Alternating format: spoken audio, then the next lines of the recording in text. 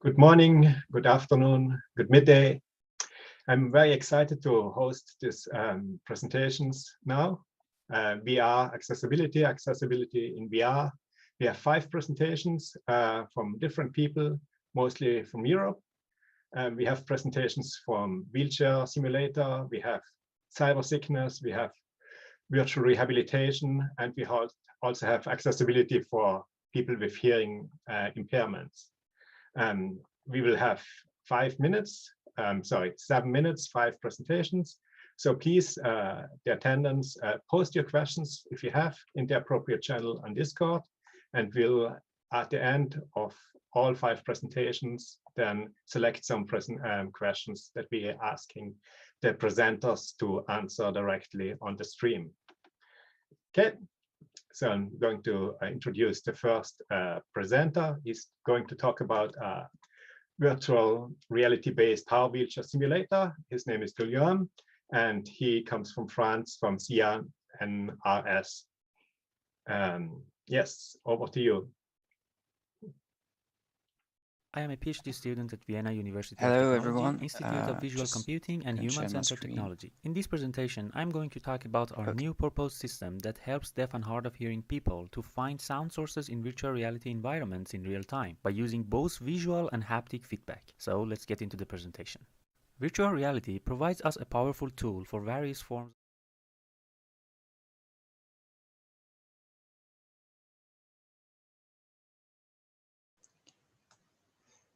Hello and welcome on this IEEE VR conference paper presentation. I'm Guillaume Vaillant and I'm going to present to you the paper VR-based Power Wheelchair Simulator, Usability Evaluation through a clinically validated task with regular users.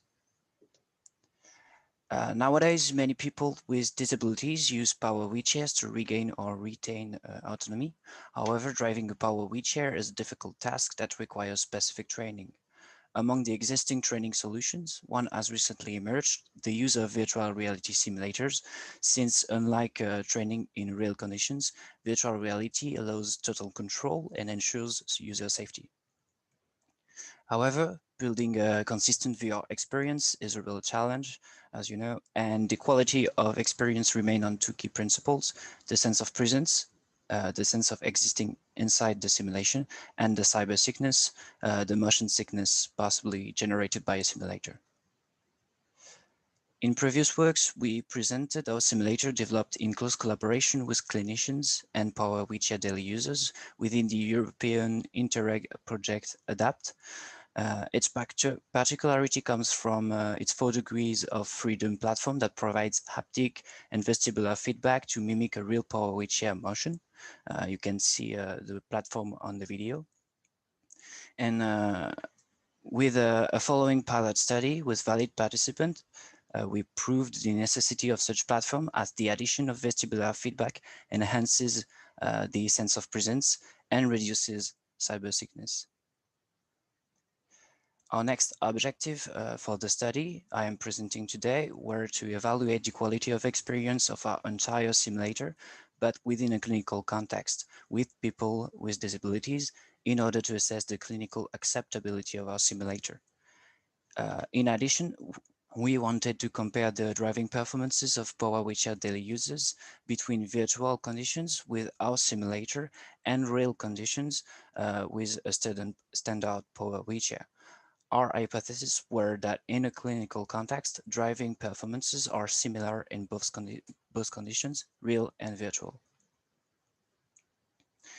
For that, participants were asked to complete 3 increasing difficulty circuits, all identically reproduced in virtual and real conditions, and including multiple driving challenges and obstacles like ramps, narrow corridors, and sharp turns. Those circuits were designed by our clinicians partners and validated in both conditions, virtual and real, as well as already used in a clinical study. You have the mock-up of circuit 2 and 3 on the right. As the Research Ethics Committee approved our study, we were able to recruit 29 participants with multiple types of impairments to complete the 3 circuits at a rate of 1 circuit per session in both conditions and 1 session per week, so 3 weeks in total. According to the inclusion criteria, participants were power wheelchair daily users, meaning that they used it for more than 3 months at their main means of locomotion right before the study. As such, they are the most able to judge our power wheelchair simulator quality of experience. For each circuit, we applied the same trial procedure illustrated by the flowchart. In order to avoid any training bias, the condition order by which each participant started was randomized.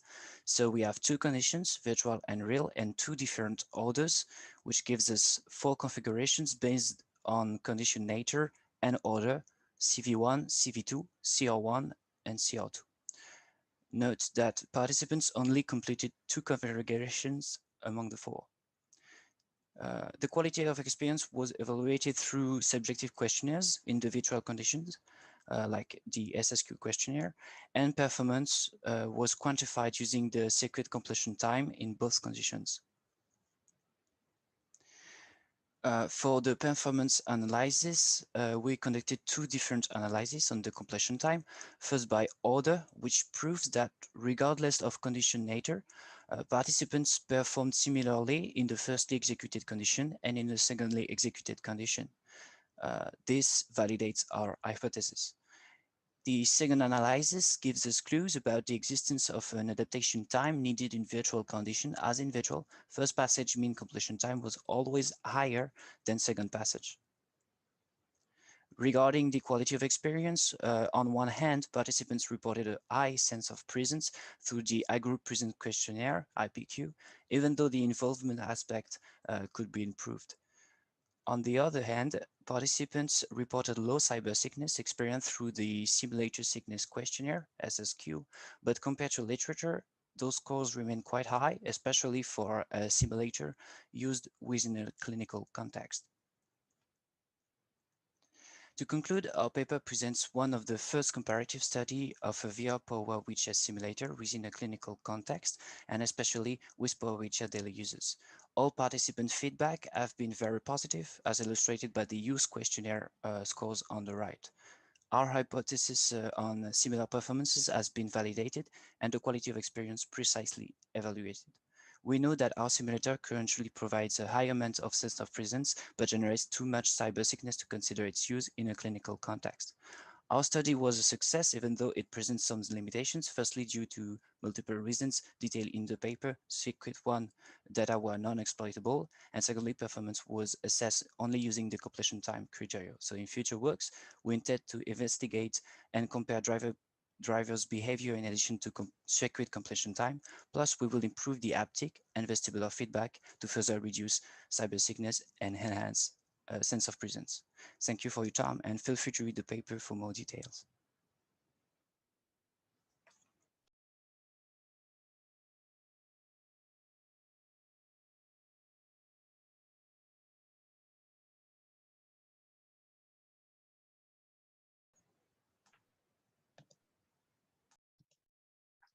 Okay, welcome back. The next presentation is going to be by Negin. She works in University of Würzburg in Germany, and together with her colleagues, she is going to present her work on the impact of implicit and explicit feedback on performance and experience during virtual reality supported motor rehabilitation. So we have here a virtual rehabilitation paper. Over to you, Negin. Hi, my name is Negin Hamzeh-Nejad. I'm a PhD student at HCI Chair University of Würzburg. I would like to present our paper titled The Impact of Implicit and Explicit Feedback on Performance and Experience During VR-Supported Motor Rehabilitation. Motivation and repetitive exercises are important factors for successful rehabilitations. Robot-assisted gait training provides high-intensity training. However, the patient requires motivation to achieve an effective recovery. VR-based rehabilitation could improve stimulation, mobility, and self-efficacy. In traditional treatment, explicit feedback consists of visual feedback and verbal instructions. Previous research reported that presentation of explicit feedback increased patients' motivation and concentration on rehabilitation tasks. Similar to mirror therapy, it may be beneficial for patients to observe and imitate movement. Implicit feedback through motor mimicry may trigger mirror neuron brain activation. Our main research questions to investigate were: how does explicit feedback impact user performance and subjective experience? How does implicit feedback impact user performance and subjective experience? Therefore, we became interested in designing suitable design to integrate explicit and implicit feedback in VR-supported simulations. We developed an immersive VR-based gait rehabilitation system. We included a virtual trainer to accompany an individual during walking exercises. We presented explicit feedback in form of auditory and visual signs. The explicit visual feedback was displayed by the feet of the trainer and the patients. In addition, emoticon feedback was presented based on patient's performance. Implicit feedback was presented in form of motion synchrony. Patients observed the gait cycle and synchronized their walking movement with the virtual trainer. In VR conditions, we had two independent variables. The first was feedback or explicit feedback with two levels, with feedback and without feedback. The second was implicit feedback or synchrony with two levels, synchrony and asynchrony. In the synchrony condition, the gait motion of the virtual trainer was adjusted in speed and position to be synchronous with the patient. In asynchronic condition, the gait motion of the virtual trainer was not synchronized to the patient. In addition, we compared the VR conditions to baseline conditions. We implemented 2x2 within subject study design. The patients were randomly assigned to one of the conditions. The walking therapy was performed using the Locomod. At the beginning, the physiotherapist asked the patient to walk for 5 minutes to regulate the step length of the Locomod for the patients. Afterward, the patient walked for 25 minutes based on their assigned conditions. In this study, we measure simulation sickness, user satisfaction, intrinsic motivation, task load, and guidance force. The final sample included 16 clinical patients. The table displays the distribution of clinical patients across sickness. The average age was 49.69 years. The physiotherapists measured the guidance force every 5 minutes. We had a significant main effect for time. As expected, over time, the physiotherapist could decrease the applied supporting force. In addition, we had a significant main effect for feedback. When explicit feedback was presented in both VR and non-VR condition, it resulted in less supporting force. The chart shows the task load. As you can see, the VR conditions with synchronous movement resulted significantly higher in mental demand and effort. We could explain that the patient required more mental activities when they attempted to match their walking movement with the virtual trainer. We didn't find any unwanted side effect for this study. As we expected, enjoyment was higher in VR conditions. In addition, user satisfaction was higher in VR conditions. With regards to the first research questions, we found that explicit feedback reduced supporting force. Therefore, we could confirm that presenting of explicit feedback influenced the effort as well as performance of the patient. In response to the second research question, we found that implicit feedback led to higher mental demand and effort. We assume that mirror neurons were involved when patients observe and mimic the walking activity. Therefore, we believe that action observation can be helpful for gait rehabilitation. For future work, we would like to improve the social motivation indication by enhancing the virtual trainer in terms of social motivation, social communication and interactivity. In addition, we would like to include gamified tasks in the VR simulation for further increasing motivation. Thank you very much for listening to my presentation.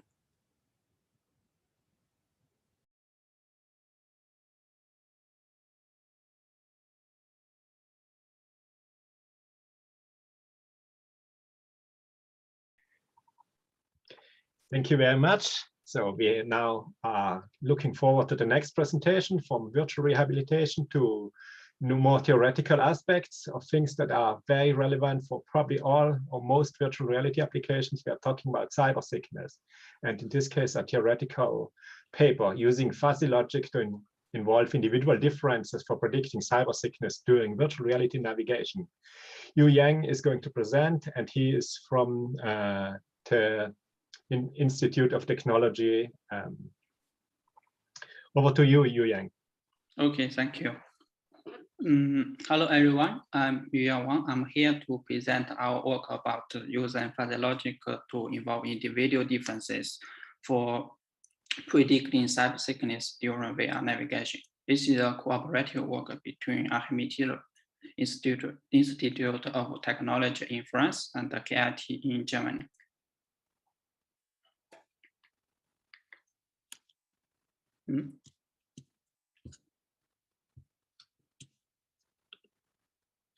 So the objective of this work is to involve some personal characteristics such as age, game experience, ethnicity, and we can deduce the user's susceptibility to cyber sickness. We use the fuzzy logic method to analyze this information, and its performance will be validated at the end of this work. So we are experienced around 26% increase in the year of 2020, and it is still going to accelerate in the next 4 years at a casual rate at around 35% each year. It means that there are still many possibilities for us to explore. However, cyber sickness is still an issue for longer immersion time in VR. This is because what you are looking at in the VR is moving, but your body is still in position. This may lead to some symptoms such as body instability, stomach awareness, and headaches. Other symptoms also can be found in the simulator sickness questionnaire, if you are interested. So many individual factors can affect cyber sickness. The first one we want to address is the age. It is reported that from the age 2 to 12, user cyber sickness is increasing. However, after the age of 12, it will decrease. So the second one is the ethnic origin. It also reported that Caucasian people is more tolerated to cyber sickness compared to with those Asian subjects. The third one, the last one is the game experience. It is reported that for those with higher game experience, they are less likely to suffer a severe cyber sickness. It's not because they have very high computer proficiencies.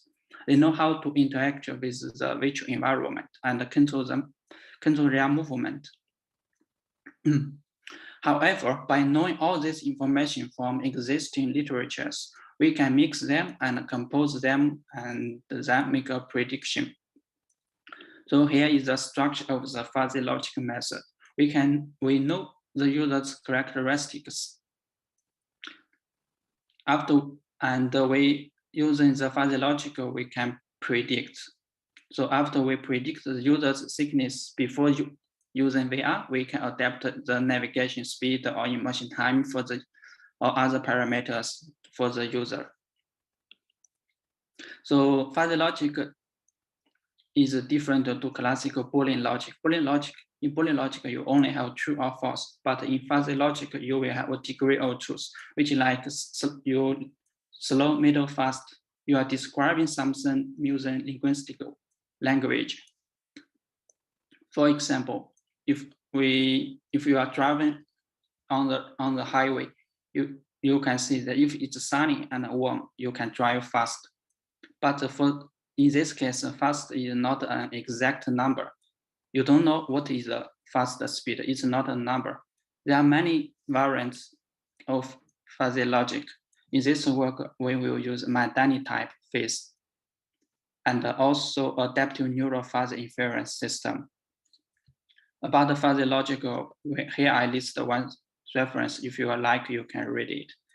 So in order to validate the model, we performed one user experiment in the cave and the HTC Vive. We collected the age, game experience, and its origin of the user, and asked the user to navigate through which environment. The level of subsonic thickness is measured by the SSQ. So this is a parameter order. So we expect to have two results. We have correlation between SSQ and the individual differences, and also correlation between output of Madani type of phase and output of adaptive neural fuzzy inference system. And also we expect to have SSQ and O phase and O phase. So from the data, we have the table. So the output of the Madani time phase is significantly correlated with ethnicity, game experience, and SSQ. So SSQ is also correlated with the game experience. Hence, the two expected results are partially satisfied, except the effect of age. In addition, the output of the adaptive neural fuzzy inference system is significantly correlated with ethnicity, game experience, SSQ. SSQ is correlated with the game experience. Hence, the two expected results are partially satisfied, except the effect of age. Note that we did not find the significance regarding the age, which might be because our participant only aged between 20 and 30.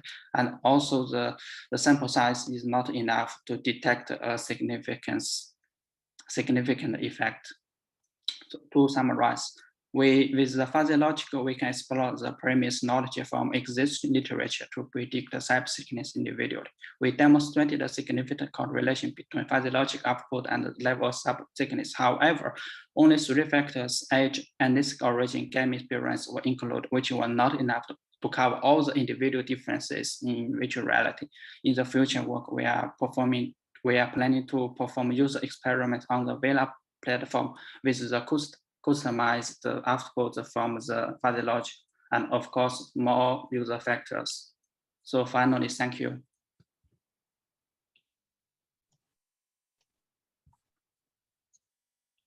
Yep. Ready?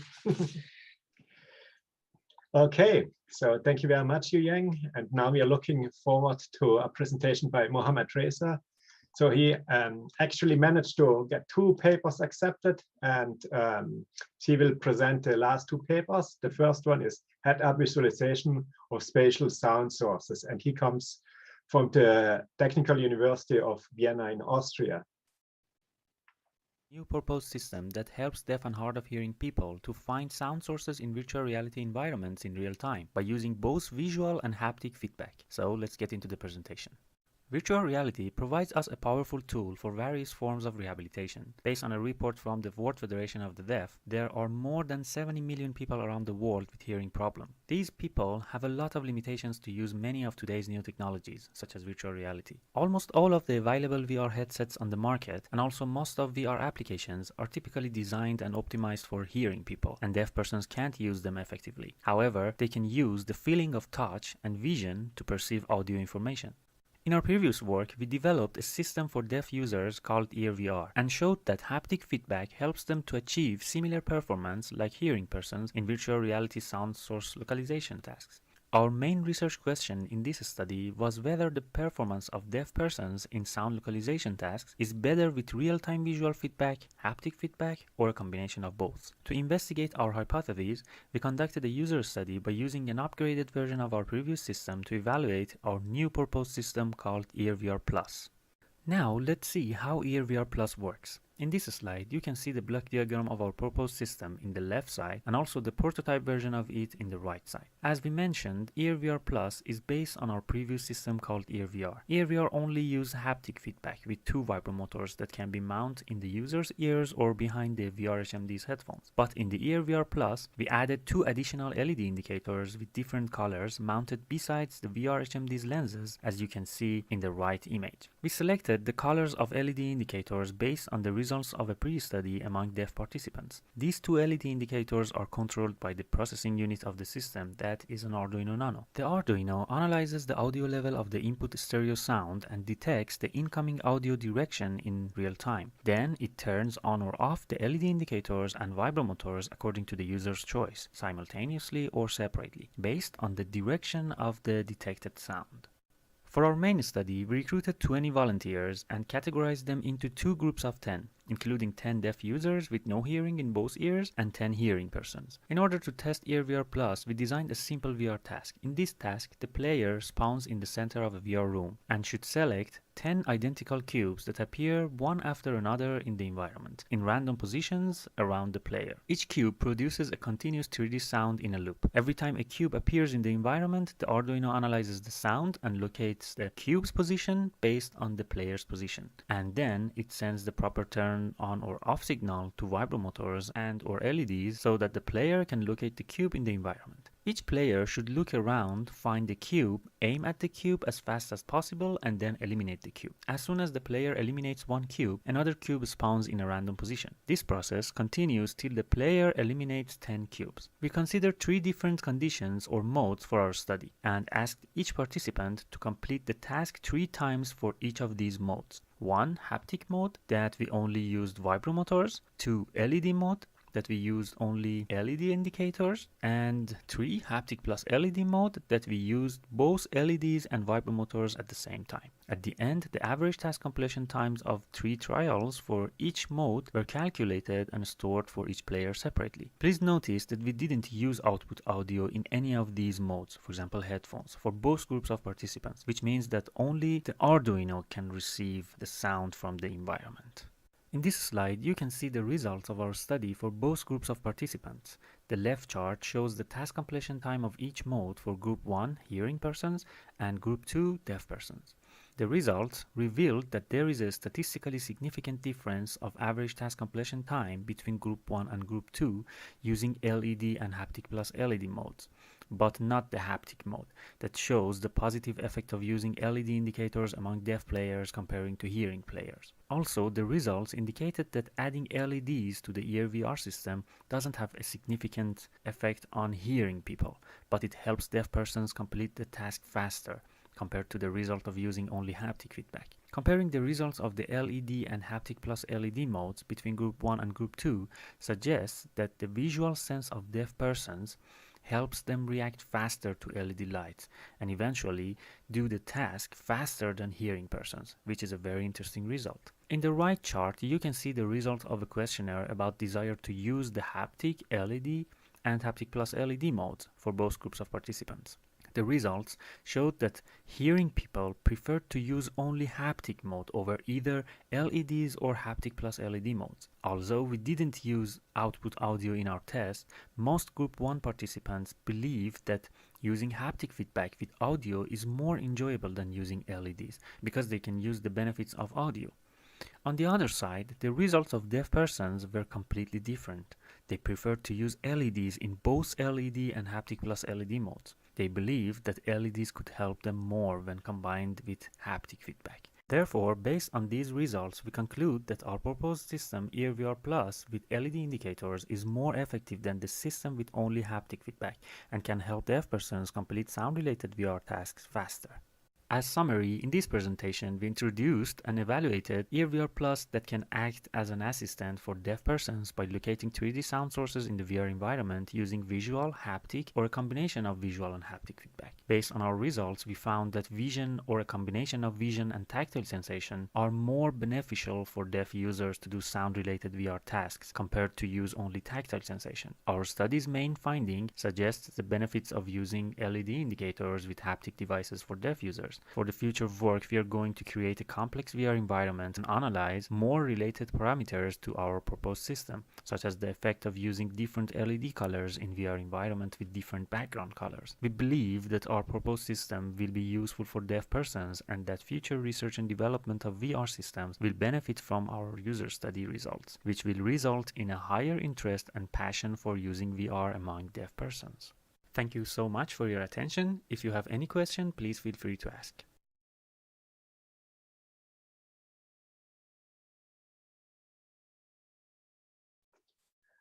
Okay. Thank you very much, Mohammed Reza, and welcome again, Mohammed Reza. The great opportunity is now for me to correct the previously mispronounced university. So you're actually from Vienna University of Technology, also in Austria. Okay, now we are looking forward to the next presentation by Mohammed Reza.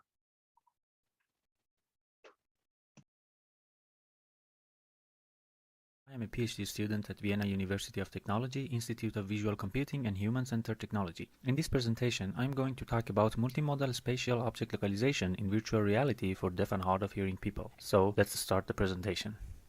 Audio, visual, and haptic stimuli play important roles in virtual reality. Hello everyone, my name is Mohammad Reza Mirzai. I am a PhD student at Vienna University of Technology, Institute of Visual Computing and Human-Centered Technology. In this presentation, I'm going to talk about multimodal spatial object localization in virtual reality for deaf and hard of hearing people. So let's start the presentation.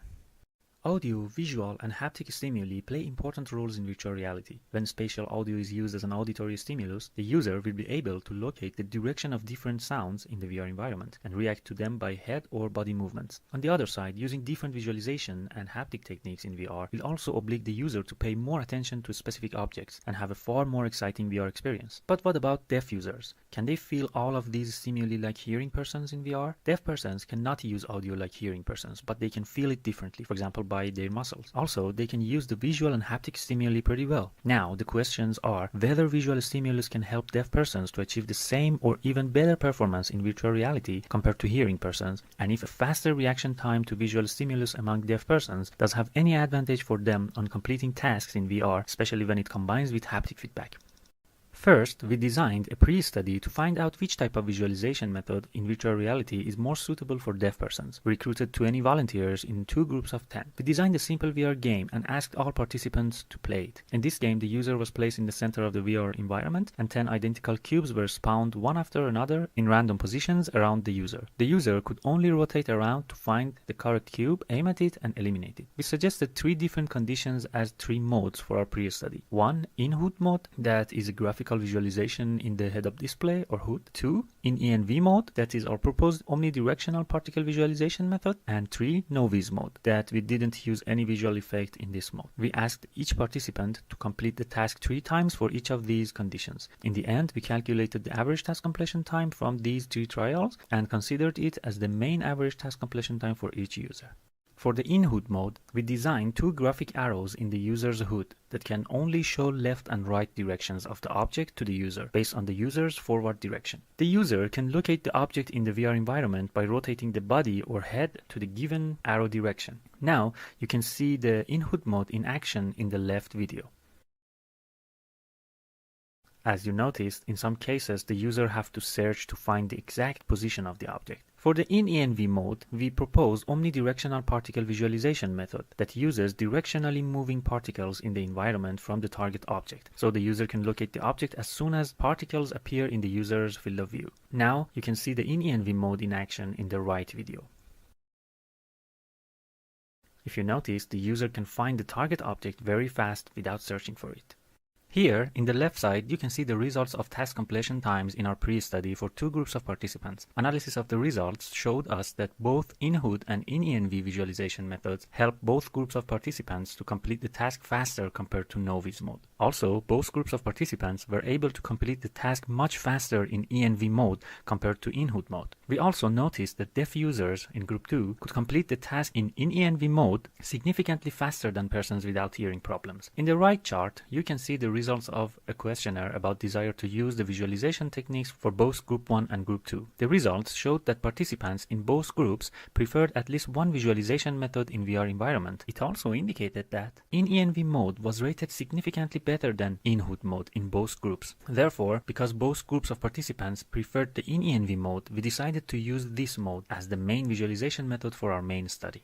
For our main study, we recruited 40 persons in two groups of 20. We asked both groups of participants to play a VR game similar to our pre-study with 5 different modalities as 5 presentation methods for object localization tasks. These modalities were 1. Novice, that we didn't use any specific additional visualization techniques for cubes. 2. Audio modality, that the object played 3D sound. 3. Visual modality, that was in ENV mode or our omnidirectional particle visualization method. 4. Haptic modality, that we used our ear VR system to locate the sound sources in the VR environment. And 5. A combination of audio, visual, and haptic modality that we called it AVH modality.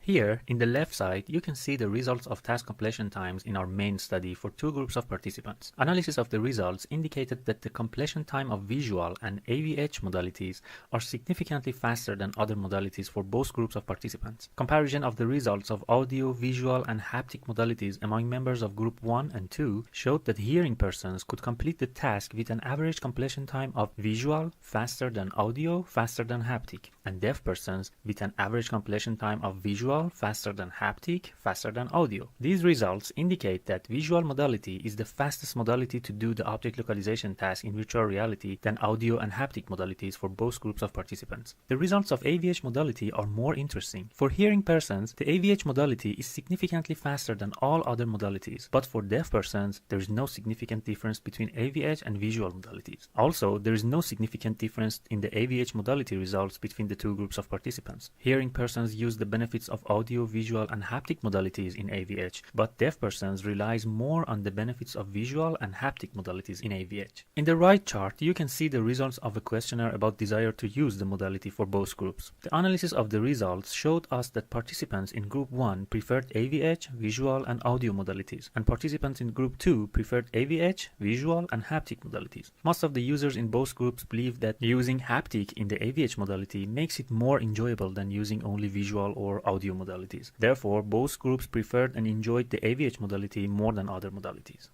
As summary, in this presentation, we proposed our omnidirectional particle visualization method for deaf users. We found that our proposed method helps deaf users to find target objects faster in virtual reality environments. Then, we investigated different modalities for spatial object localization in VR among deaf users and compare results with hearing persons. Our final analysis in the main study showed that in a combination of different stimuli that we called it AVH modality, both groups could complete VR tasks faster than using only one or no modality. The results of desire to use in our main study showed that both groups preferred to use AVH and visual modalities rather than other modalities. For the future work, we are going to prepare more complex VR environments to investigate more parameters. We are going to analyze the user's interaction in multi-target VR scenarios and also adding different particle colors to our proposed omnidirectional particle visualization method to see the effect of using different colors. Thank you so much for your attention. If you have any question, please feel free to ask.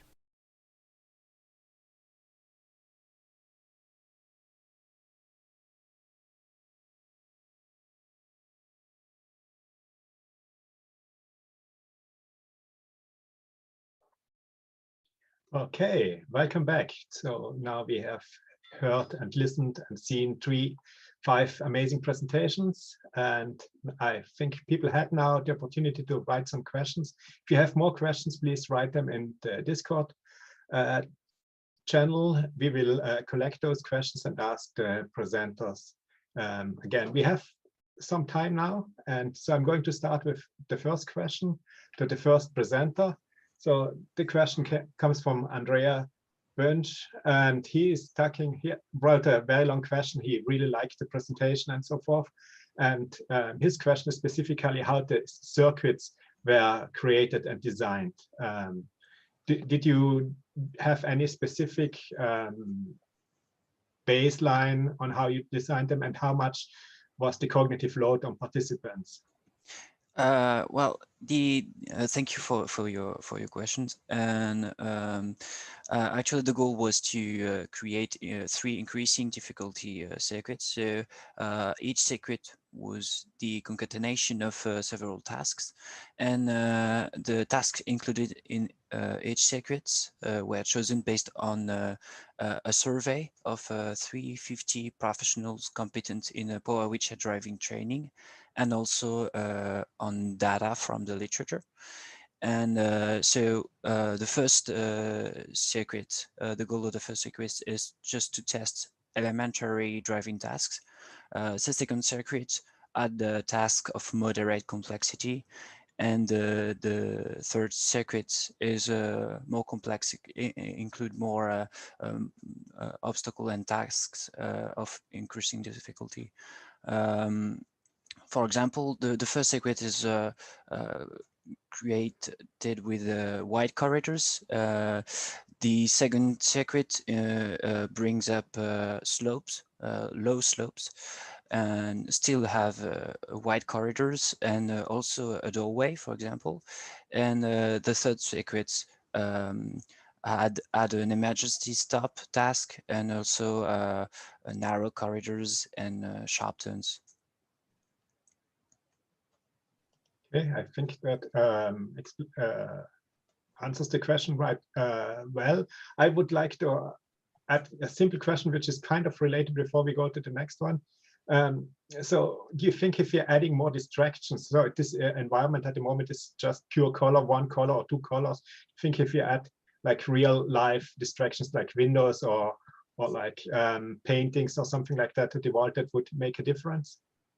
Maybe it could, but in fact, it could also help the participants to feel more present inside the simulation, because it would be more realistic, and also it might enhance the involvement aspect, which we lack on a bit in our experiments.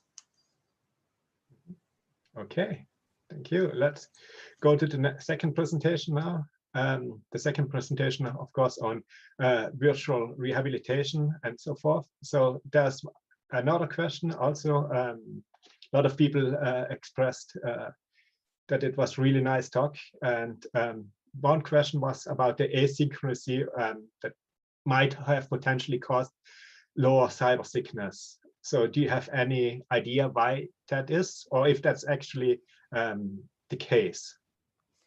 Okay, thank you very much for the question. The reason that cyber sickness was low in general in our VR conditions, because we try to first is that the patient just walk only in the straight path, and also the speed of the virtual trainer and also the patient was completely synchronized with the scene. So that's why we didn't found any unwanted side effect or cyber sickness. I mean, the speed of the patients and also with their own avatar and also with the environment was completely matched. So that's why we didn't find.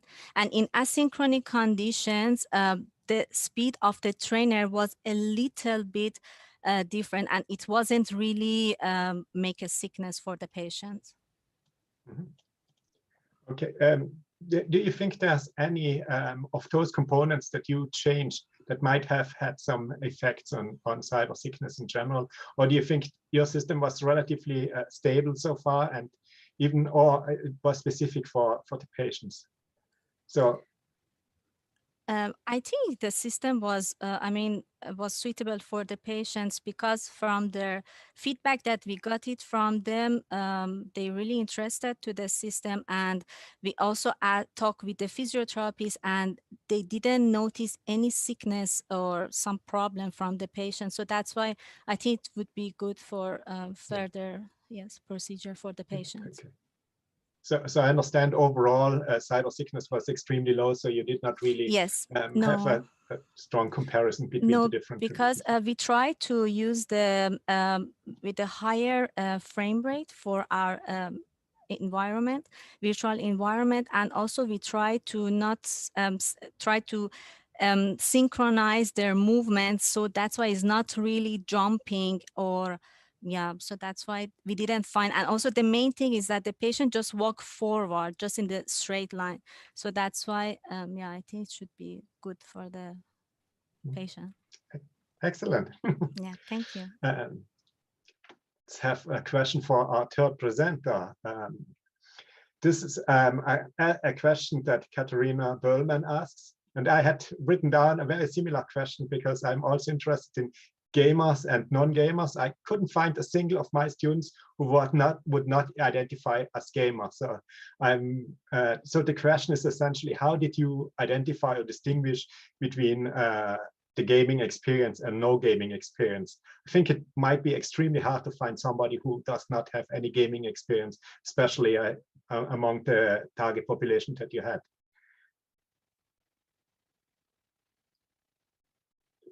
Yu Yang, can you please unmute?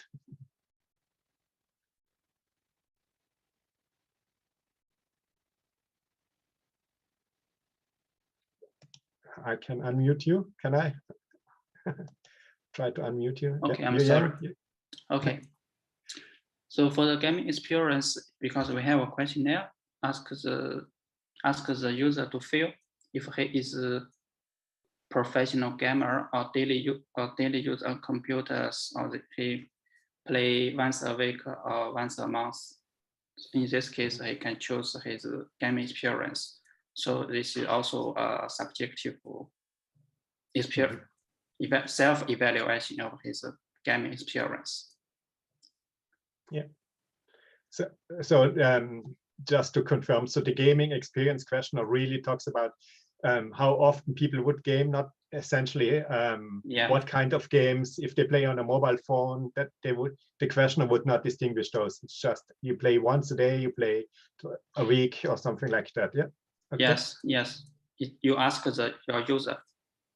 Ask the user. Yeah. So follow-up question would be, if you would then get more details about what kinds of games people play. Would you think that could potentially make your approach even better? Like if you distinguish between virtual reality games as a broad spectrum, or mobile games, or first-person shooter, or something like that? Yes, it will be useful, but because we are researching on cyber sickness, if they are professional VR users, it means that they are less sick. So majority of them has less play games on mobile phone or FPS games. So that's the user information. But it will be useful to show more about what kind of games they are playing. Yeah. Mm-hmm. Okay. I think since we are already talking about cyber sickness, we can just hand over the cyber sickness question to Mohammed Reza. Cyber sickness seems the topic of today. Did you measure any cyber sickness? Did you have any experiences? Did you see any of your participants having cyber sickness? Hi, thank you so much for your great question. Can you hear me? Is it okay, the sound? Yeah, great. About the cyber sickness, actually, it's a very interesting question because it didn't happen in this head-up visualization, the LEDs near the head-up display, but it somehow happened in the multimodal object localization task, the study. In the multimodal object localization, we used a mode called in-hood mode. If you saw my second presentation, you know about it. And in the in-hood mode, some users feel a little dizzy during the study, during the test. And we thought because of maybe the distance of the arrows to the hood or something like that. But the nice question, the interesting result is that even with this dizziness, they feel the in-hood mode is still better than the no visualization in the VR, and that was very interesting. And when we tested the LEDs near the HMD, we didn't we didn't see any dizziness or cyber sickness among the user, and it's a very interesting result. And I should mention that our multimodal spatial research, actually the second presentation, was actually our motivation to work on the first presentation, the head-up visualization in the VR HMD. And this is the reason, and this is the answer of this question. Okay. I think we have one more question for you since you presented two papers. It's also again inspired by Andrea Wünsch, who is asking a question on participants. And there's nowadays with cochlear implants, it's almost impossible to find young people who have never had an experience of being really deaf. I mean, they all have some kind of hearing experience. It might not be exactly the same. And now, what do you think with, is there a difference between people who were born without hearing, or those people who got a cochlear implant, or those people who lost their hearing during later stages of their life? Yeah. Can you please discuss that? Of course, it is also another interesting question because it's related to both presentations. If I want to answer it for the second presentation, the multimodal, I should say that we think people that born deaf relies more on vision in their daily life. We believe that it's like this, and so maybe the results will be different for this kind of people. But we didn't test it, and we didn't ask people that if you born with hearing problems or it accidentally you got the hearing problems. So in the future, of course, we should work on these neurological reasons of this phenomenon actually happens for these deaf persons. So yeah, this is the answer. Mm-hmm. And also, sorry, and also for the, if I want to make it related to the first paper, most of the deaf users prefer to use visual and haptic together. I mean, the LED and the haptic together and use it. They feel better in this situation. Yeah. Okay. Good. So I think we have a couple of more questions that popped up. One of the questions, since we just handing over to the first presentation again, is so with the virtual rehabilitation tool, you had a lot of different people with a lot of different neurological impairments. So the question would be, do you think the technology might be more suitable for stroke rehabilitation or multiple sclerosis, or there might be a difference between different populations? Maybe, but actually it wasn't really the purpose of the study. So our simulator is the particularity of our simulator is that it is electrically compatible with a real power wheelchair. So we are able to adapt the platform as we would adapt a wheelchair, a real power wheelchair, for any kind of impairments. So the goal was the goal was really to compare the performance between a real standard power wheelchair and the virtual simulator. So if we can adapt in the same way both, it's okay. There won't be any bias between based on the impairments, the type of impairments. But it might affect indeed the way we apprehend VR and the experience, but I have no clue about it. Okay. Yes, I like this question, so I'll ask the same question to Negin as well.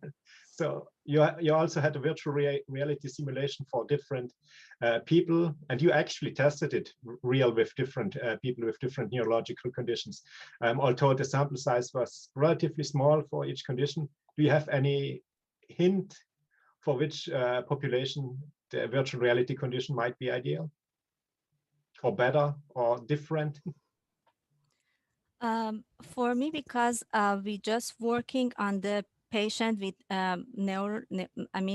some neurological problems, so like a stroke patient or MS patient. So and or especially the people that they have a problem in with gait deficit. So that's why I think for this project that we are working on it, I think it could be very useful for the patient that they have a problem in walking ability, because normally at the clinic, the patient just need to, they just in the very boring area. So that's why I think using the virtual reality, it's very useful for them, because can let them to be far from the environment and they can enjoy while they are doing their also therapy.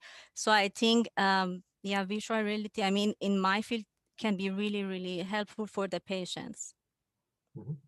Yeah. So my question probably, if I make it more specific to your paper, is like, it's relatively well known that neurotherapy works for stroke rehabilitation. And in your case, you mentioned that several times in your paper that you base some of your research or actually your approach on mirror neuron system. So Yes. I'm wondering if you think, because multiple sclerosis and other neurological conditions are a little bit different. Yes, or yes. quite different. So if you might have potentially have seen a stronger effect in stroke patients or people after having a stroke. I think yes, for them, the most would be for stroke patients, but the main user, the patient for this paper that we already submitted, it's the patient that using the Lokomat, that they have a problem in their walking. So it can be either for stroke or spinal cord injury or other type of the patient that they are using the Lokomat. So it's main specifically is for the patient that using the Lokomat. Yeah. Okay. Good.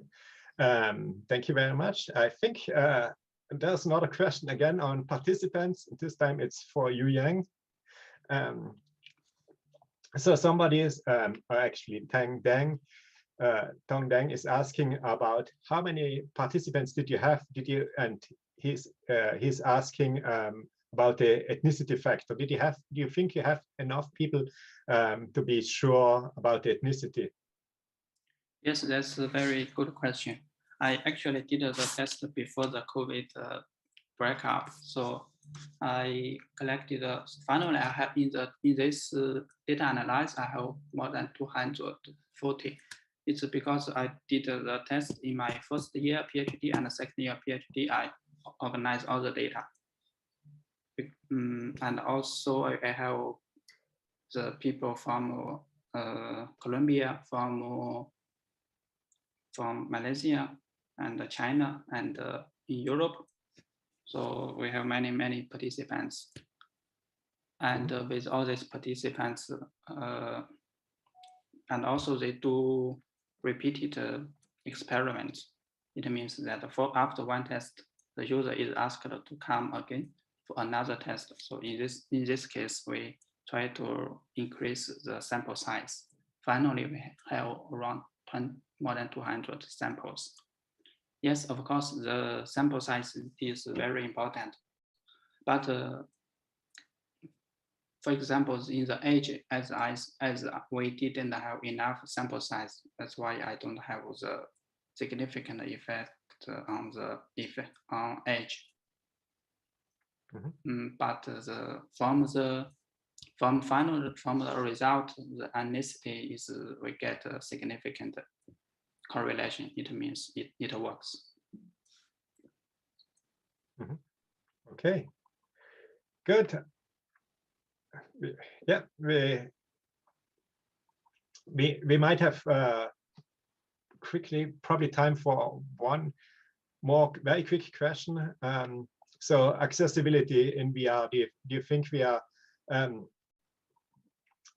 going more towards having virtual reality accessible for people in stroke or for people with hearing impairments and something like that? So where do you see the future? Maybe if everybody can just answer in one sentence. So So in this case, let's start with the first presenter. I see. Yeah. Well, I think in the near future, VR will be a big place in the medical industry and context. Yeah. Okay.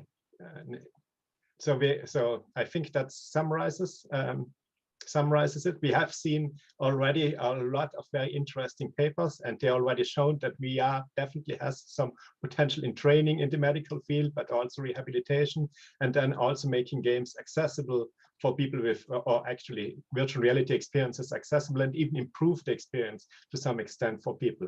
So, and we are also made lots of progress that actually no study reported that they have found significant cyber sickness, which is fantastic. So that makes also game much more accessible to the wider audience. Okay, thank you all very much. Thank you. Thank you.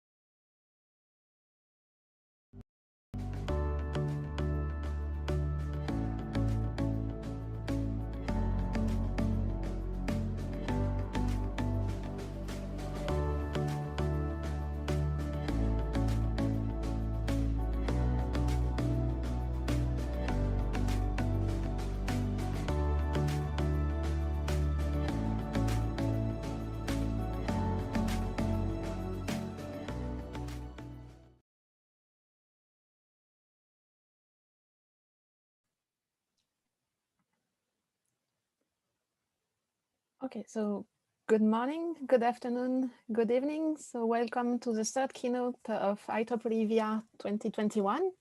So before introducing our presenter, I would like to remind you that you can ask questions on Discord. We'll have 15 minutes for questions after the 45-minute presentation. So please feel free to ask any question on the channel dedicated to the keynote. So coming back to the keynote, so it is my great pleasure to introduce Professor Frank Steinecker. Frank is professor for human-computer interaction at the Department of Informatics at the University of Hamburg, and he received his PhD from University of Münster in 2006. And his research is driven by understanding the human perceptual, cognitive, and motor abilities and limitations in order to reform the interaction as well as the experience in computer-mediated realities. So Frank regularly serves as panelist and speaker at major events in the area of virtual reality, and is on the international program committees of various national and international conferences. So today, Frank proposed an exciting keynote about the fusion of mixed reality and artificial intelligence, and his presentation is entitled Blending or Bending Realities. So Frank, the floor is yours. Yeah, thank you, Maud, very much for the kind introduction. I'm going to share my screen right now. And Maud, please let me know if you can see and hear me. Okay, perfect. Yeah. So Moin, everybody. Moin is, by the way, the Northern German way of greeting, and it's perfect for venues like this because you can say it in the morning, in the afternoon, and in the evening, and therefore I don't have to worry about your time zone. It's hard to express how honored I feel to give a keynote at my home conference and talk a bit about how virtual reality has bended my reality and how I think we can blend reality and virtuality for the ultimate immersive experience. So since 16 years, I haven't missed a single IEEE VR conference, and you guys can't imagine how much I miss it to see you all in person, having a face-to-face discussion with you, as well as a beer with you after this pandemic, as we have enjoyed it for so many years. As I just said, my first VR conference was in 2005, when it was held the first time in Europe, more specifically in Bonn, Germany. And Martin Göbel was the general conference chair, and he was so generous to send me some pictures and also this original t-shirt from that time. I hope you can see it, which I'm wearing for today's keynote. And one of the pioneers in our field, Dr. Frederick Brooks from the University of North Carolina in Chapel Hill, gave the keynote back then. And I feel really honored that he served as a reviewer for my habilitation a couple of years ago. So as a young PhD student, I was really overwhelmed by the immersive technology that I could see during the exhibition at this conference, by the fantastic and inspiring research presentations, and to see all the pioneers of our field in person, whose paper I've read before. So this was the conference which convinced me that I want to dedicate my professional and work life to mixed reality and three-dimensional user interfaces. And since then, I attended IEEE VR every year, and we published a couple of papers, not only at the conference, but also at co-located symposiums and workshops. And you might recognize some of these pictures here in case that you read some of our papers. I will not talk too much about the work that we already presented here at IEEE VR, but will focus a little bit more on our work, which was published elsewhere, such as in CHI and SIGGRAPH, but still, of course, mostly related to immersive technology. So indeed, IEEE VR in 2005 wasn't the first instance of this conference. In fact, the roots of this conference date back to the year 1993 during the first VR hype. The conference was held under the name Research Frontiers in Virtual Reality in San Jose, and in the same year, Virtual Reality Annual International Symposium in Seattle, Washington, and later both were fused to IEEE VR. Betty Moeller in her keynote challenged us to talk about our first VR experiences. And I'm not sure if this was a coincidence, but in the same year when the first IEEE VR conference was held back in 1993, I got in contact with VR.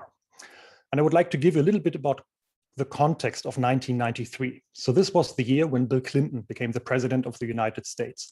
And it was also the year when the first smartphone, the IBM Simon Personal Communicator, was launched. And by the way, this Simon communicator weighed half a kilo and the battery lasted only for 1 hour. Unfortunately, that was also the time when a new music style called Eurodance, which is a mixture of techno, dance, and house, swarmed Europe. And I'm not sure if Eurodance ever made it into the US charts, but it sounded like this. Before I play it, actually, I would, and if you're watching in Verbella, please prepare your avatar for a couple of seconds of dancing. So in Verbella, you can use a right click on your avatar and then choose dance or press F7. I'm not in Verbella right now, so please somebody make screenshots of some dancing avatars and send it to us via Discord. So prepare your avatar for dancing. And here we go. This was Eurodance in 1993.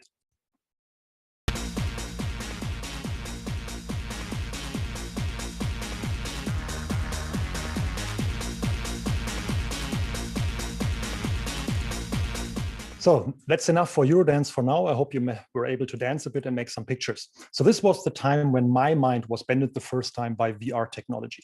As a 16-year-old teenager, after a disco night with Eurodance music, on the next day, we went with some friends into the Cyberspace Cafe in Berlin. And this cafe featured an amusement arcade with machines from W Industry, later called Virtuality.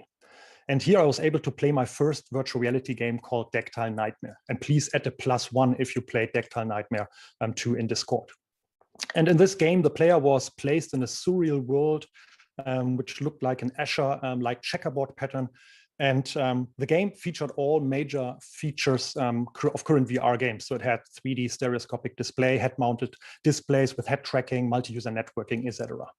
And though the quality was really bad back at this time, my mind was blown away. So by playing the game, I really had the illusion that I was there in this Escher world. I really had the illusion that the dragons were flying and trying to catch me. And I really had the illusion that I'm there together with my friends. It took some years until I actually learned from Mel Slater that these illusions are called place and plausibility illusion, which compose the sense of present, social, and co-presence. So the feeling of being there together with others.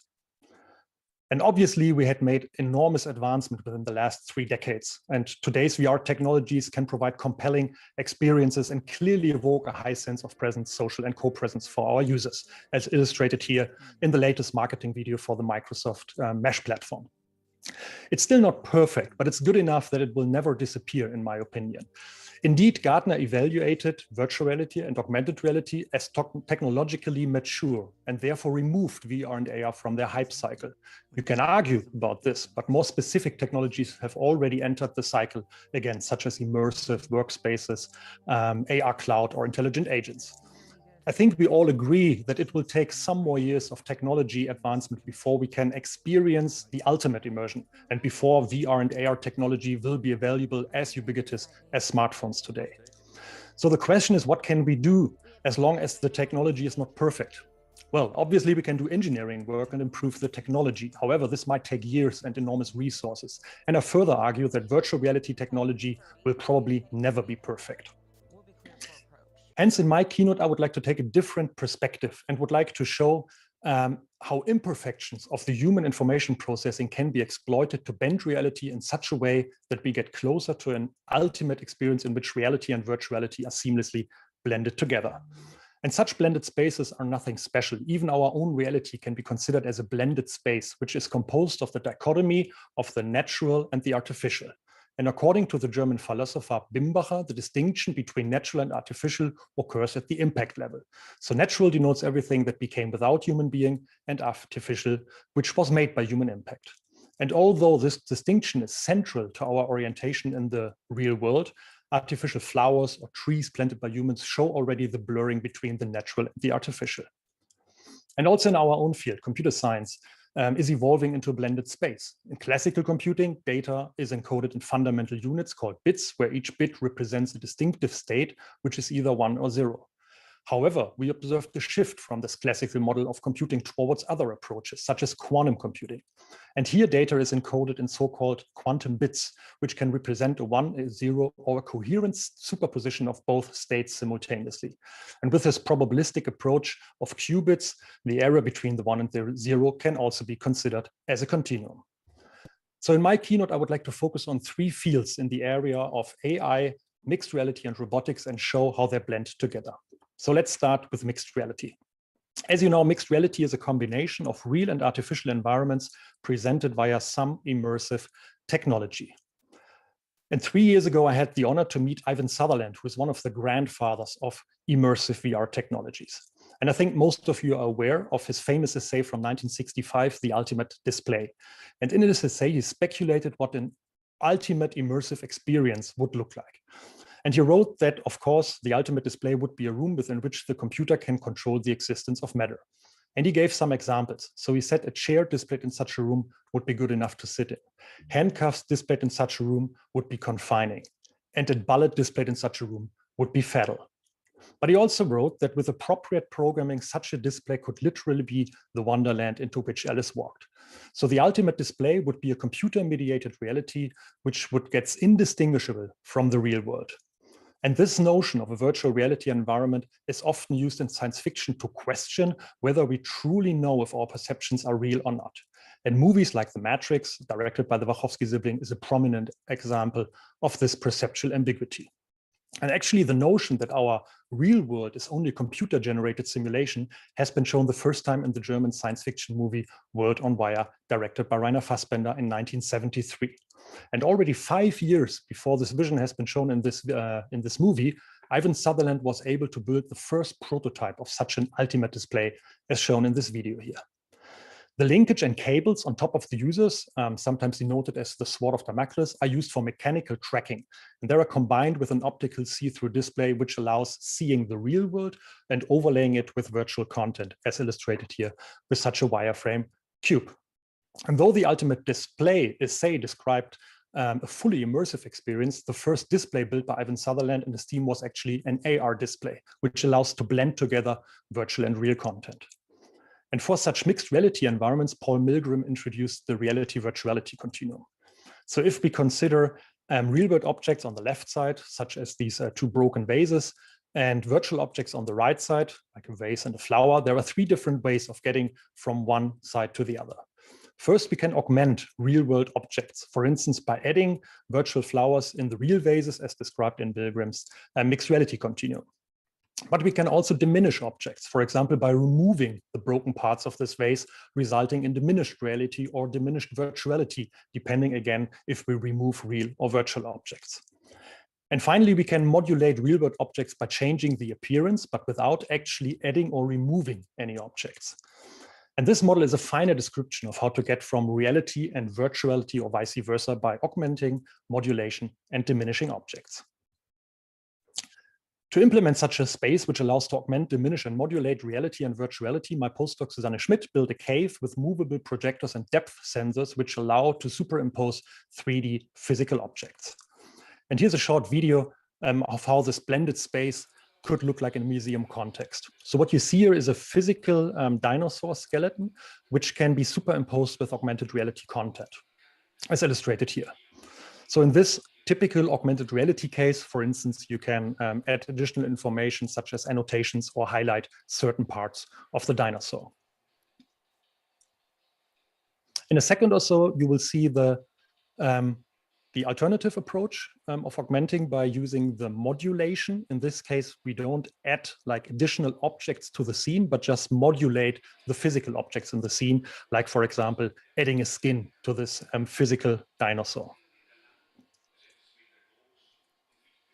And finally, we will have also the diminished reality situation in which the background, which is displayed on the cave walls, will also be projected on the skeleton so that the skeleton, the physical object, seems to disappear. And the focus is here on the background. So this is one way how you can build a mixed reality space. And of course, you can use other technologies to provide this ability of augmentation, modulation, and diminishment. However, these setups still lack more dynamic scenarios in which we have seamless transition and interactions between virtual and real objects. And let's reconsider Ivan Sutherland's vision of the ultimate display to formulate some visions for such a blended space. So we wrote that a chair displayed in such a room would be good enough to sit in. So that means that in one moment, a chair could be added to the scene or modulated, and I can actually sit on the chair. But in the next moment, it can be diminished and I can't sit on it anymore. And we will call this characteristic the reality-virtuality seamlessness. Next, he said handcuffs displayed in such a room could be confining, and we will refer the ability of real and virtual objects to interact with each other as reality-virtuality interactivity. And finally, he wrote a bullet displayed in such a room would be fatal, so virtual objects can transform from virtual to real or vice versa, which we refer as reality-virtuality transformability. And this brings us to the definition of a reality space as a reality-virtuality environment with one or more real as well as virtual objects and actors which support transformability, interactivity, and seamlessness. And still today, we neither have perfect mixed reality nor perfect blended spaces, but I will argue that those environment doesn't have to be perfect. According to the philosopher Horowitz, perfection itself is imperfection. And more precisely, Lucilio Vanini formulated the greatest perfection is imperfection. So the idea is, though we can't build perfect ultimate blended spaces today, at least we can exploit human imperfection in the human information process and some illusions to make people believe that we actually have an ultimate blended space. So let's have a look at the perception action loop in the human information process, which we would like to exploit. We interact, or when we interact with the world, multisensory information is processed in a bottom-up way, for example, by processing optic flow. Now, cognition interprets the multisensory cues, but at the same time also affects perception based on prior experiences, for example, and influences, therefore, perception in a top-down or hypothesis-driven way. Then cognition guides motor action, but again, at the same time, bottom-up revision regulates our actions. And finally, motor comments are initiated, which affect the environment. So we move, for example, or change our view to the environment. And finally, we can observe the updated internal and external sensory feedback. With mixed reality technology, the motor comments can now be mapped to the environment, in particular the virtual environment, for example, by changing our virtual view, by moving the head, or grabbing some virtual objects with our hands. And if we do so at the same time when the efference motor comment is sent to the muscles, a copy is used in a forward model to predict the sensory feedback. And then a comparator compares the observed feedback with the predicted feedback. And typically there's always some small discrepancy between the predicted and observed feedback, even in the real world, but in particular in mixed reality due to latency, tracking errors, inaccuracy, or imprecision of the sensors, etc. If the discrepancy is small enough, people will not notice and simply adapt their motor control, as long as the multisensory integration will result in a plausible observed feedback.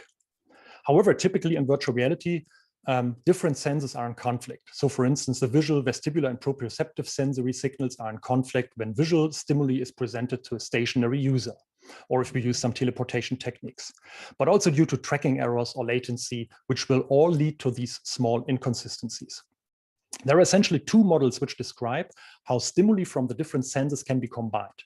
In the top one here, in the maximum likelihood estimation, each stimuli from the different senses is weighted in the cue integration process. And the weight typically specifies the reliability of the sense, or in the case of the second one, the Bayesian decision theory, the probability of a percept. Typically, vision gets a high weight and often dominates, for example, vestibular and proprioceptive information. And the reason why vision gets usually a high weight is that most of the information we typically perceive during our daily life is based on the visual channel. And in this visualization here, you see how much information pours in our senses. And the sense of sight, as you can see here, is the facet. It has the bandwidth of a gigabit Ethernet, which is more than the bandwidth of all other senses combined. And I would like to draw your attention, I'm not sure if you can see this, the white square at the very bottom of this graph. So this small fraction is about 0.7%, and it represents all the perceived information that we are actually aware of. So a lot of the information is actually filtered out or not selected for further processing, and does therefore not reach our conscious level in the perception action loop. And I would like to show you two examples on how this imperfection of our human information system can be exploited. The first example is derived from head-mounted display design. So the visual acuity of the human eyes is about 0.3 arc minutes. And if you want to build a head-mounted display, which provides the same field of view and resolution of the human eye, you would have to provide approximately 576 megapixels for 180 degrees field of view. And if you assign now 3 bytes per pixel, you will end up with 1.5 gigabyte per frame. Even if you think about the fastest HDMI cables that we have nowadays, that means we would only be able to display a maximum of 5 to 10 frames or so. So that's not possible today. However, there's the good thing. If we focus our eyes on certain objects in the environments, we only perceive a sharp image at that spot, which is typically very small around our retina, called the foveal region. This fovea only corresponds to approximately 2 degrees of our visual field. And to render a sharp, high-resolution image in this small region would only require 7 megapixels. And vision is really blurred in the periphery and only would require an additional 1 megapixel. So in total, we would only need 8 megapixels instead of the 576. But it would require exactly to know where the user is looking at. However, though the human visual acuity is in the periphery is rather low, humans are sensitive to notice, for example, blur or contrast changes in the periphery, as shown by David Lübke's group at NVIDIA, who just received the IEEE and the TVCG VR Technical Achievement Award this year. However, here comes artificial intelligence into play. So colleagues from Facebook Research have shown that you can apply convolutional neural networks, in particular GANs, to reconstruct plausible peripheral videos only from a fraction of the pixels transmitted for each frame, which can further decrease the required pixel to only 10%, but still provide a very plausible peripheral image. Next, I would like to show you another example which shows how information is processed. Here, I would like you to solve a murder crime. I want you to carefully watch the following scene. Clearly, somebody in this room murdered Lord Smythe, who, at precisely 3:34 this afternoon, was brutally bludgeoned to death with a blunt instrument. I want each of you to tell me your whereabouts at precisely the time that this dastardly deed took place. I was polishing the brass in the master bedroom. I was buttering his lordship's scones below stairs, sir. Why, I was planting my petunias in the potting shed. Constable, arrest Lady Smythe. But how did you know? Madam, as any horticulturist will tell you, one does not plant petunias until May is out. Take her away. That's right, madam. It's just a matter of observation. The real question is how observant So he's asking the were question, you? how observant were you? And here is an image showing the start sequence of this movie. And on the lower right image, you see the end sequence of the clip. And probably some of you might have known this video before, and some of you might have observed some changes. For example, a change in the detective's coat. Others might have observed that the flower on the table has changed. However, I guess none of you have perceived all the 20 changes which have occurred in this very short video clip. And here's another clip showing the same scene from a different perspective. Action. Clearly, somebody in this room murdered Lord Smythe, who, at precisely 3:34 this afternoon, was brutally bludgeoned to death with a blunt instrument. I want each of you to tell me your whereabouts at precisely the time that this dastardly deed took place. I was polishing the brass in the master bedroom. I was buttering his lordship's scones below stairs, sir. Why, I was planting my petunias in the potting shed. Constable, arrest So the inability Lady of Smythe. humans to detect such changes which occur outside his or her view is called change or intentional blindness. And these examples show how limitation and imperfection of the human information system limits the amount of information that needs to be processed. And let's have a closer look at the different steps. So first, perceptual filtering, as we have seen with visual blur in the periphery, but it can also be observed for other senses, such as the audio sense. For example, when you think about masking sounds as used in MP3, reduces the amount of information which is required for further processing. Next, there is selective attention, as seen in the change or intentional blindness, which again can also be observed in other senses. For example, if you think about the cocktail party effect, in which you can listen, for example, to somebody and decrease the perceived background noise. And finally, we have motor adaptation, which allows us to quickly react and adapt our motions to small inconsistency or discrepancies in the sensory discrepancy comparator, which are not noticeable by our perceptual system. And I would like to give you some examples on how these imperfections can be used to improve experiences in blended reality systems. So let's start with motor adaptation. Let's reconsider the last sentence of Ivan Sutherland's essay. He wrote the wonderland into which Alice walked. So that means that we should be able as users to explore a virtual environment in the most natural way. And this is not by using a game controller, a keyboard, or a mouse, but by using real walking. And to implement real walking in virtual reality is actually rather easy. You just track the movements of the user one-to-one and map them to corresponding movements of the virtual camera. However, the problem, as most of you are aware of, is that the real environment is typically smaller than the virtual environment. And typically users are not aware of their real world physical boundaries because they wear a head-mounted display and are immersed, for example, in a virtual environment showing a building or a spaceship. And here's a video which I think Evan Zuma sent me from YouTube, showing a user who really perceives a high sense of place and plausibility illusion with a head-mounted display, and she forgets about her real-world surroundings. You almost don't get the line. So these things really happen, in particular with improving technology, which even evokes higher sense of presence.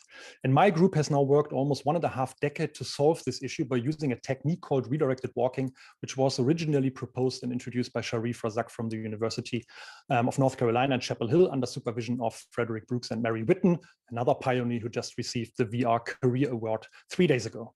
And the main idea is illustrated here. So assume you have a user in a real world, and once the user dons a head-mounted display, there is some virtual objects here, such as this virtual chair or a virtual door. If we can predict that the user wants to walk towards some virtual object, such as this chair, while the user is approaching this object, we can slightly rotate, for example, the environment around the user in such a way that the user has to walk on a curved real path in the real world, whereas he or she believed to have walked on a virtual path in the virtual world. And by doing so, we can also shift the position of certain objects. So in this case, now the virtual chair on which the user could not sit initially has now transitioned itself to a physical chair by using the physical prop of the real chair. And so the user could actually sit on this chair by using passive haptics. In recent years, we and other colleagues have identified detection thresholds in psychophysical experiments, for example, for such curvature gains. And we found that approximately a radius of 20 meters would be required in order to guide you on a circular path so that you're not aware that you're actually getting manipulated. And it's really interesting to see that with improving technology from year to year, the required radius that you need to guide users on a circular arc decreases, which shows that with improved head-mounted display technology, the weight assigned to the visual sense in the multisensory integration process is increased. However, we still need a rather large area of approximately 5 times 5 meters. However, in recent years, imperfects in the human information process have been used to further improve redirected walking techniques. In particular, we can use perceptual filtering. And the idea is illustrated here. When we explore the world with our eyes, we fixate, we blink, and we perform saccades. Detection thresholds so far were mostly focused on constant manipulation and applied to the scene while the user were fixating some objects in the VE, such as a target to which they should walk. However, we also perform blinks and saccades, and we do this quite regularly, about 20 times or 40 times for blinks and saccades per minute. And the interesting thing is that during these very short interruptions of approximately 80 to 300 milliseconds, and also a little bit before and afterwards, vision is suppressed. The visual input is suppressed. So we are literally blind approximately 10% of the time under normal circumstances. And of course, we can use these saccades and blinks. And here's work of my former postdoc, Eike Langbeen, who performed psychophysical experiments to identify how much camera manipulation is not noticeable. And he found that approximately 4 to 9 centimeters translations and 2 to 5 degrees of rotations in any direction can be added without users noticing during a blink. And this can be now combined, of course, with other redirected walking techniques. And here you see the user walking through a spaceship to which we apply already some curvature or bend gains, to be more precise here. And we can add this extra 4 to 5 degrees of rotation whenever the user performs a blink, as illustrated here in the video. Visual suppression can also be exploited for other manipulations, such, for example, hand redirection. And here's a video of our cooperation partner from the University of Saarbrücken. Again, during an eye blink, the virtual hand is shifted away from the actual hand position. So the real hand is displayed here in green just for illustration, and you see that it's slightly redirected during the movement, and during the blink, there is an additional offset. And Andre Senna will present this paper in the afternoon. In order to fully exploit visual suppression during blinks and saccades, we need to be fast, because those are really rapid eye movements and they last only for a couple of milliseconds. Hence, forecasting eye blinks and saccades can be crucial, because it just gives us more time to perform the actual manipulation. And my PhD student, Tim Rolf, currently works on a CNN, which predicts eye movements approximately 100 milliseconds into the future.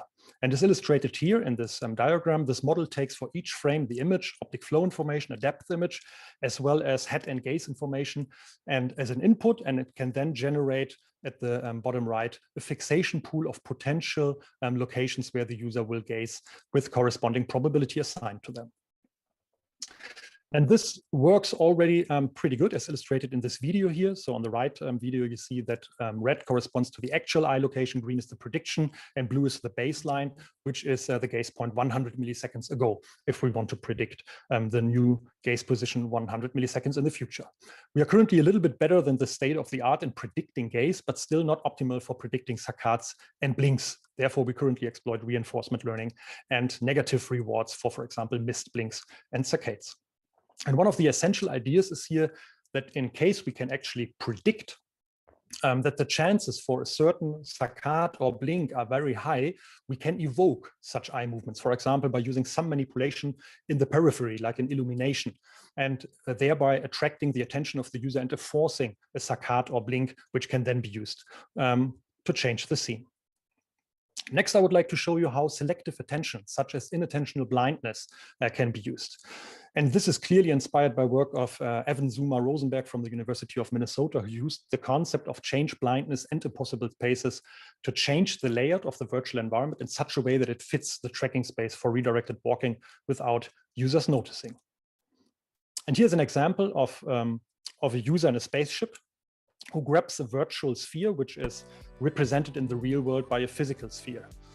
And this is similar to the work introduced by Love Kohli, also from UNC, in Chapel Hill. Here we combine passive haptic feedback of this physical sphere and redirected walking, but we combine it also here with impossible spaces, because as you have seen, for the user, she was entering a different room and saw a different table, but in the real world, it was the same table and the same sphere, of course. And here's another video showing the combination of curvature and bending gains and impossible spaces.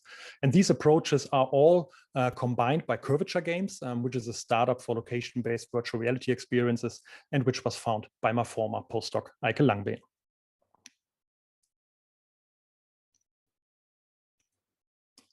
So next, let's have a look at artificial intelligence. AI is defined as human intelligence simulated by machines. And this is a very important distinction. It's only intelligence is to simulate the human intelligence. And one of the pioneers in this field, Alan Turing, proposed a behavioristic stance to evaluate if a machine is actually intelligent or not. So he asked the questions if machines can do what humans do. And therefore, he proposed a Turing test in which a human observer, which is C in this figure, is engaged in a conversation by using text chat only with two hidden agents. One of them is a real human, B in this case, and the other one is an AI program. Both are hidden to the user, and they try to appear convincingly human. And if the observer thinks that the AI program is a real human, the AI program passes the Turing test. And while the Turing test was focused on text-based communication only, today's AI advancement, in particular in the area of deep fakes, will probably also allow to display audio-visual communication partners, which will soon get indistinguishable from the real world. And here's a video which was made by our cooperation partners of the University of Applied Science in Düsseldorf, who have used my input video on the left side. Hi, everybody. My name is Frank Steinecke. I'm a professor for human-computer interaction at the Department. And so he used this video and combined it with discrete overdub technologies for reproducing my sound, and also the lip sync expert technique by Prajwal and colleagues to generate a quite compelling deepfake of myself, as shown here. Welcome everybody to my keynote of the International Conference on Virtual Reality. Still not and perfect. Three-dimensional and user we are interfaces. a couple of years before we will have really deep fakes, which will be completely indistinguishable, also not detectable by machine algorithms. We will also see more and more AI methods for virtual reality and virtual agents, for example, when interacting with such intelligent virtual agents. And here's an example from our group in which we used a Unity 3D model, which we combined with IBM Watson to process real-world information via sensors such as cameras and microphones. And this agent is able to process speech, gestures, but also other information stored in databases. Hello. Hello, how can I help you? Tell me about HoloBalance. In the HoloBalance project, we utilize holograms for personalized virtual coaching of elderly people with balance disorders. I can show you some project videos if you like. Are you interested in one of them? The second one looks interesting. So you see this agent is able to here we go. simulate human intelligence quite realistically, but still not perfect. And as a matter of fact, AI must not be perfect to imitate human behavior. Human behavior is not only intelligent, but includes also some unintelligent, imperfect behavior, which must be simulated by a machine to pass the Turing test. And here's one example of Google Duplex, which makes computer-generated phone calls for you. So in this example, you will hear Google Duplex making an appointment for a client.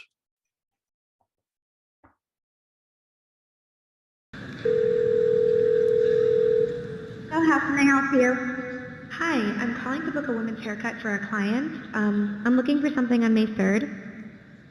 Sure, give me 1 second. And it's really funny to see how it takes 1 or 2 seconds until the audience started to laugh in the video, because the AR started to mimic some imperfect behavior, such as stuttering or delay sounds. And it took some time until people got it in the audience. And we are also currently exploring how to include some of these imperfect behaviors and appearances into intelligent virtual agents. And here's one example, again, by my postdoc Susanne, in which she also visually added imperfections. For example, you see here this blemished skin and birthmarks to the visual appearance. However, please also listen to the video.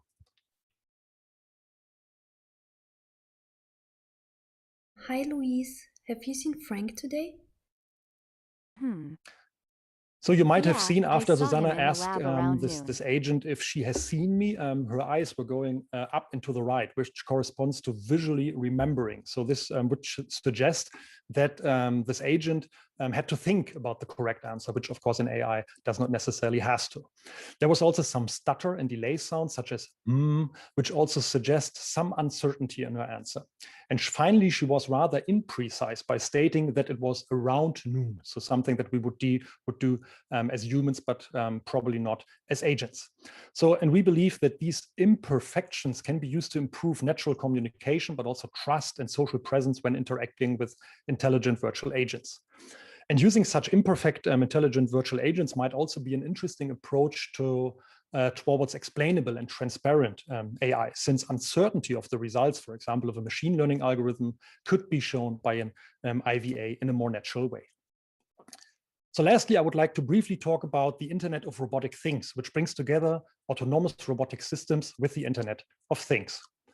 And here I just would like to show you some examples of videos of our group. So this is my former PhD student, Dennis, who used a Microsoft HoloLens and speech and gestures to interact with a shadow hand, a robotic hand. And you can see in the mixed reality display that we use a digital twin of this robotic arm with which the user can interact in a multimodal way before the actual robot is performing the actions. Here's another example showing the combination of mixed reality and robotic things such as drones. So in this case, my PhD student, Julia, is presenting her work here, in which she used a game controller to interact, for example, and steer and control a drone. And she has also presented her work here on augmented reality on Monday at the IEEE VR conference. And here's another example of providing visual feedback about robots in order to prevent collisions between humans and robots. So it's the idea of showing an embodiment of robotic things. And the idea is to show a humanoid representation of such robotic things.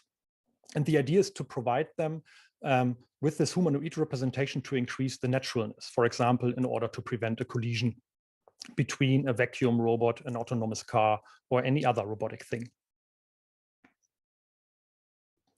And finally, I would like to show you how we can blend this all together. So AI, mixed reality, and the Internet of Robotic Things into a blended reality space. So in this video, you see a combination of redirected touching, which we have seen earlier, with variable actuators in a mixed reality setup, which support proprioceptive, tactile, and pseudohaptic cues. So this device, for example, and there are many of those 3D printed variable devices also presented here at this conference, allows to provide vibrotactile and tapping feedback by using the piezo actuations, and it also provides proprioceptive feedback by electric muscle stimulation and tendon electric stimulation on the skin surface, so simulating both sensory and motor nerves.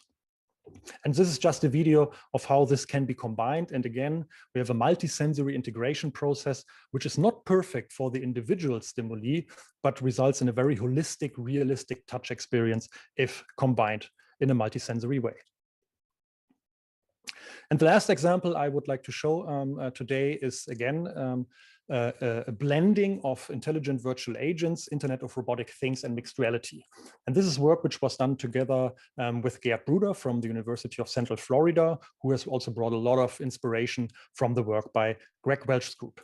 So the work in the video here shows physical, chemical, reality, virtuality interaction and combines a robotic golf ball with thermochromatic ink so that the agent can actually interact with a robotic ball and can also write on real paper. And here's a video illustrating this idea. The first interaction is based on a robotic golf ball. Through a weight shift inside the outer shell, the ball can move with 3 degrees of freedom with a maximum speed of 1 meter per second. We designed a user study within a cave that simulated a mini-golf match between the participant and a blended agent. The animations of the blended agent were synchronized with the movements of the robotic ball, resulting in the illusion of the agent hitting the ball. The agent played the ball along a predefined path into the hole. Afterwards, the agent headed back to a table at the entrance of the mini-golf course to record her score using a prepared scorecard. In this context, we demonstrated our second virtual physical interaction, persistent writing on a sheet of paper using a thermal table. The table is a custom-built device to activate thermochromic ink on a sheet of paper via temperature variation. Initially, the blended agent writes a projected score onto the sheet of paper. In the course of the mini-golf match, the temperature is switched from high to low, and the previously transparent ink turns black. Therefore, when the user takes the scorecard outside of the mixed reality environment, the score is still visible as it is physically written.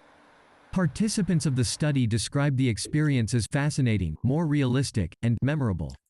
Further information can be found in the paper. Okay, so in the last 5 minutes or so of my keynote, I would like to talk a little bit about the future and how I think how these blended spaces and realities might evolve. At least there's one thing that Corona taught us, which is exponential growth. In computer science, we deal with exponential growth since the very beginning of our own discipline. And in the last century or so, we have seen exponential growth most prominently in the Moore's law context, but also before Moore's law, when it was only about transistors or vacuum tubes or relays, we have seen this exponential advancements. And here are just a couple of the examples which I addressed today in my keynote with Alan Turing and Ivan Sutherland, also my first VR experiences. And this is more or less where we are today. And the good thing about exponential advancements is that you can easily predict how this exponential curve will continue. And as I just mentioned, from Moore's law, we know that approximately every 1.5 years, our computing performance will double. So that means, roughly speaking, that the bandwidth, the storage, processing power, maybe resolution, will approximately double every 18 months or 2 years or so. So we can have like a quick look into the future and see how this technology might evolve within the next 15 years. So if we know the performance doubles every 1.5 years, we know that in 1.5 years from now, our machines will be double as good as they are now. It also means that in 3 years from now, the machines will be 4 times better. And 4.5 years in the future, they will be 8 times better. And if you continue to do so for the next 15 years, you will quickly realize that in 15 years, we will have technology which is 1,000 times better than the technology that we have nowadays. And that's a really interesting question to think about. What kind of problems can we solve if our technology is 1,000 times better than the technology that we have today? And there is one specific problem which will be certainly solved within this time frame, and it's called the graphics Turing test. The graphics Turing test is a variant of the Turing test, which we just discussed earlier during my talk. But the goal is here to render virtual objects in real time, which gets indistinguishable from the real world. So think about a computer game, which you cannot, in which you cannot tell if the content has been video captured or rendered by a computer. Indeed, this is possible already today, but here you have to think about real-time graphics. So we don't talk about Hollywood blockbusters, but by computer games or virtual reality environments, and they should look like a Hollywood blockbuster. And in 2006, McWeigan and colleagues estimated this would approximately require 1 petaflop so that we are able to render photorealistic computer graphics in real time. With current GPU and CPU performance, we are approximately in the range of 5 to 10 teraflops. So we just need to be approximately 100 or 200 times better to solve the Turing test. And that means that within the next 5 to 10 years, actually, we will be able to reach this 1 petaflop and render virtual environments which are indistinguishable from the real world in our mixed reality environments. And here's just one example what that would mean, being 1,000 times better, for example, in rendering. So when I finished my high school in 1996, I also spent some time playing computer games.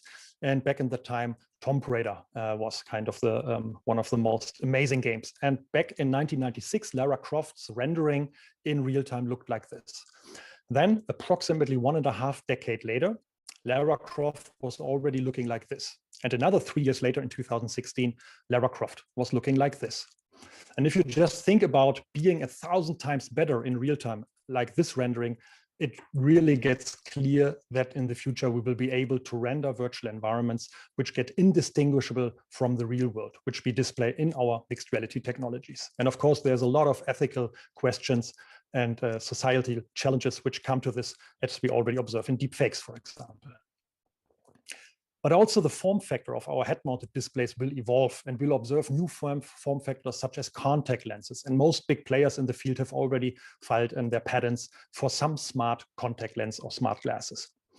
And so we will also probably soon observe how the era of smartphone will come to an end and might be replaced by smart glasses. And it's really interesting to see that we already observe this shift. So here are the global smartphone shipments from the last 1.5 decades. And for the first time in the last 2 decades, we can observe that the global smartphone shipments decrease in the last 1 or 2 years. So hence, I believe that augmented reality and mixed reality both have enormous potential to enable more natural and human-like communication and interaction with computers and computer-mediated interactions between humans, for example, as forced now by the COVID pandemic over distance. AI has the potential to take over a lot of tasks from us, like autonomous driving, decision-making, and robotics. But at the same time, it will give us more freedom and time to focus on the essential aspects of human being, since empathy, emotions, creativity can always only be simulated by machines. And I'm really looking forward that our community is working on blending our reality with the virtuality and human intelligence with artificial intelligence. Before I finish, I would like to thank so many people here in the audience. And here I just listed those people outside my own group with which I co-authored papers and which are active members of our community. So I'm sure that many of those are here in the audience. Sorry if I missed anybody, but this is already a very impressive list of peers, which underlines also how well we can work together in our community, which are really acknowledged over the last 2 decades or so. And finally, I would like to thank and close with a thanks to my group, which of course did all the work which I presented here. So first, thanks to all of them, and also thanks to you for listening. Thanks.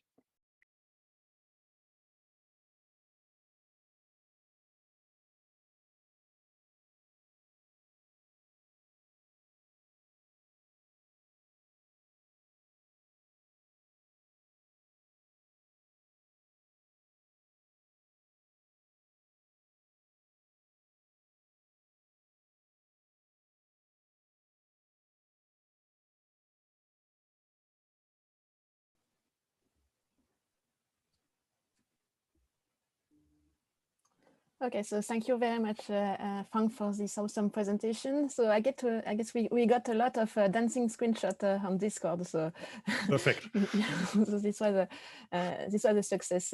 I don't know. We will check on Virbela after the presentation. So for your information, so Frank will be in Virbela after the presentation, so you can discuss. So we have some questions.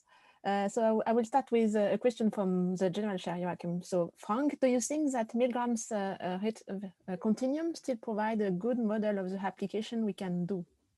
Yeah, absolutely. So the model which we provided, which is a little bit more finer description, is not a replacement for the Milgram continuum. And actually, you could argue that the mixed reality continuum by Paul Milgram includes the modulation and also includes the diminishment, because if you want to diminish an object, what you do is you augment it, for example, with the information which is in the background. So that's an augmentation case. But at least conceptually, I think these are different things, like adding virtual objects or changing the appearance of real-world objects and also diminishing other objects. It just helps me to think about what we are actually doing. But still, the mixed reality continuum by Milgram is very valid and incorporates all the aspects which I mentioned. Yeah, okay, thanks. And then still in the general question, so we have a question from Kiyoshi. So Frank, do you think that blending reality techniques for the BR native, so I think the blending reality native generation in 20, 30 years in the future will or should be different from the current ones, and how? Yeah, so obviously, I mean, a big problem is still the hardware limitations that we have when it comes to head-mounted display, which are still bulky and heavy, much better than the ones that we had like 20 or 30 years ago, but still, I mean, if you think about how graphics evolved and compare it to how the HMDs evolved, there's like a gap in between. However, I'm really sure that with this new era of smart glasses, which is already starting, and we see new head-mounted display coming out like literally every month or so, we will soon be within the next 10 years or so really having head-mounted display which provide a visual quality maybe comparable to what we see on a desktop, and really in a form factor which is more or less like sunglasses or regular glasses. It will probably take a little bit longer until we really reach contact lenses with such a resolution and image quality, but I think at this, there will be this tipping point at which the quality will be so good that it will just replace everything that we had before, like smartphones and something like this. And we are not there yet, but the technology, as I mentioned, is good enough that it will not disappear. So there are many applications in business, in education and training in which VR is now more or less a standard in usage, but it's still not that ubiquitous that we all believe it's going to be someday if we just walk around with our glasses and get all the informations, not on the small smartphone screen, but we need to take out of our pocket, but just in our field of view, superimposing the real world. Okay, so Kiyoshi had an information when you were speaking. So he meant that those experience from childhood will perceive blending reality differently. I think the youngest person that we have like as kids now will perceive this differently in 20, 30 years. Do you think this is... It's an interesting it's an interesting thing to think about, how a child, if it grows up, maybe already with 2 years or 3 years wearing some glasses, which might be used, for example, to project the mommy and daddy if they are traveling so that they can interact remotely with their parents. And if this rendering is as good as the real person would be, of course, it's really challenging to think what this will do. And so from an evolutionary perspective, I think it's also interesting to consider that the world in which we have been born for the last 200,000 years was identical to the world that we left when we died. And only since the Industrial Revolution, so since 100 years, this is not valid anymore. Yeah, and of course, our brains have never actually learned in this 200,000 years of evolution to cope with such dramatic changes during our lifetime. Yeah, and I think it's a really fascinating ethical and social question, how we deal with this new era of combining reality and virtuality, in which you can't tell what's real and what's virtual anymore. And we have these debates already today if it comes to deep fake and fake news.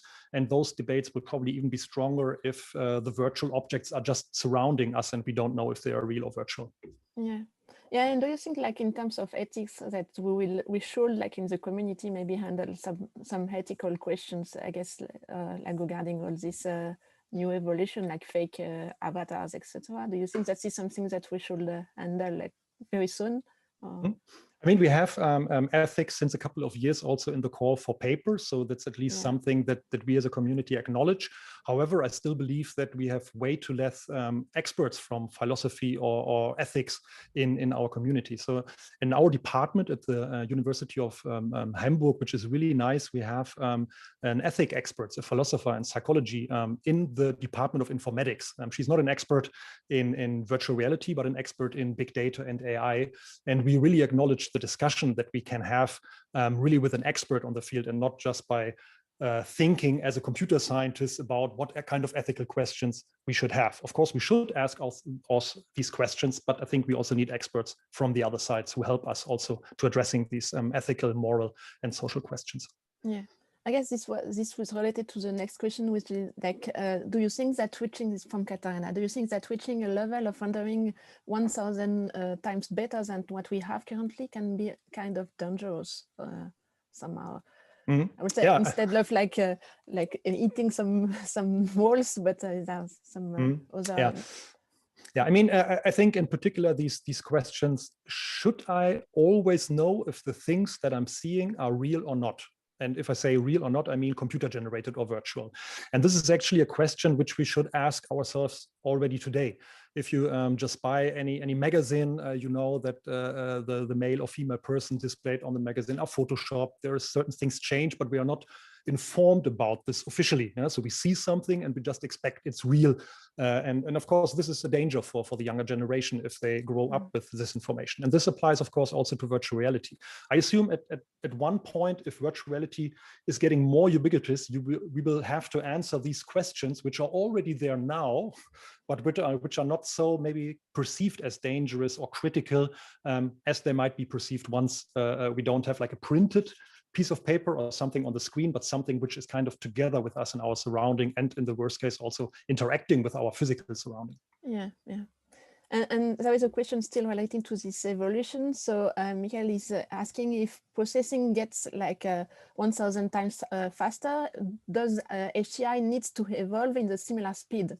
Should we evolve in a similar speed that that's I think I have in my lectures at the very beginning in my HCI course always one lecture which shows this exponential advancements of technology and at the same time the evolvement of humankind, which is more or less a flat line. Yeah. So unfortunately, or maybe also for good sake, the humans haven't really evolved exponentially in their abilities, which is quite surprising because if you think about if we before we get born, we actually develop ourselves from cell to cell in an exponential way. But then at some point it moves to a linear, and also our entire thinking of the world is pretty linear, and we are really bad in thinking exponentially, as you have seen with the Corona crisis around the world, and many people not understanding the effects of exponential growth. So I think for now and probably for the next decades or so, we have to live with this constant evolvement and maybe just a very slight linear increase of our abilities. But of course, at some point, and this is something which you typically see in dystopic science fiction movies when it comes to like this mixed intelligence, which is not only about externalization of AI, so I'm using a computer to help me, but kind of internal usage of AI, like in brain-computer interfaces in which you want to kind of bring certain knowledge of the machine towards your own neurons. But I'm pretty sure that this will only be possible once I'm not there anymore, probably. So that's not something that we will expect in the next 10 or 20 years. But this might be a case in which you can actually also evolve probably much faster as a human being in terms of your ability to do something. But I would always argue this is not something that we should aim for or address for, but we can use AI in collaboration as an external thing that we use and not as an internal technology, as long as we don't necessarily need it. Like if you have like handicapped persons or something like this, in which you can actually help certain areas in the brain, for example, to perform motor tasks, that's a different thing. But I think for a healthy person, we shouldn't focus too much on bringing AI into our brain. Yeah. Okay, so I think we have time for a last question, maybe still on the human perception side. So a question from Rick. So the technique you have discussed and presented here focus on manipulating the world to match the expectation of a human user. Could we productively take advantage of the alternative approach that is manipulating the human, or specifically their expectations, such that the world that exists already match whatsoever? Yeah, that's an interesting thing to not only manipulate the virtual environment, but also the user. And of course, in some cases, we do this by priming users, for example, regarding their expectations regarding a virtual environment, which is, for example, often used in social psychology, for example, to get different answers. I haven't thought too much about this alternative approach, but I'm happy to discuss it with Rick in the Verbella room in a couple of minutes. Yeah. So, okay, so I think that we are done with this question of answer. So we have a lot of other questions on Discord. I think like Frank will have a look after the keynote and could answer, or directly in Verbella. you can discuss with Frank. So Frank, I would like to thank you again for this very, very nice presentation. And I think we have an announcement from the CDI contest. Is that correct? Yes, exactly. Hello, everyone. Thank you, Maud. Thank you, Frank, for this great keynote. I will quickly share my screen. So this is a quick announcement. I hope you can see for the 3DI contest that is taking place at 1400 today. And on behalf of Luciano, Jaume, and myself, who chaired the contest, I would like you to present some information and a fast forward of the projects you can see today. So there were 25 projects submitted this year to the contest. We accepted 17 of them. And the criteria of this were that topics should be a fit to the theme this year, which was challenging pandemics. So in the context of COVID-19, we choose this theme, and the projects had to be innovative. They had to provide high usability, be aesthetically pleasing and enjoyable and thought-provoking. So the scoring will also comprise a final winner. So a third rating is going to be from the reviewing phase. A third of the rating will be a public vote, and a third of the rating will be judges that rate the presentations this afternoon. And the results will be presented in the closing ceremony. So without further ado, I would like to present you all the projects that you can see today.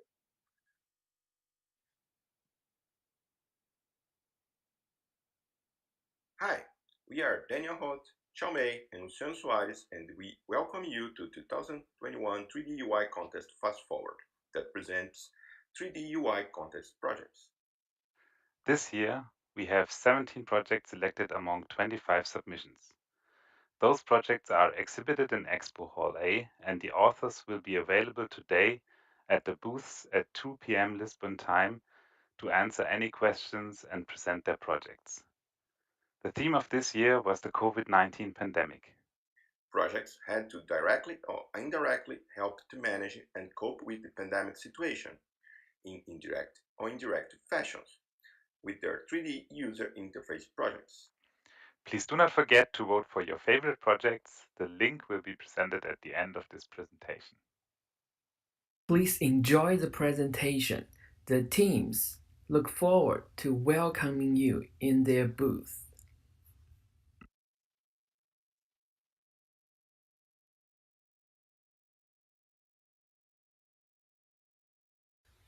Dr. Super is a virtual reality gamified experience aiming to educate medical personnel and the layman regarding the successful execution of the intubation procedure and ventilator troubleshooting actions.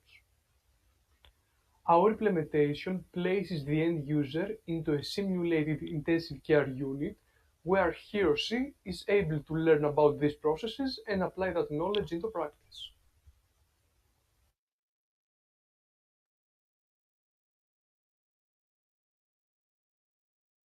Hello, we are pleased to present you Rebirth 20. We lived after the COVID-19 and keep preventing against it. The application is composed of two parts, prevention and exercise. The prevention allows to learn about the virus and stop its spread. The exercises are intended to help people who have been infected. 3 types of exercise are proposed: physical training, breathing, and relaxation, from exercise designed by the medical sector. Thank you.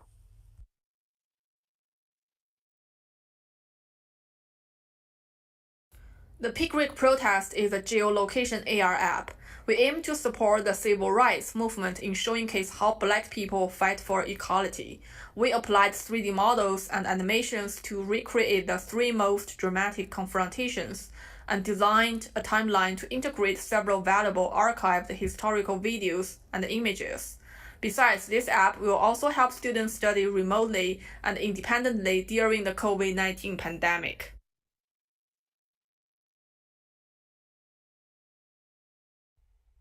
This paper presents a web-based virtual tour pipeline to allow organizations developing a virtual tour experience rapidly, which integrates a 3D environment with avatars to provide visitors with a shareable space. Users from an organization with minimal coding experience can develop a low-cost web-based virtual tour using a 360 camera, the software framework, and the documentation directly from the GitHub repository.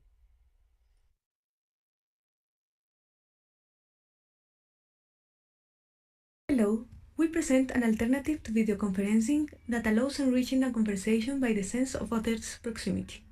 Each user requires two mobile devices. The first one captures binaural audio and head and hand movements. The second, inside a cardboard head-mounted display, renders an avatar and reproduces stereo sound. This is a low-cost and easy-access strategy to extend reality, because physical distancing is not a synonym of social distancing.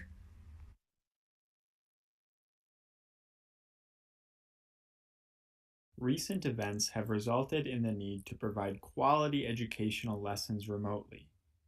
Informed by slide-based presentation programs, Virtual Demonstrator draws analogy to elements such as text fields, shapes, and slides. The backbone of Virtual Demonstrator is its timeline system, which expands a 3D sandbox application into a temporal design space.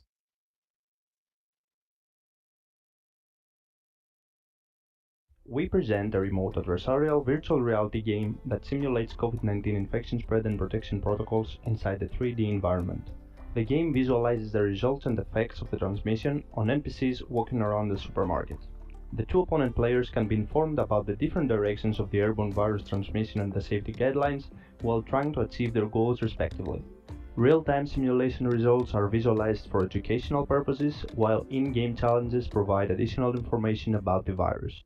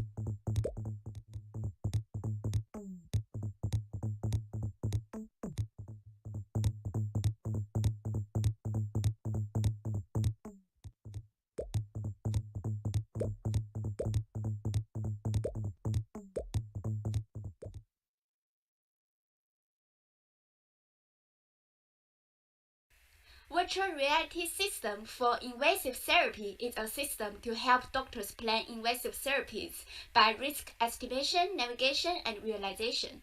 Which path should you use to implant a probe into the patient's body? How close is this path to the optimal endpoint? Our system helps doctors to retrieve this risk information. Our system has possible applications in COVID-19 invasive ventilation treatment and deep brain stimulation.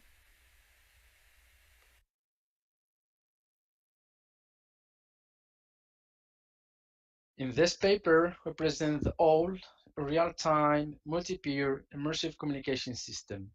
Basically, it allows capturing and streaming of local scenario by using a simple audio setup and 360 video camera. Remote immersive users can join the experience by using their head-mounted devices. Other users can join the experience easily as well by using other devices such as a tablet, a laptop, or basically their smartphone. Hi, my name is Daniel, and it is a pleasure to present you our project, Real-Time Mixed Reality Teleconsultation for Intensive Care Units in Pandemic Situations. We present a remote teleconsultation system with avatar embodiment, where remote experts can join a local, fully reconstructed COVID-19 ICU station via virtual reality. The remote experts have access to the local patient data and can guide local experts via augmented reality and synchronized annotations. This way, personal traffic and potential health and safety risks are reduced in the pandemic situation.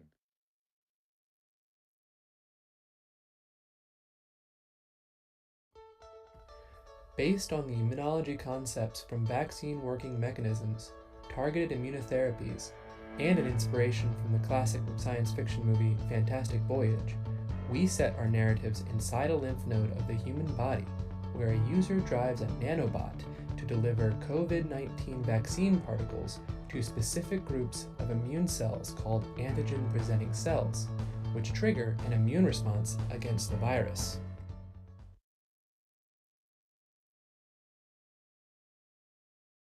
This project aims to encourage mindfulness about maintaining interpersonal distance in shared public spaces through a multi-user virtual reality experience that simulates shopping in a grocery store. The virtual environment is populated with non-player characters and up to 20 concurrent live users. A dynamic visual effect that reacts to physical proximity in real time and comparative performance metrics are provided for users to reflect on after the task is completed.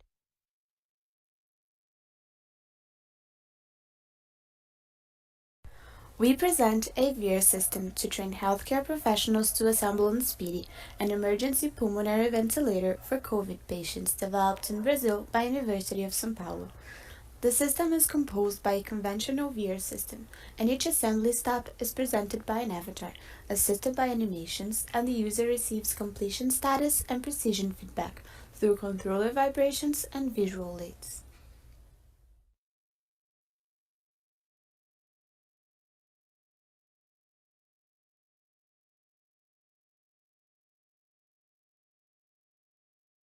This phone-based augmented reality application provides instructions on how to use an anesthesia machine as a ventilator. This can be important when a hospital has a shortage of ventilators. The user interacts with the life-size virtual anesthesia machine and is led through the necessary steps.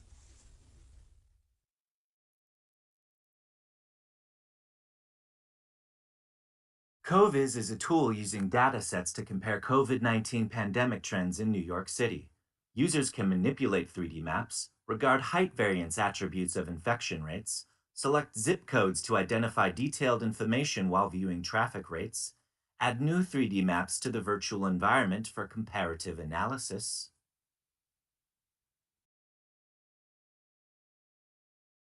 as well as compare multiple zip code infection rates for more analysis.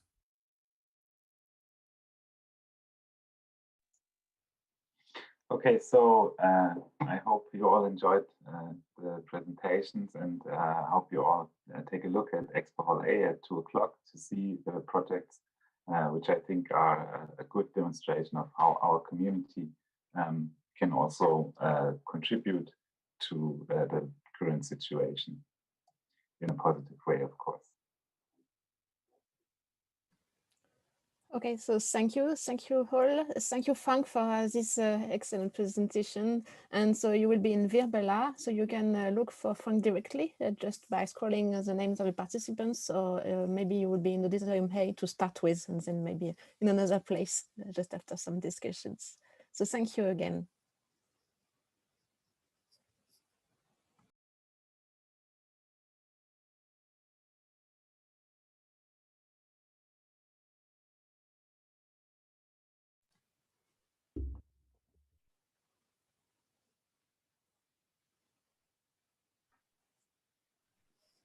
Yeah. Thanks. Yeah. Yeah. Thank you so much also for Thanks. supporting this keynote, guys. Yes. Thank you for the keynote, Frank. Okay, Every see time I you. feel a bit smarter, guys like you come around and Oh, make me that's feel not so the smart. that's the highest honor I get to make Daniel a little bit smarter. That's perfect.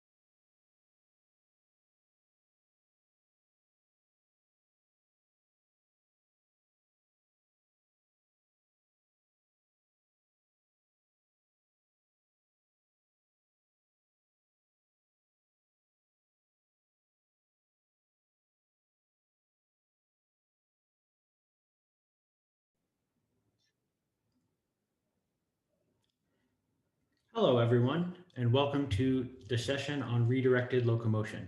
I am Evan Suma Rosenberg from the University of Minnesota, and I will be chairing this session. We have a total of 6 papers during this session, all of which will be presented live, back to back. Please, as the papers are being presented, type your questions out in Discord, and those will be selected by student volunteers, and then we will ask them during a joint Q&A session at the end of the session. And with that, I'd like to introduce the author of the first paper. The first paper is Adjusting Relative Translation Gains According to Space Size in Redirected Walking for Mixed Reality Mutual Space Generation, presented by Do-Young Kim.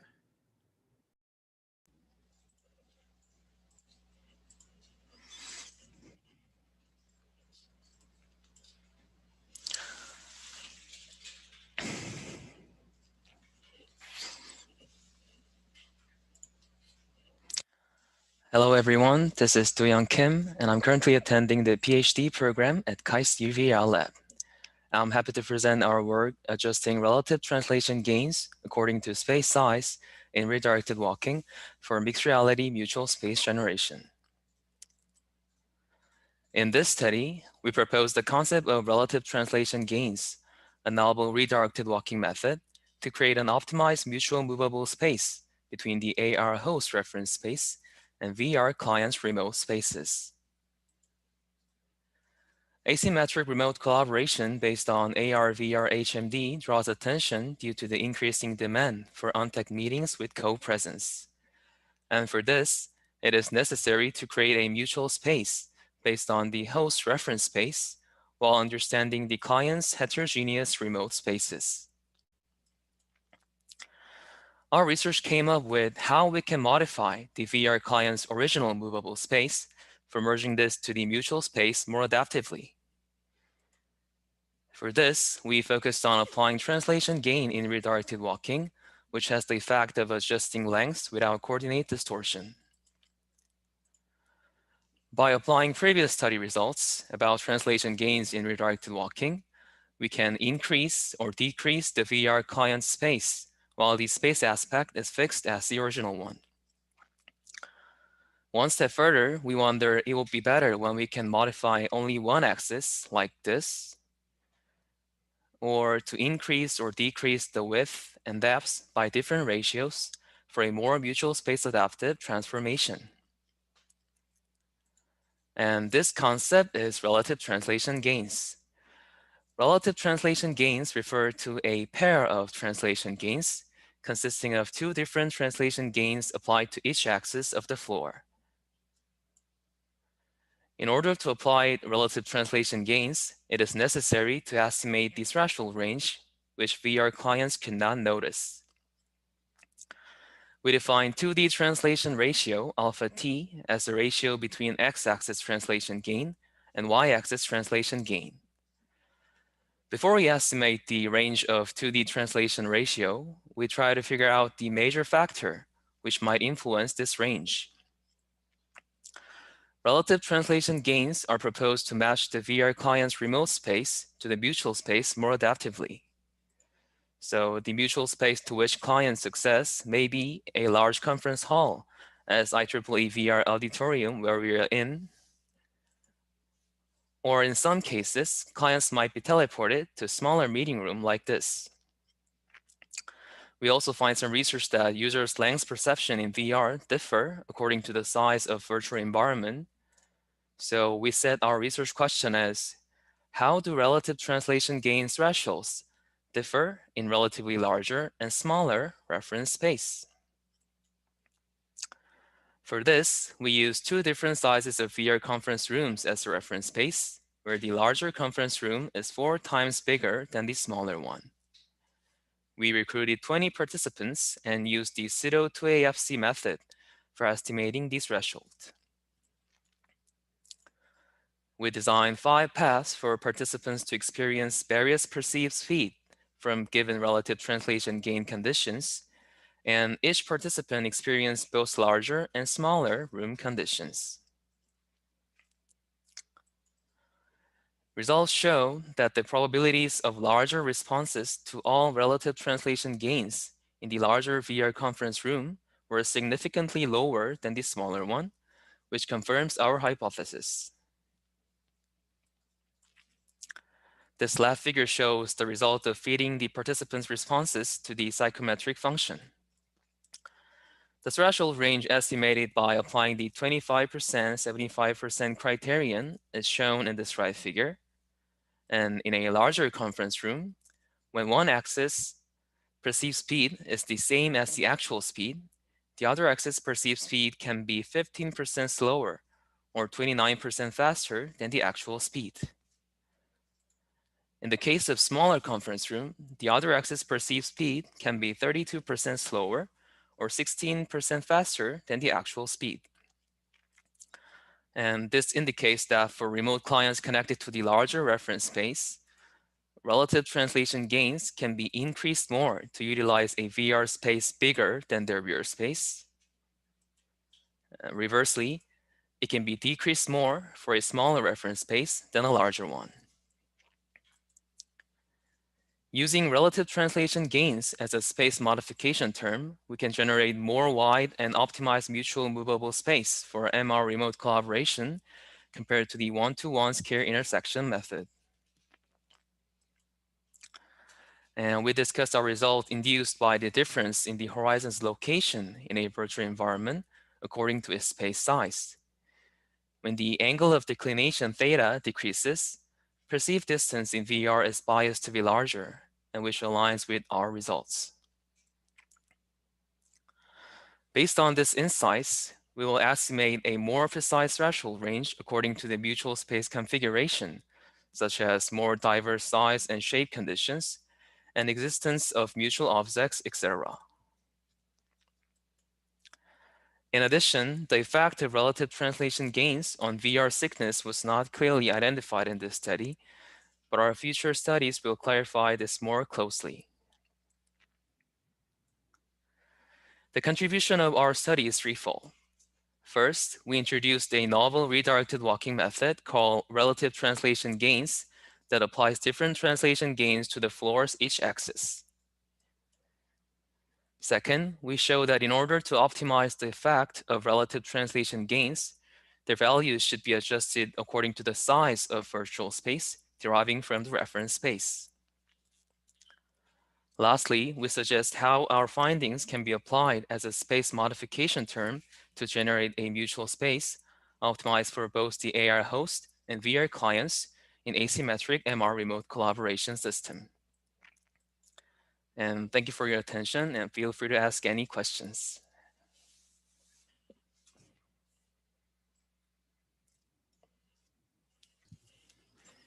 All right, thank you very much, Du-Young. Now let's go ahead and hear from the second speaker. This second paper is ARC, Alignment-Based Redirection Controller for Redirected Walking in Complex Environments, presented by Niall Williams.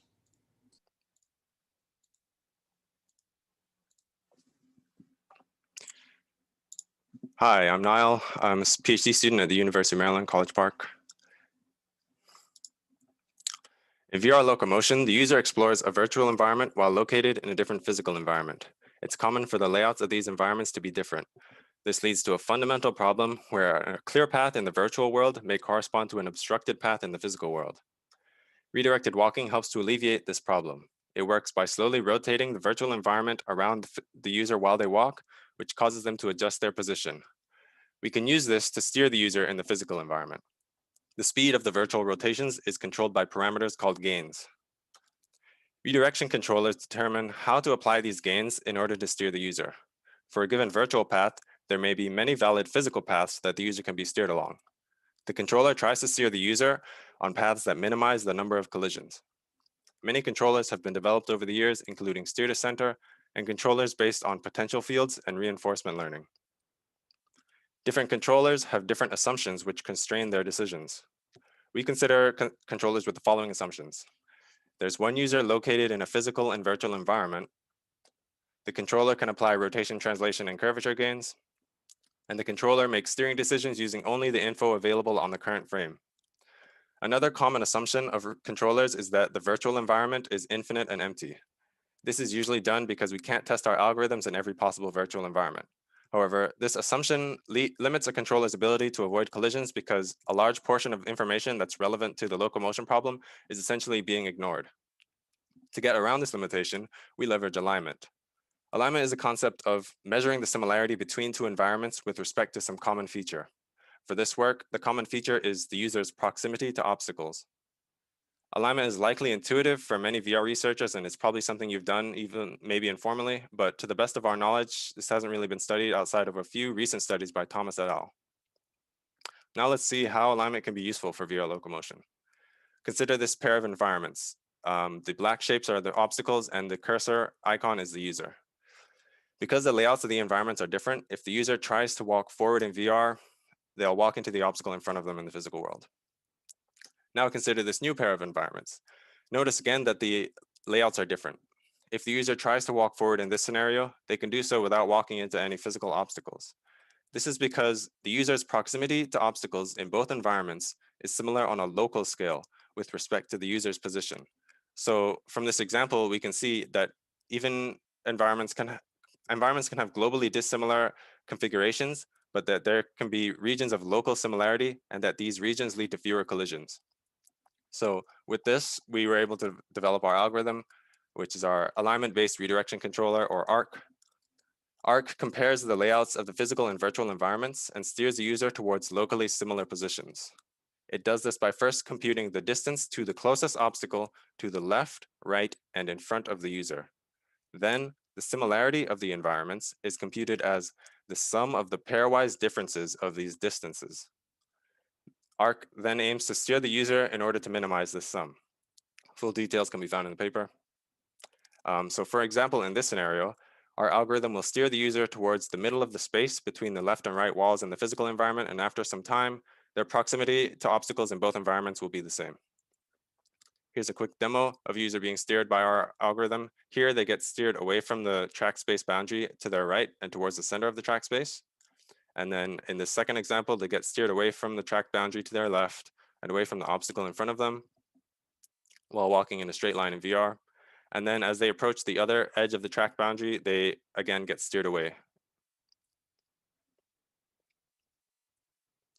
We evaluated our algorithm in 3 pairs of environments, and we compared against 2 state-of-the-art controllers, which are steer to center and artificial potential fields.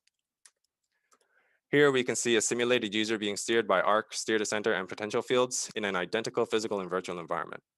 The physical environment is shown in green and the virtual is shown in orange.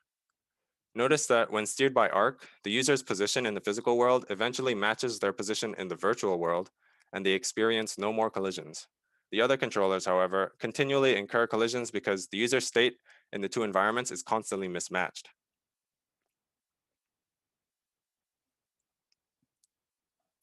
Here we can see a heat map of the user's location in the physical space accumulated over multiple paths. Yellow regions indicate more time in that area, and purple regions indicate less time in that area. As the user travels on different paths in the space, they're able to make use of a larger percentage of the physical space when they're steered with our controller, while the other 2 controllers tend to get the user stuck in pockets of space. When we looked at the number of collisions occurred over multiple paths, we found that ARC was able to avoid significantly more collisions than both steer to center and potential fields in every environment we tested. Full details on these results and the numbers can be found in the paper.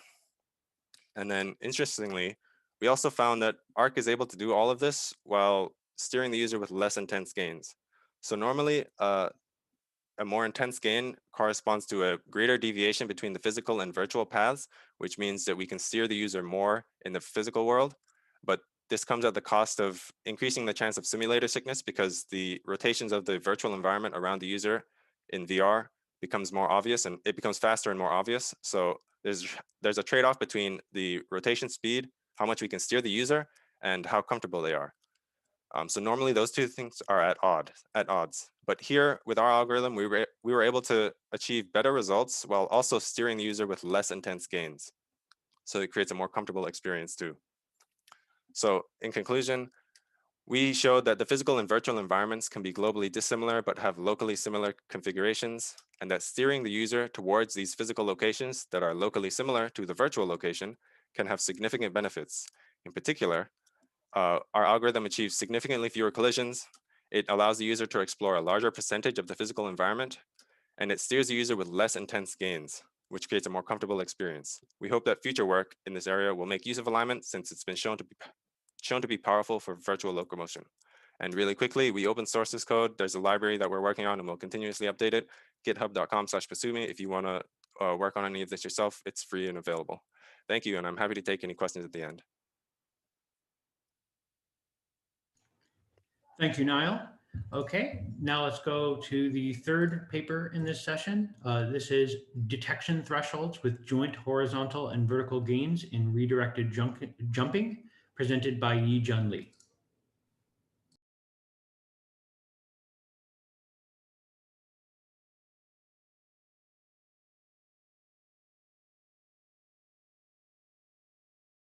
Okay, how about now?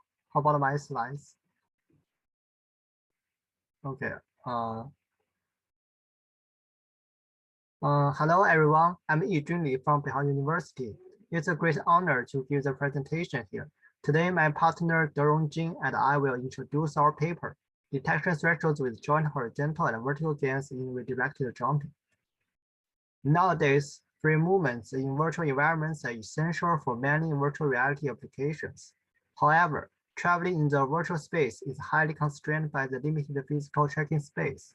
Therefore, effective locomotion techniques such as teleportation, walking in place, and redirected walking were proposed to offer a better virtual reality experience. Recently, a new locomotion technique called redirected jumping was proposed and investigated. Previous work mainly focused on estimating the imperceptible detection thresholds. For example, the left-related work proposed the concept of redirected jumping and measure the imperceptible detection thresholds. For the right one, researchers measured the threshold of curvature gains. However, they measure detection thresholds individually but ignore the potential effect of combined gains on detection thresholds. In our work, we applied simultaneously horizontal and vertical gains when jumping in virtual environments and estimated the detection thresholds according to user studies. In our design, we focused on two-legged takeoff forward jumping.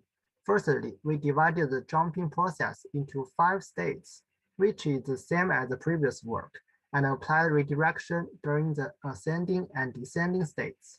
To detect the jumping state, 3 trackers attached to the user's waist and controllers tracked the corresponding positions. The left video shows the jumping process of the experiment. The participants were asked to jump forward with fixed horizontal and vertical distances in the virtual city environment and experience redirected jumping with varied horizontal and vertical gains. Following a pseudo to alternative first design, after each jump, the participant needs to answer one of 2 questions, shown on the right. We collected user responses to calculate the mean probabilities of longer and higher replies than fitted the 2-dimensional psychometric function. The left graph shows the probability of longer replies to question 1, and the right graph shows the probability of higher replies to question 2. For horizontal gains, the point of subjective equality was defined as the horizontal gain, where 50% of the responses to question 1 were longer. Similarly, we defined the lower detection threshold and the upper detection threshold to be the value of horizontal gain when 25% and 75% of the responses were longer, respectively. Vertical detection thresholds are similarly defined based on the probabilities of higher responses to question 2. Viewing from the top, we acquired the 2-dimensional figures showing on the left and the middle to illustrate the probability values within the detection thresholds. We reported the region of interest, a 2-dimensional region bounded by curves of detection thresholds, similar to the imperceptible range estimated by 1-dimensional detection thresholds. Gain values inside the region of interest were expected to be imperceptible. With increasing vertical gain, a larger horizontal upper detection threshold and a smaller horizontal lower detection threshold could be observed. One possible reason could be that most participants consider the virtual objects on the ground as references. The higher they jumped, the smaller the objects they would perceive, which made them feel the horizontal movement not as obvious. We also observed that as horizontal gain increased, the vertical lower detection threshold became smaller. This was probably due to the fact that once the participants jumped further, they expected to jump higher as well, but the content they saw along the vertical direction did not change as much. Hello, everyone. I'm Durong Jin, the joint first author of this paper, and I will continue our presentation. Moreover, we developed the two VR games to verify whether the joint horizontal and vertical gains within an estimated threshold could enhance or weaken the user's virtual jumping without catching his or her notice. Both of the two games were based on the two-leg takeoff jump motion. The first game is Box Jumper. The player's goal is to jump on the center of the top surface of the next box. The distance between adjacent boxes is fixed. The second game is Mario Me. The player needs to jump and hit a virtual treasure chest. The distance between the player's head and the nearest face of the chest is also fixed. In these two games, after 8 successful jumps, the player needs to answer questions in order to see whether the player noticed the jumping distance manipulation. We selected 3 groups of horizontal and vertical gains to test our findings. The lower group was within and near the lower detection thresholds. The upper group was within and near the upper detection thresholds. We also used a group that did not manipulate the jumping as a control group. The first table shows the probabilities of longer replies to question 1 and higher replies to question 2. We can observe that the replies were around 50%, which means it was difficult for the participants to tell whether the jumping distances were manipulated. The second table shows the average horizontal jumping distances for the game Box Jumper and the average vertical jumping distances for the game Mario Me. Based on the results of the game applications, a significantly smaller horizontal jumping distance could be observed in upper group compared to that in control group, which confirmed that the redirected jumping technique under the condition in upper group could effectively reduce the required physical tracking space. A similar conclusion could be drawn by comparing the physical jumping distance between control group and lower group, which provides potential insights into rehabilitation exercises. These results reveals the imposed gain indeed affected the participants' physical performance. Regarding jumping actions, in our experiments, we only tested the standard 2-leg takeoff jumps, so the measured detection threshold may not extend to other kinds of jumping actions, such as 1-leg takeoff. Moreover, as for detection threshold, we only explicitly investigated horizontal or vertical ones. We agreed that comprehensive detection thresholds would be a valuable and interesting future work. Lastly, under strict epidemic prevention rules, we only successfully invited a small number of participants with a biased gender. A thorough demonstration study would be our future work. Thanks for watching.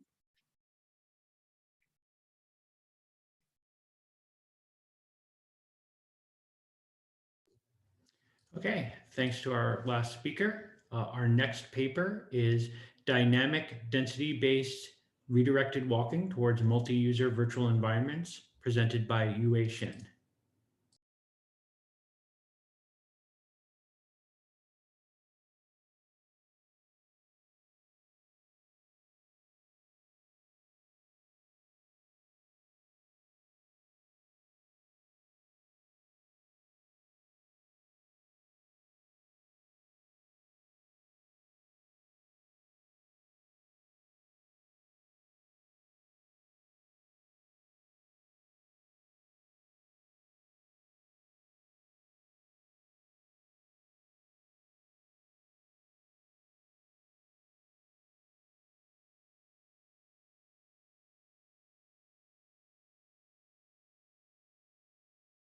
Virtual walking allows users to explore larger-scale virtual environments in a limited space imperceptibly.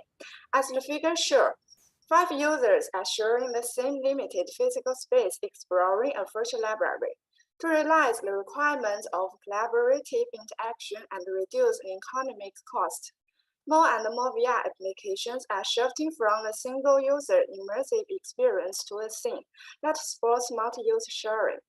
However, the limited space and growing clinician problems are the challenges that must be solved by multi-user redirected working. Single-user redirection is dedicated to solving physical space constraints. However, when there are multi-user in the physical space, the collision between users will be introduced. The multi-user redirected working algorithms are divided into two categories: the reactive algorithms and the predictive algorithm. The reactive algorithm should be improved to decrease the number of collisions.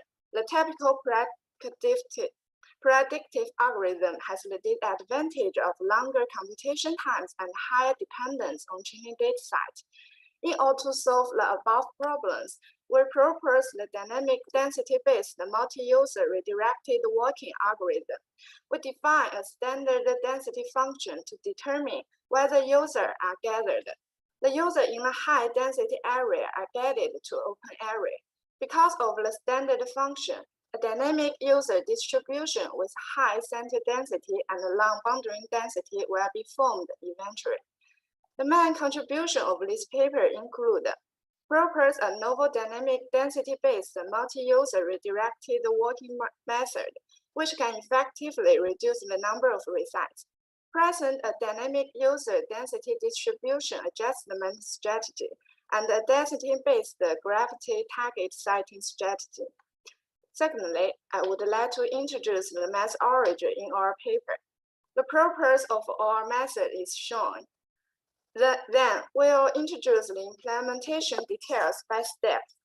The action density refers to the number of users navigating per unit area. DS is designed as a function that is proportional to the number of the user and inversely proportional to the size of the space and the distance from the center. The difference between the actual density and the standard density produces a density force. The double density optimal point gravitational force prevents user gathering to make full use of the physical space. First, we take the ring, where the user with the smallest difference is located as the optimal density ring. Then, our method takes the center of the circle with smallest actual density as the target point. The target point produces gravitational force on all users. Brahman et al. Applied artificial potential fields to redirect. Our experience also used APF to reduce collision between users. The direction of user movement is affected by the resultant force after balance. We generalize density-based reciting method into two users and the multi-user. When the user is about collision, the DDBR will be triggered. The turning user turns to open area that is below the standard density. The collision-free state will release when the user reaches the reset target point. Now we move to the part of the experiment. We evaluated the effectiveness of our algorithm using simulation experience. In experiment 1, we test the algorithm performance under the different room size and the number of users. That's an example of user motion track in virtual environments and the physical space. The line charts reflect the average resites, and the histogram shows the average physical distance from the center. Results analyzed shows that smaller space and more users both lead to a significant increase in the number of resites. The size of the physical space is the key factor that determines the average physical distance from the center. And the number of the user navigation at the same time is limited by the space size. In experience 2, we designed a point game to compare the DDB RDW algorithm with the dynamic APF RDW. In point game, the occupied point randomly appeared. Users always use the strategy of selecting the occupied point with the largest area. The comparison results are shown here. The results indicate that DDB-RDW has a better performance in reducing resize, and it can reduce the average physical distance from the central area. The performance of occupied area show that DDB-RDW has more advantages in making full use of the space. However, the DDB-RDW may introduce more user cognition as the number of users increase. To be closer to real navigation needs, we designed a library science to test the performance of our algorithm in practical applications. The users start from the boundary of the library to find the target bookshelf. As a result, in the table show, our algorithm was better in reducing the number of resets. Now we come to the last part, conclusion. We evaluated the performance of DDB-RDW in different science and applications. DDB-RDW effectively lowered the level of the cognition by 30% and shortened the physical distance from the center by 17%. In the future, we will focus on improving the adaptability of DDB-RDW in the physical space with obstacles. That's all for my presentation. If you have any question, please contact me. Thank you.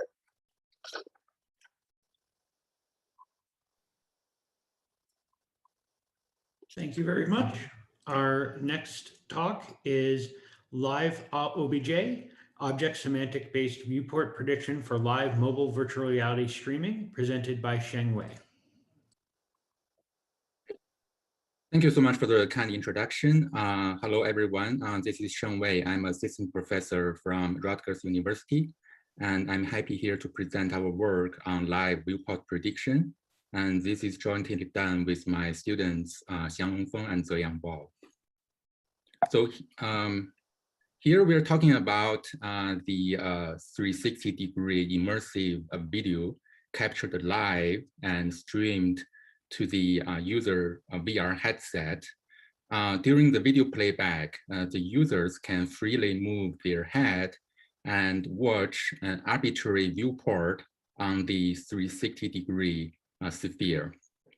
So this gave the user immersive experience, but this setup actually creates a situation where the video that the user actually watched is much smaller than the original video. So this actually creates a challenge, both the challenge and the opportunity in terms of bandwidth consumption. So for the challenge, because if we require a high resolution for the user's viewport, it means that original video would be very huge in size to consume the bandwidth. But it also provides us opportunity that we can actually just stream the user's viewport because that is only part the user will be watching at any single point of time. So this actually motivates this tile-based select streaming approach in the community to reduce the bandwidth consumption. So here the idea is that, okay, so we can actually divide the original frames into multiple tiles, and each tile can be individually encoded into different resolutions. So then if we can encode only the user viewport in high resolution and the other tiles in lower resolution, that can reduce the bandwidth consumption while not impacting the user experience because the user is only watching this high resolution tile. Okay, so the key step here to make this work is actually for the server to predict the user's viewport. So the server needs to know where the user will be watching so that it can encode that part of the video into high resolution. So this is actually the viewport prediction problem that we're trying to address here. All right, so there are existing approaches. One category of approaches looking at this using the historical user and video data, trying to build a heat map model or a deep learning model to predict the user's viewport. But this kind of approach actually requires the access to the historical user of video data, which is not available in live streaming scenario. It only works with video on-demand streaming. So looking at live streaming, actually, there are several approaches proposed in the recent years, including two from our own group. So they actually try to capture some signals from the live video to predict the user's viewport in the current live session without requiring historical data. But these individual approaches, they have limitations in terms of accuracy and bandwidth savings due to the limitation of the signal they're trying to capture as a basis for viewport prediction. So in our work, we try to analyze the user's viewport by using this user head movement data set. So here I'm showing an example. If we look at the player C in this immersive video, the player only takes about 5% in terms of the physical space in this frame, but the users would watch this player for more than 40% of the time during the video playback. So this means that users tend to watch meaningful objects and they care more about the semantics of the objects than the spatial properties. So this motivates us to actually use the object semantics as a basis for viewport prediction. And we developed this approach called Live OBJ, where we want to predict the user's viewport given a video stream. Our first step is to detect the objects, meaningful objects in this frame, and try to track these objects for the user's viewport. But the problem here is that there could be multiple meaningful objects in this frame. So we don't really know which one the user will be following. So that's why we actually leverage the user feedback. We use the user traces from the current live video session, but for the segment that user has already watched. So use this as a guideline to basically narrow it down to just one or a small number of objects to track. So this could work, but due to the dynamic VR scenes, the detection tracking chain might break due to the limitation of the algorithm. So we further introduce a reinforcement learning-based modeling mechanism to combine the video stream and user trace, and we build a Q-learning-based approach where we create a Q table for each tile in the frame, and we at the online stage we try to determine the best action to take in terms of whether either including or not including this tile into the viewport to improve the prediction accuracy.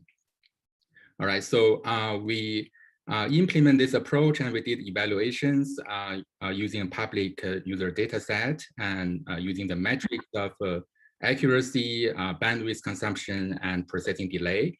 And we compare our approach with 5 baseline methods.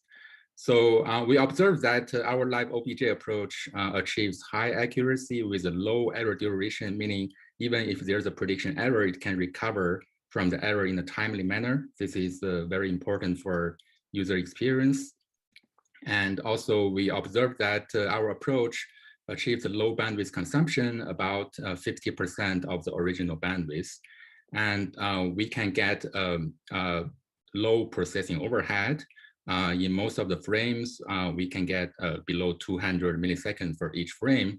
So this means if we use a subsampling approach, we can, for example, process a small number of frames in every second, we can achieve the real-time performance for live streaming.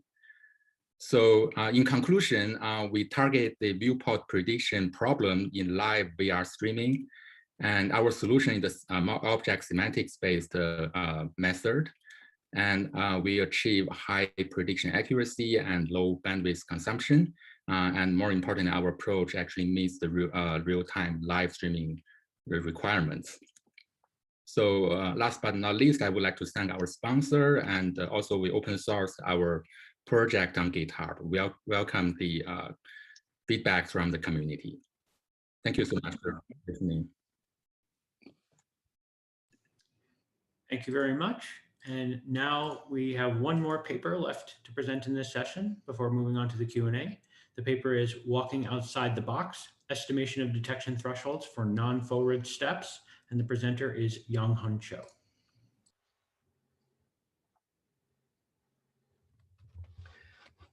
Okay. Hello, everyone. I'm Young-Hun Cho from Yonsei University, and we are happy to present our paper, Walking Outside the Box, Estimation of Detection Threshold for Non-Forward Steps.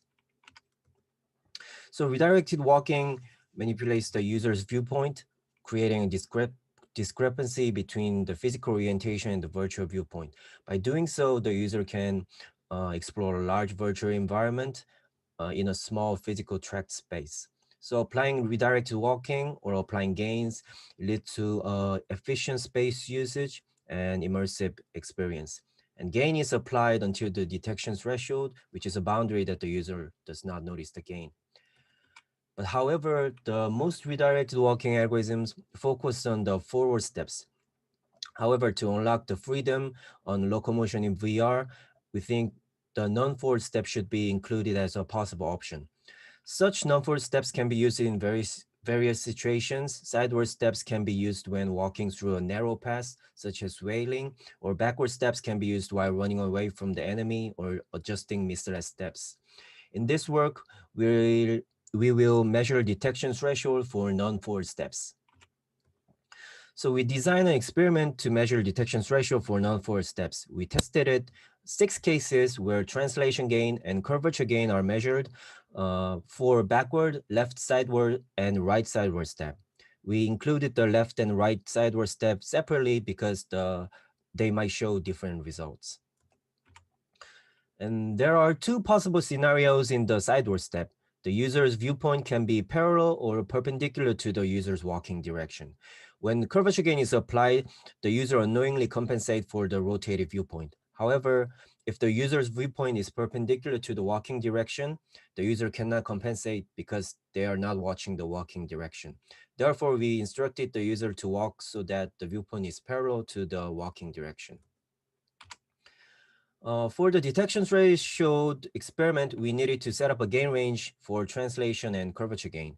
We started from Steinig's original work's gain range.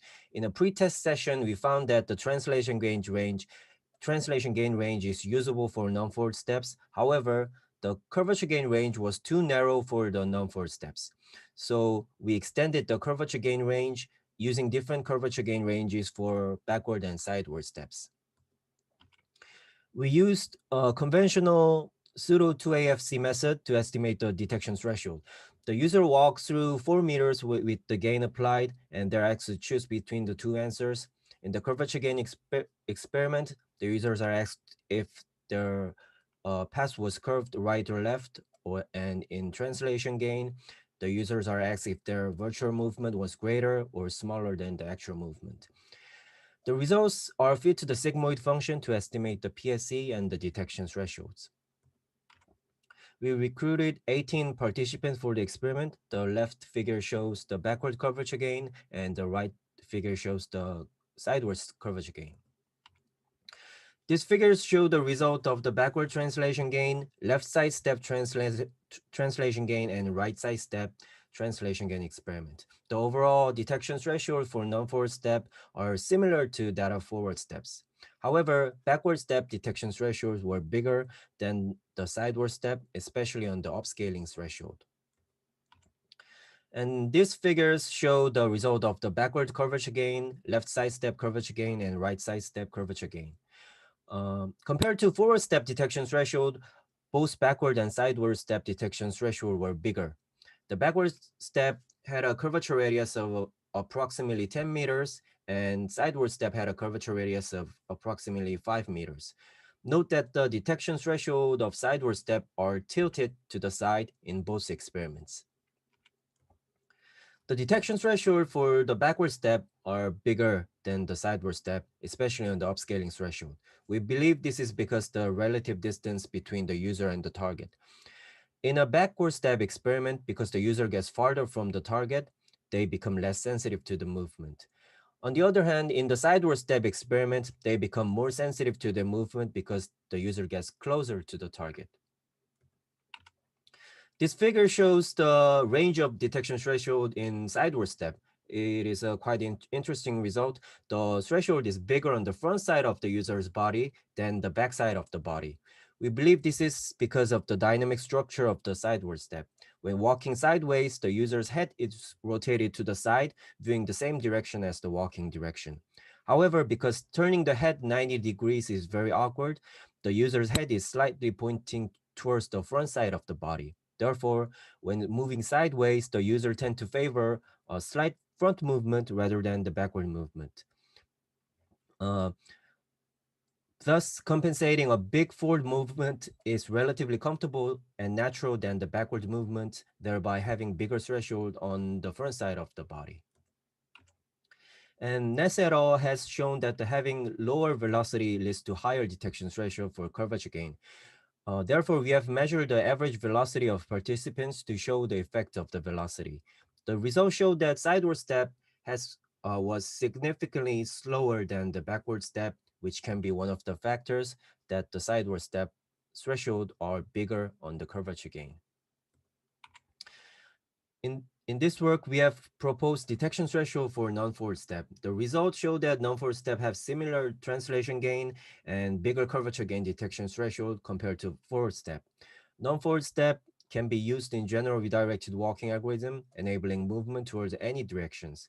If VR application mainly uses non-forward steps, higher redirection is possible with bigger detection threshold.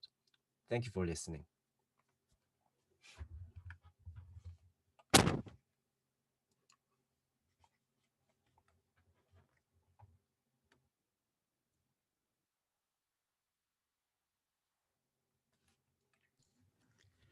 Okay.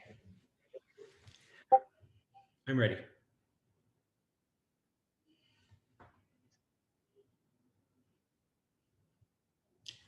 Okay.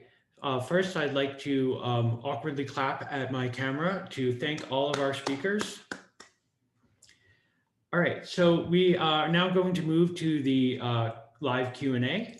Some of the authors have already answered some questions in the Discord. However, I'm going to select some questions that may have already been partially addressed, mainly because otherwise we'll have no questions to ask, and also for the benefit of the people who are watching the Twitch stream. The first question was directed towards the first paper about relative translation gains, but it actually is a really important question, and it applies to all three of the detection threshold studies conducted in 3 different papers in this session. So I'm going to ask the question as asked, but this is actually, we should consider broadening the scope of this question and hearing from all 3 of those authors. Tabitha Peck asks, differences in thresholds have been identified between men and women for threshold detections. Your study was performed with only 6 women out of 20 participants. How do you propose your results be adapted to account for the lack of the diversity in your sample population? And I would also again note that all 3 of the authors that presented studies like this could potentially chime in on this question. Yes, thank you for your question. And in this study, we focused on seeing the difference of the threshold range according to the size of the virtual environment. And since all participants experienced both size condition as a between subjects, so we thought it would be okay to compare the threshold according to the size. But as you mentioned, there will be a significant differences in the threshold range because men and women have a different average height or IPD, etc. So to apply this redirected walking method, we need to consider some individual differences according to users. And we're also working on how can we measure a more customized threshold for each user. So that which not only consider genders, but also some physical or psychological differences according to participants. So we're now just considering some biosignal data, something like EEG by decoding the EEG data or sort of that things. But yes, definitely, as you mentioned, we need to consider the gender issue for estimating the threshold. Thank you. Do any of the other authors have any comments about diversity in the samples?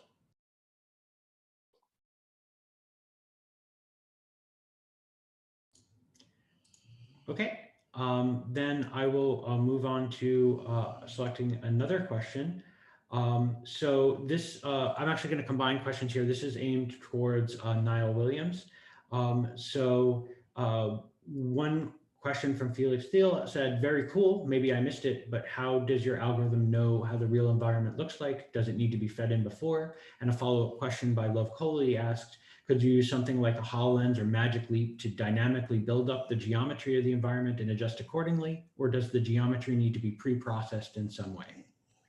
Yeah, so for this work, like in the demo we showed in the presentation, we worked with an Oculus Quest, which, for example, does not have access to the camera data. So in that case, we had to give it the layout of the physical space, but we don't have to give it the layout of the virtual space. And the way we compute the distances is just with ray shooting queries. So you take the user's position and then you shoot a ray until it hits an object, which is normal for graphics people, I guess. So doing that in like Unity is really easy and works in whatever environment because you have all the data there. But yes, for the physical world, it's a bit more of a problem. Depends on your headset and what data they let you access. And the short answer to Love's question is yes. Yeah, you would want to, you can do something dynamic. It doesn't have to be pre-processed. If you can get it in real time, that's fine because it all works in real time. Great. I'm gonna move ahead and jump to another paper just so we can get some target different authors. This question is aimed towards Yi-Jun Lee. And this comes from Rob Lindemann. It says, nice exploration of redirected jumping. For Mario Me, did the subjects look up to hit the chest or were they looking down? Do you think view direction makes a difference due to different visual cues? Thanks for your question. Yeah, you go first. Thanks for your questions. From our intuition and also our pilot study, we do think that view direction will make a difference due to different visual cues. So in the experiment for the game A Real Me, we required subjects looking forward when they perform the jumping actions. And also we required nothing when before they jumped. And from the results of our experiments, most of the subjects would look up to the chest before they perform jumps. And also they look forward when they perform the jumping.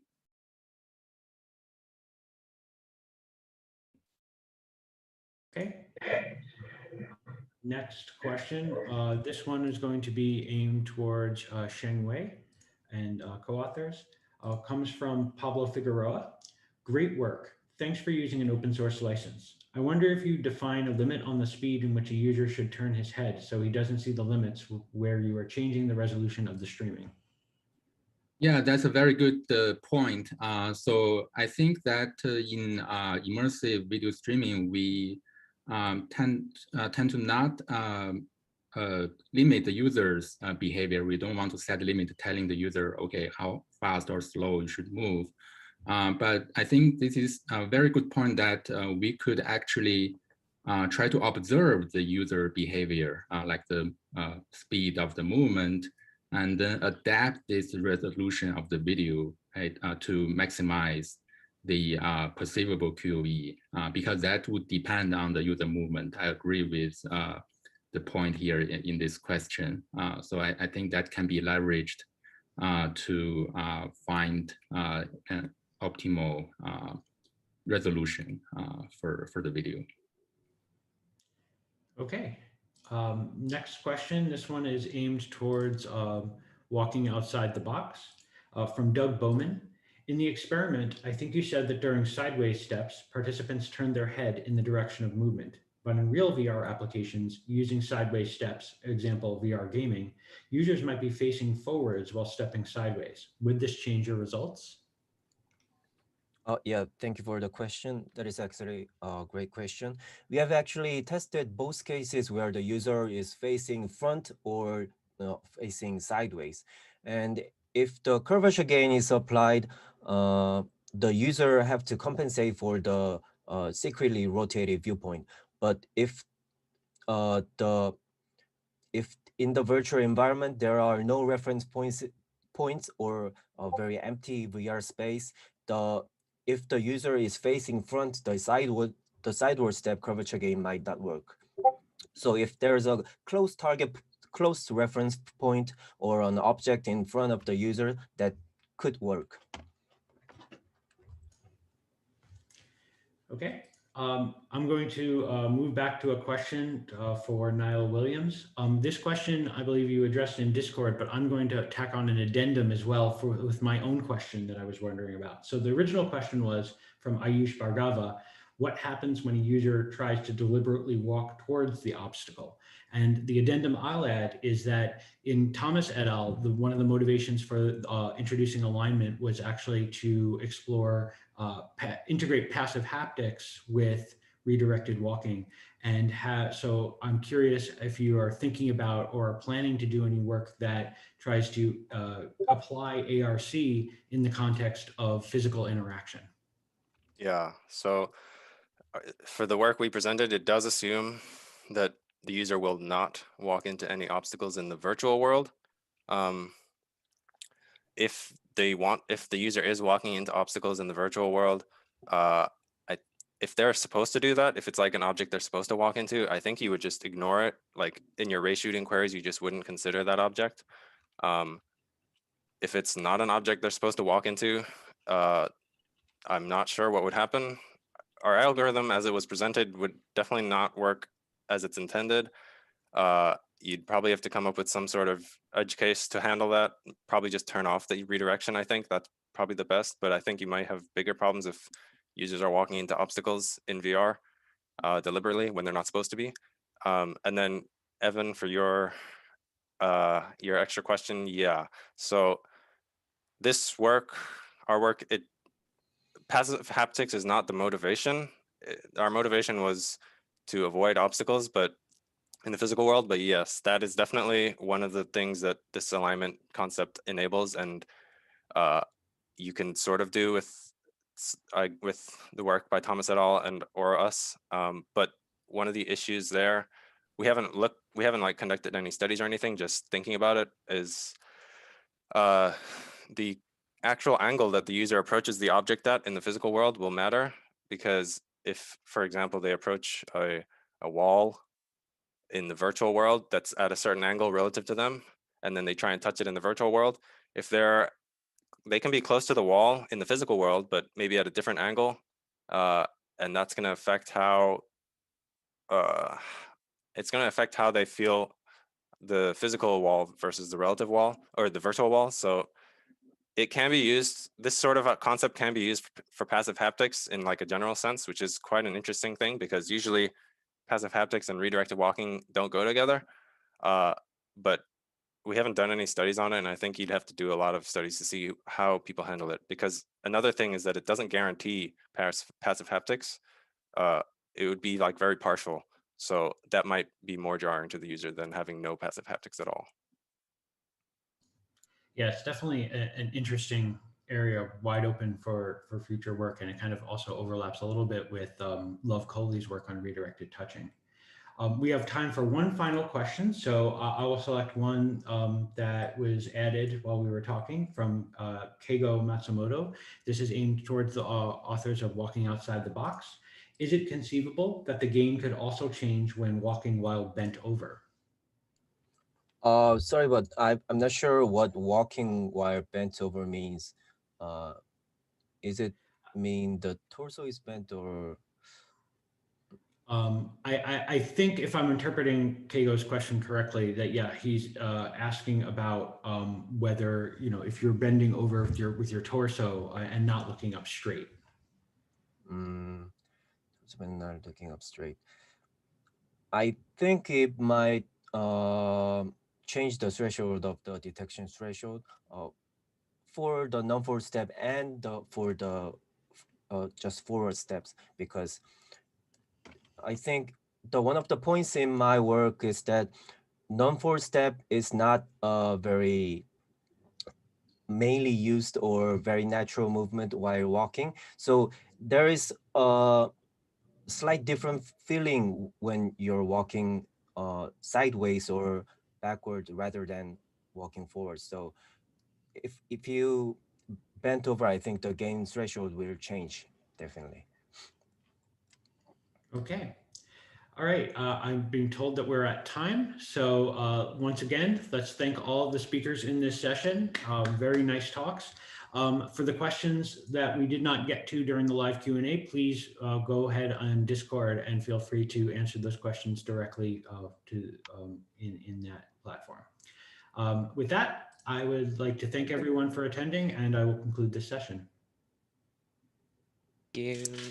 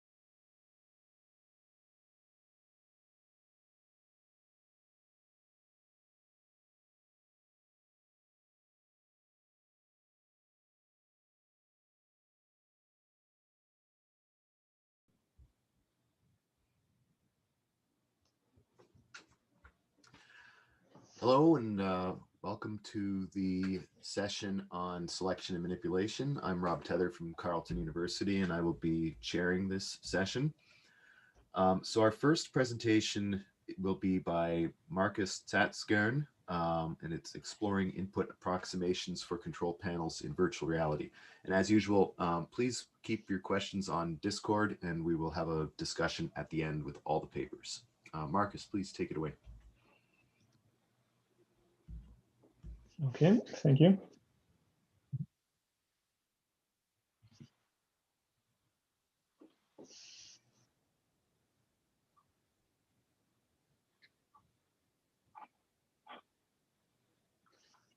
Okay, thank you for the introduction. My name is Markus Tatskian. I'm a professor at the Salzburg University of Applied Sciences in Austria.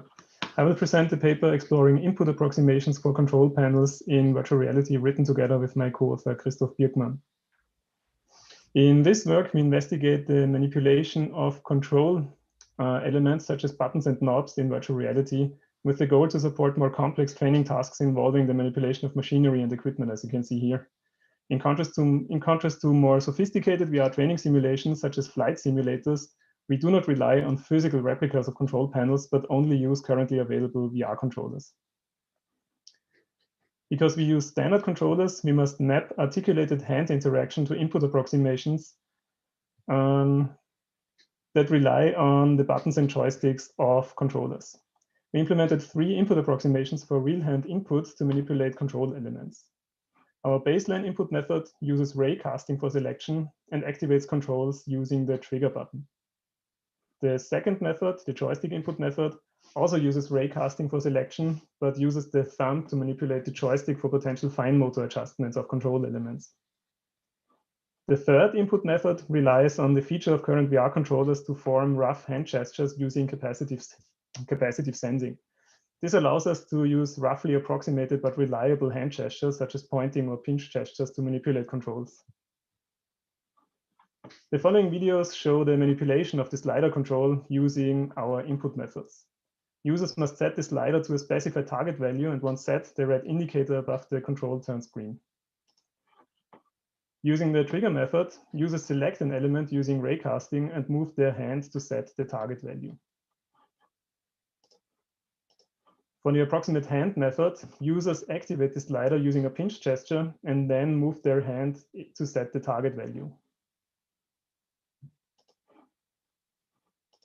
Using the joystick method, users select the slider also using ray casting and manipulate it by tilting the joystick in the corresponding direction. Hence, users avoid gross motor hand motion after selecting a control and rely on fine motor manipulation using their thumb. More example videos as well as detailed explanations can be found in the paper and the supplemental material.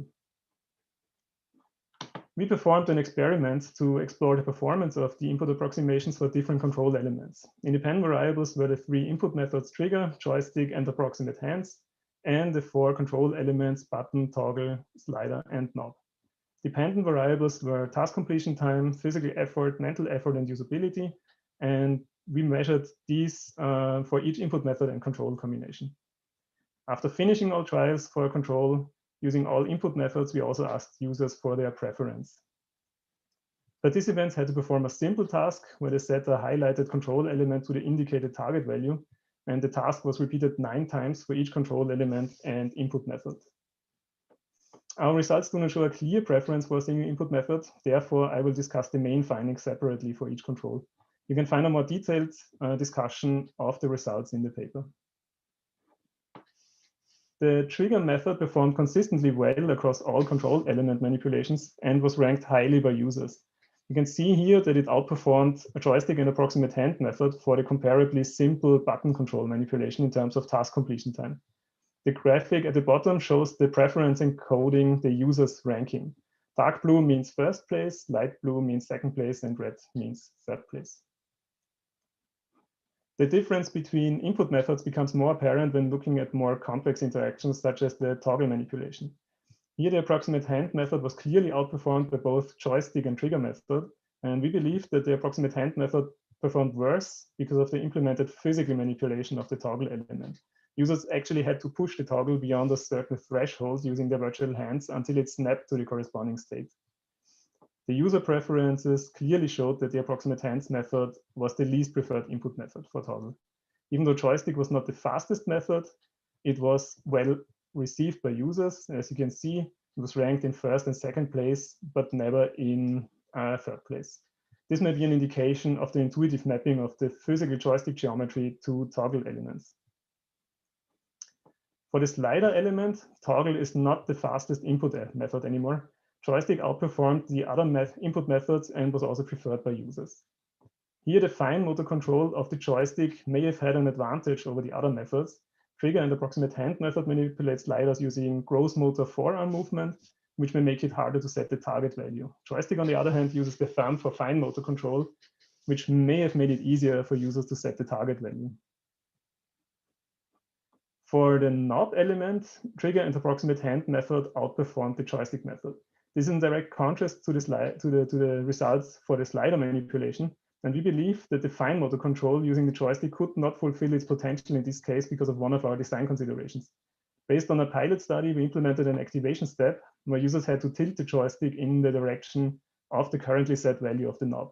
This had the goal to force users to perform a rotating motion using the joystick to mimic the rotational motion of setting an actual knob value.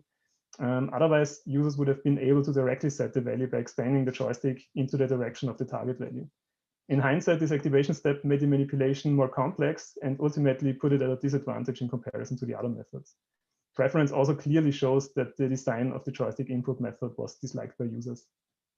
The approximate hand method actually was the preferred method for knob manipulation and had a high usability rating.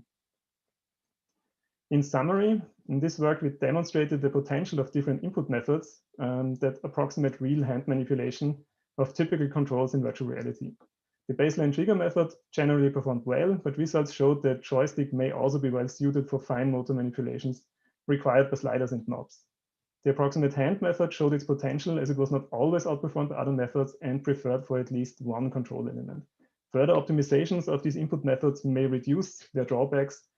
Further, for instance, for the approximate hand method, simulating physical manipulations for buttons and toggles should be avoided in future designs. Furthermore, more complex tasks resembling actual training tasks should be investigated. This will allow us to measure the cognitive overhead of using these input methods in more detail. And this concludes the presentation. Thank you. Thanks, Marcus. So please send your questions over to Discord for this session on selection manipulation. And in the meantime, we'll move on to the second presentation here, which is disocclusion headlight for selection assistance in VR. And the presenter will be Jianjun Chen. So Jianjun, could you please take it away? Okay.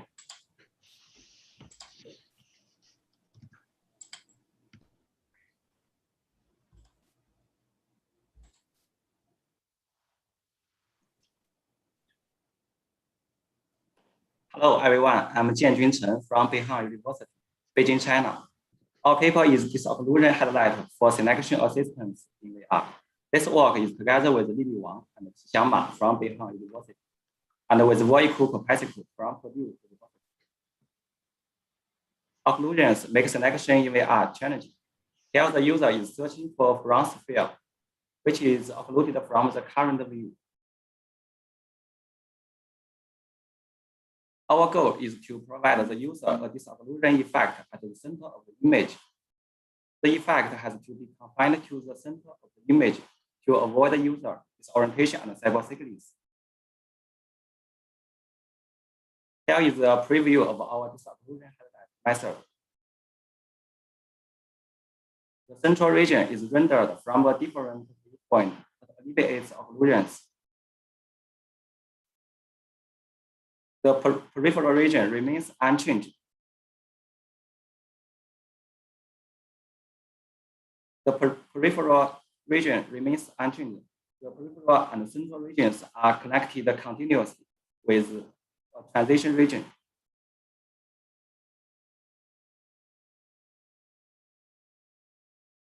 The user selects the object of interest directly in the disocclusion headlight image.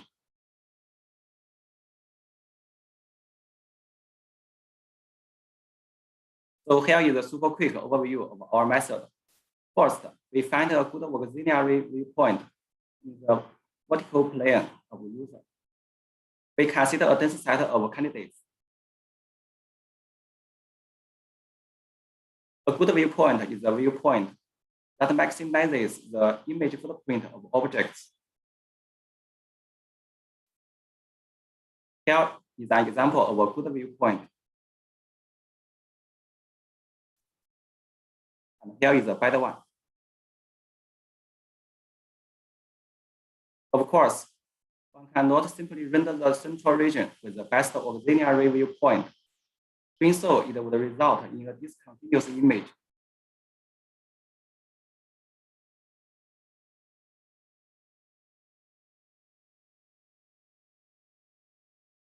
We connect the central region to the peripheral region with a custom multi-perspective camera. The camera switches gradually from the auxiliary viewpoint in the central region to the main viewpoint in the peripheral region.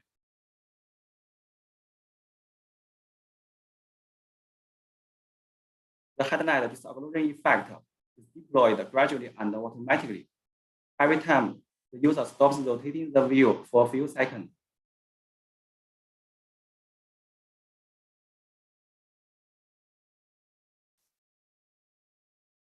We have conducted a controlled user study with 3 tasks and 3 conditions.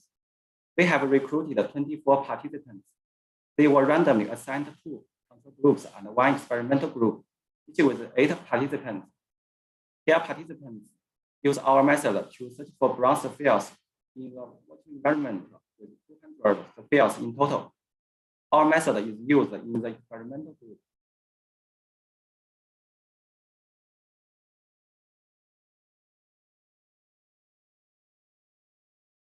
Here is the second control condition. It is based on the flower cone prior method. The objects inside the flashlight cone are displayed in a matrix pattern.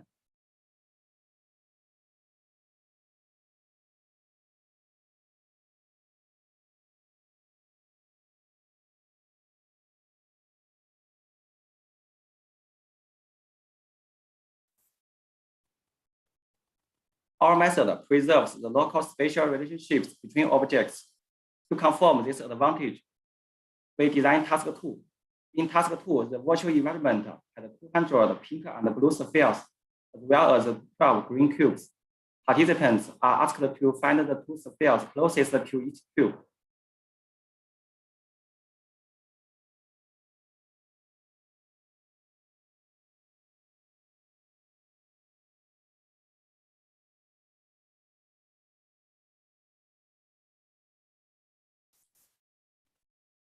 The alpha cursor might clip away the objects needed to solve the proximity query.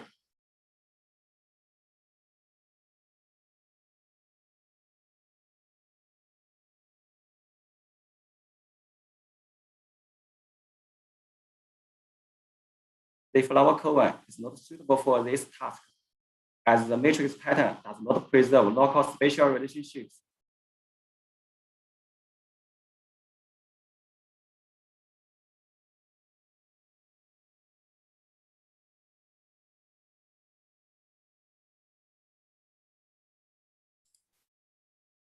Our method has significant advantages in terms of lower selection error rate, task completion times, and user viewpoint translation.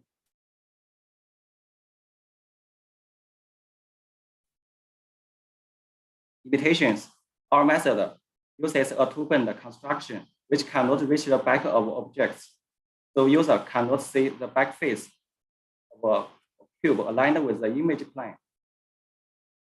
The footprint of the object of interest, which is of course not known to the system, is sacrificed in the interest of a higher average object footprint. Our method is designed to preserve local spatial relationships, which comes at the cost of not supporting a large number of occluding layers of a highly cluttered scene. Our disocclude highlight facilitates object selection in VR by maximizing the projection footprint of objects at the center of the image The disocclusion headlight is automatic, and the disocclusion headlight preserves local spatial relationships. Future work, we can allow for additional bends which should disocclude the back face of an object and support a higher number of occluding layers.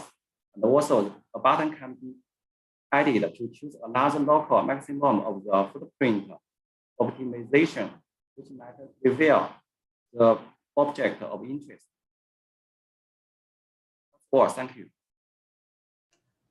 Thank you very much, Jianjun. So as usual, please send your questions over to Discord and we will have a question period at the end of the session. Thank you very much. So the next presentation in this session is, oh, I've lost it here. Here we go. Evaluating the effects of non-isomorphic rotation on 3D manipulation tasks in mixed reality simulation, and the presenter is Zihan Gao. So Zihan, please take it away.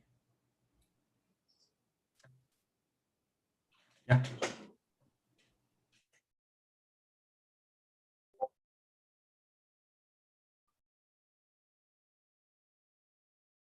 Hello everyone, my name is Zihan and I'm going to present our work evaluating the effects of non-isomorphic rotation on 3D manipulation tasks in mixed reality simulation.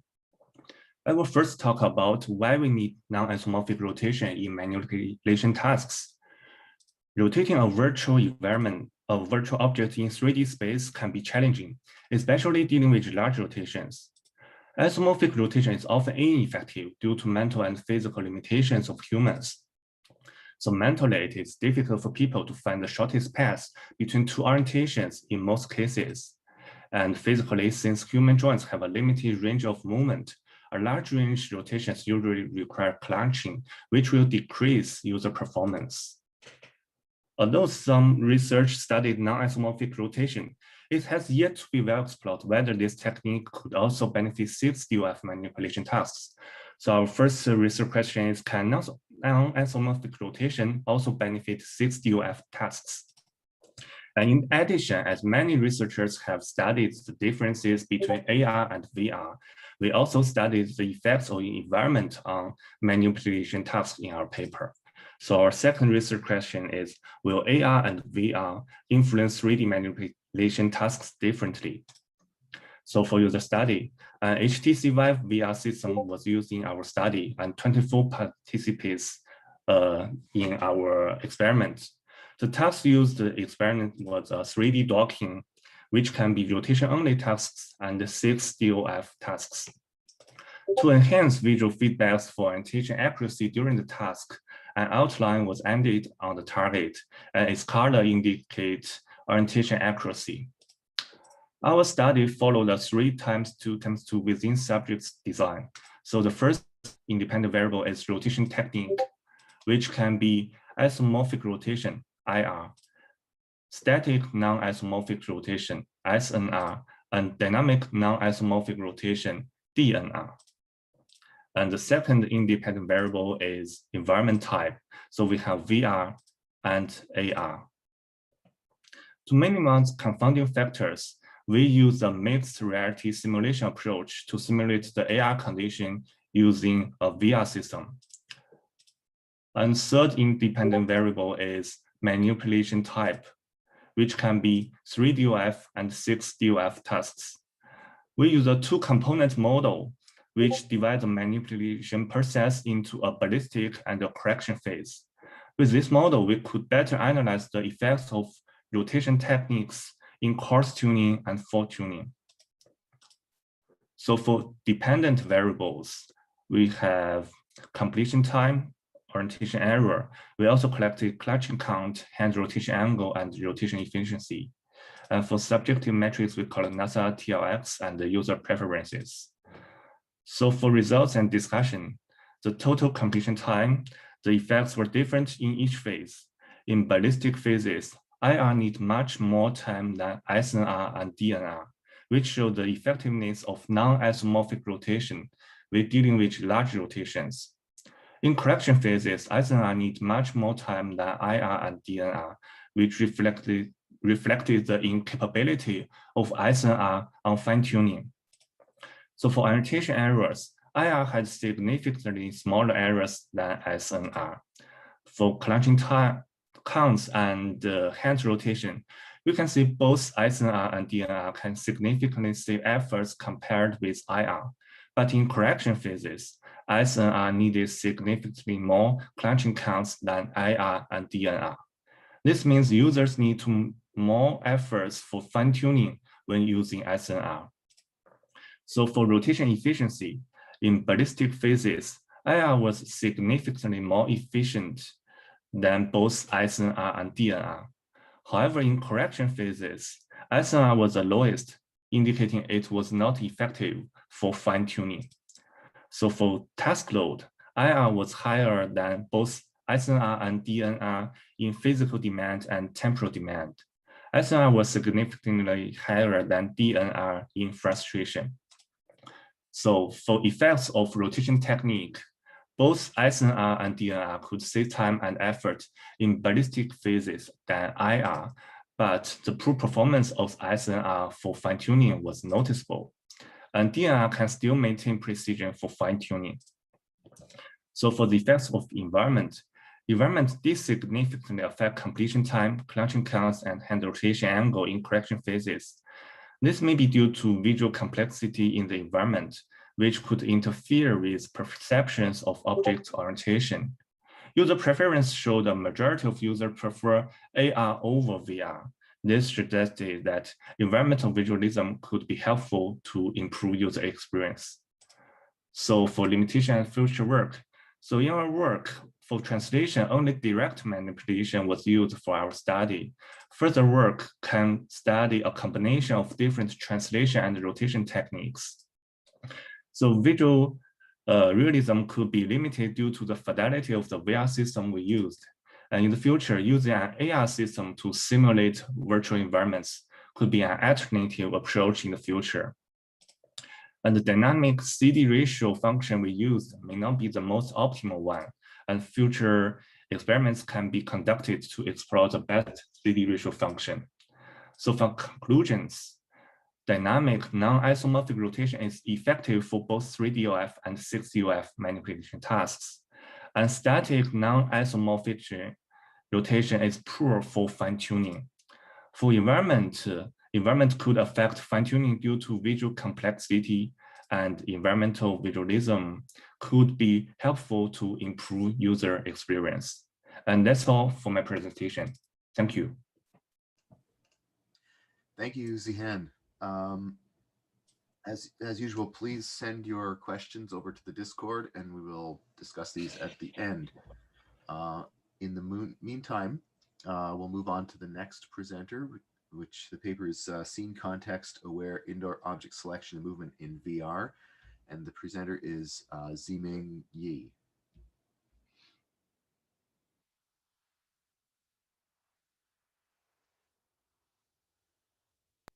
Hello everyone, I am Ziming Yi from Beihang University. Our work is Scene Context Aware Indoor Object Selection and Movement in VR. In this paper, we present new indoor object selection and movement approaches by taking into account scene contexts. First of all, we will introduce the background from two aspects. Firstly, interaction techniques in VR are commonly separated into two types: contact-based selection and raycasting-based selection. The raycasting-based selection allows the user to select a distant object by just pointing to but not walking to it. So we choose three primary raycasting-based selection techniques as the baselines for our work. Controller-based technique has been widely used in commodity VR handheld devices. Head pose-based and eye gaze-based technique are developing very fast and can be treated as promising complements. Compared with eye gaze-based technique, head pose-based technique is easier to learn and more stable. Eye gaze-based technique is faster with better mobility, while its learning curve is steeper and it requires a higher workload. In our work, we evaluate the presented approach in all three selection modes to demonstrate its effectiveness. Secondly, our research are in virtual indoor scenes. Different from traditional 3D virtual scenes, indoor scenes usually exhibit fruitful contextual information provided by the constituent objects. And there are lots of excellent related work in using indoor semantic information and interior design guidelines. Automatic layout synthesis is easy to accomplish. For example, furniture layout and indoor scene synthesis could be realized based on priors associated with ergonomic factors. In addition to layout synthesis, the relationship between objects could be used to select and manipulate multiple object groups. According to related work, traditional raycasting techniques perform bad in some challenging conditions. We want to improve them with the following indoor scene contexts: object category, dependence relationship, group relationship, and spatial relationship. Object category and spatial relationship are the most basic semantic information. When an object in one category depends on object in another category to realize its functionality, we say there is dependence relationship between them. And when objects of the same category that are placed closely, we think there is group relationship among them. Later we will explain in detail how to use these semantic information to improve traditional interaction methods in experiment. To improve the performance of raycasting techniques with sense contexts, we map the semantic relationships to keys of controller. Users can use the improved techniques by pressing simple combinations of the keys. How do the improved techniques perform in those challenging cases? Partially occluded objects may be blocked by their father objects due to dependence relationship. So when user was selecting target as parent object, he could select the target by pressing the menu button. For example, if the target is a nightstand, one can firstly select a bed, then switch to the nearest nightstand following the dependence relationship. In dense environment, it is difficult to select the target accurately. With the help of group relationship, users need to make precise selection. For example, there are many decorations on the bookshelf. The user was selecting the neighboring objects of the target by mistake, but he could easily switch to target in the same group by using touchpad. It is difficult to adjust orientation when moving objects using traditional 3DOF methods. We automatically adjust the yaw of an object during its movement. The movement objects always loot at it as parent object by dependence relationship within in certain distance. Of course, for specific objects, if the user does not want to place them according to the habitual angle, they can also place them manually. Our aim is to allow the user to focus on accurate placement rather than tedious adjustment of the object orientation. Another one is finding a suitable landing place. When selecting an occluded position, the raycasting technique will always point to the first object that is intersected with the ray. So we allow the ray to penetrate all supportive objects for finding the legal point to support movement object. For example, chairs are not usually placed on the table. We will penetrate the table along the rays to find a more suitable place for the chair. To explore the effect of improved methods in challenging cases and the user experience of the improved methods, we designed the selection experiment and movement experiment. Before formal tests, the participant practiced each method in a simple training scene. In formal task, the target object for selection was highlighted using a blue contour. The participant was asked to successfully select the correct object unless exceeding a 30-second time limit. Although the raycasting techniques allows the user to select a distant object, it is not easy to select occluded objects and dense objects. So we chose 5 representative conditions of indoor objects for evaluating the effect of the improved method. We recruited 12 participants from a university in this study. During the experiment, we recorded the selection time. After the experiment, the participant was asked to rank the methods based on his overall preference. In the end, we conducted a short interview to receive feedback on the overall experiment. The experimental results showed that the improved methods generally performed better than the original ones. For partially occluded objects and partially occluded object in dense environment, the improved methods performed better by having the selection time. The NASA TLX and UEQS results also showed similar statistics. In summary, Controller Plus had the lowest selection time. The refinements were better than the baselines when dealing with occluded objects or objects with distractive surroundings. In movement study, objects highlighted with yellow silhouette indicate the target object for moving, and green circles with an arrow indicate its target position. The participant selects object and moves it to target position by using movement methods. To focus on the movement test and facilitate user interaction, the movement methods do not require any extra operation from the user. Also, the user does not need to laboriously fine-tune object movement, especially when the target position is occluded by other objects in the scene. This is because the position and orientation of the object are already pre-computed based on scene contexts when applicable. We chose 3 experimental variables to evaluate indoor object movement, and we prepared 2 scenarios for each condition. Similar to experiment 1, in the formal tests, the participant practiced each technique with different parameter settings in random order. During the experiment, we recorded the time for movement from the participant.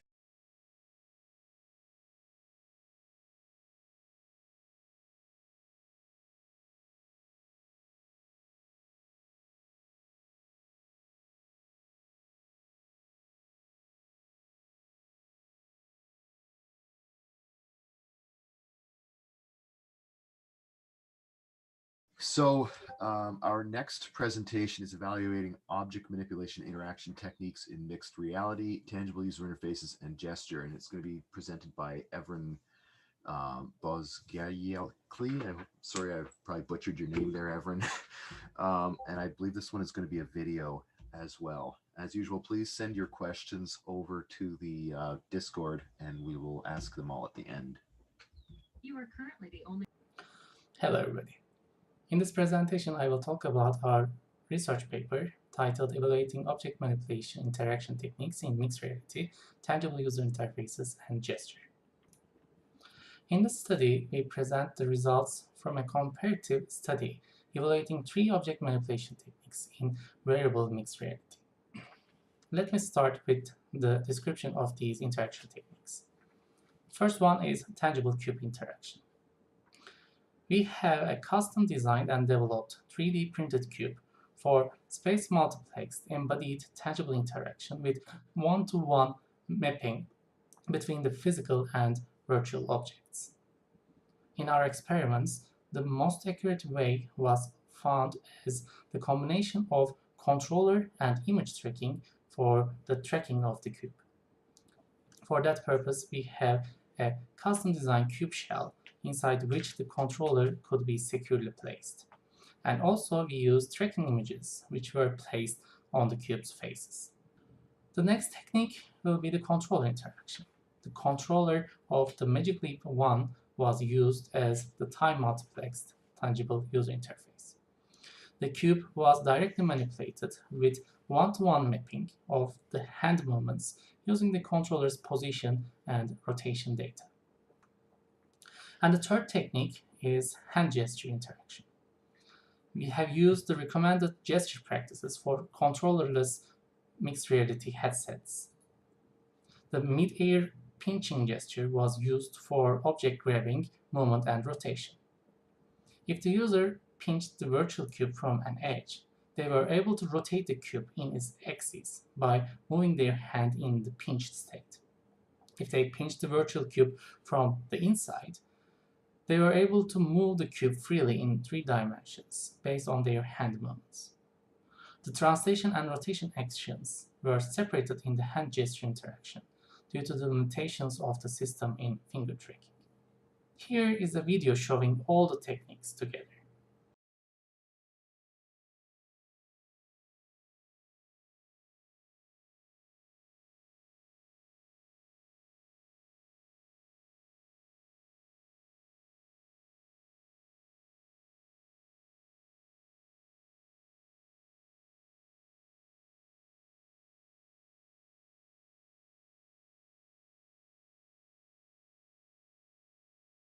Let's continue with the test design.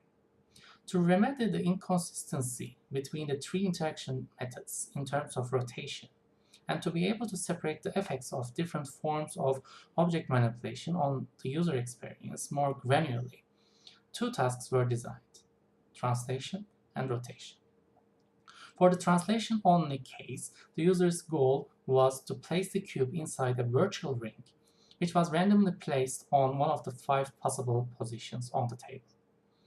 For the translation and rotation, the user's goal was to place the cube inside the ring with the matching colored face looking up. One of the strongest features of mixed reality is to incorporate the real-world surroundings into the user experience. Hence, we also aim to explore user experience with different interaction modes when daily life tasks were merged with mixed reality tasks, causing a context switch.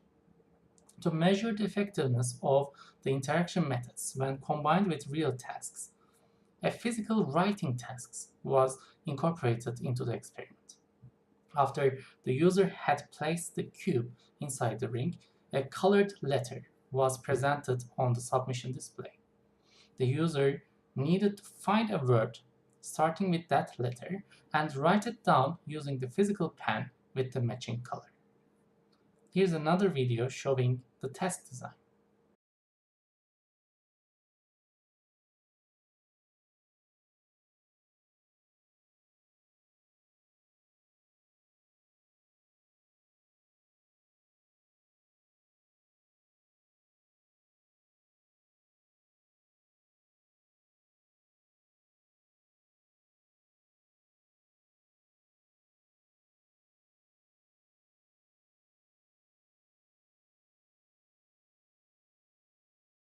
Let's continue with the user study. Our hypothesis was tangible cube will yield improved user experience than the other two interaction methods. A within subjects user study was performed with 43 participants. Each participant completed 3 tutorial and 10 task instances for each of the translation and rotation tasks with each of the 3 interaction methods. Here is a video showing the experiment setup.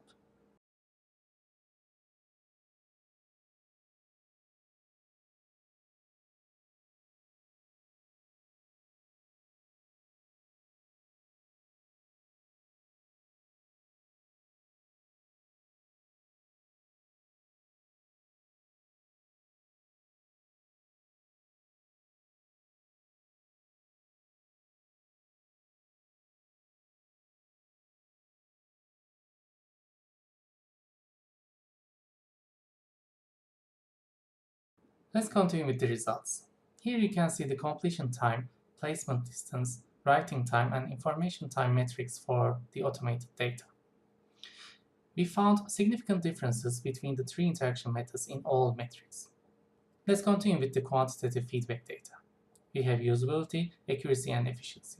Usability results showed significant differences between tangible cube and gesture and controller and gesture. For accuracy, we have found significant differences between all technique pairs. Our analysis resulted in significant differences between tangible cube and gesture and the controller and gesture for efficiency. The gesture method received the lowest presence scores with a statistically significant difference for all 4 groups. Other than the presence, we did not find any significant difference between the 3 methods for cyber sickness and preference. Thank you.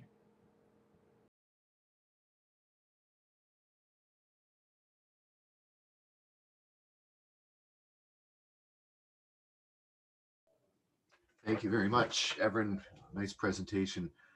Thank you very much, Everin. Nice presentation. So our final presentation for this session is fixation nets.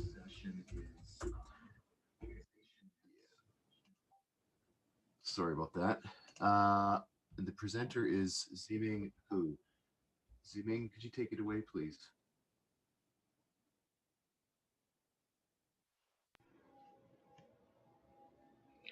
Hello, I am Zhiming Hu from Peking University. My paper is Fixation Net Forecasting Eye Fixations in Task-Oriented Virtual Environments. Let's start with the background of this work. Human visual attention is a popular research topic in the area of vision research and is significant for many relevant areas. Human visual attention can be applied to marketing strategy analysis, cognitive research, medical education, gaze-based interaction, collaborative system, as well as gaze-contingent eyeglasses. In virtual reality, human visual attention can be applied to gaze contingent rendering, redirected working, layout optimization, where content design, gaze guidance, as well as LOD management. The research goals of this work are twofold. Analyze and review the characteristics of users' task-oriented visual attention in VR, and forecast eye fixations based on the characteristics of visual attention. Our research is related to the ceiling object detection in computer vision, which predicts ceiling objects from images. Another important work is ceiling prediction. It predicts ceiling maps from images. Recently, researchers have focused on gaze prediction in static free-viewing virtual environments, as well as gaze prediction in dynamic free-viewing virtual environments. Compared with previous work, we predict eye fixations in rather than ceiling objects or ceiling maps. We focus on immersive virtual environments and task-oriented situations instead of images, videos, or free-viewing conditions. The contributions of our work are threefold. We propose a novel learning-based fixation prediction model called FixationNet. We analyze and review the characteristics of users' task-oriented visual attention in VR. We build a task-oriented VR eye tracking dataset. In the data collection process, 27 users were asked to perform a visual search task in 4 immersive virtual environments. Each environment contains 3 types of objects, and the users were required to search for a particular type of object. We recorded the VR content, task-related objects, users' eye fixations, and their head movements. This video shows our experimental environment and the data collection process. Users could cast a ray using the controller to hit the target and continue to search for the next target. We analyzed the correlations between users' eye fixations and their historic gaze positions. The results indicate that eye fixations are highly correlated with historical gaze positions. The correlations between eye fixations and task-related objects were also analyzed. The results indicate that fixations are correlated with task-related objects. We further computed the distribution of users' eye fixation positions on the ceiling regions of the VR content. We find that the fixation positions are mostly located in the regions with high ceiling values. We also revealed that fixations have correlations with users' head velocity. This is the architecture of our model. Our model consists of a feature extraction network and a fixation prediction network. The feature extraction network extracts features from VR images, task-related data, gaze data, and head data. The fixation prediction network combines the extracted features and the pre-computed cluster centers of the eye fixations to forecast users' eye fixations.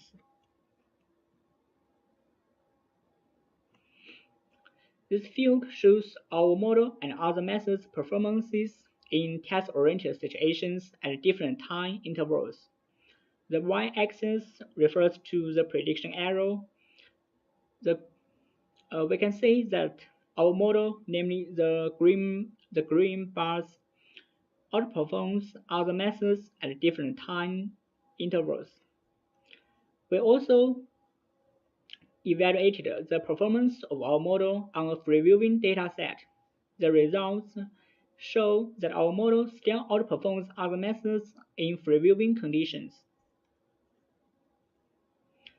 We identified several limitations of our model. First, our dataset is restricted to visual search tasks. Second, our model employs pre-computed cluster centers. Finally, the influence of sound is not considered in our model. In the future work, we plan to overcome the limitations, improve our model by considering other factors related to users' visual attention, explore the problem of forecasting users' long-term eye fixations, as well as convert our model to other systems like AR and MR systems. This is the end of my presentation. Thank you for your attention.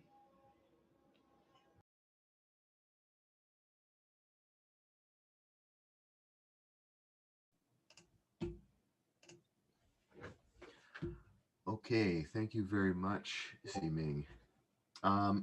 So this brings us to the discussion period of the question. We've got about 14 minutes to cover some questions here. So I'm going to prioritize some of the ones that have not been answered on the Discord already, but I'll come back to some of the other ones after.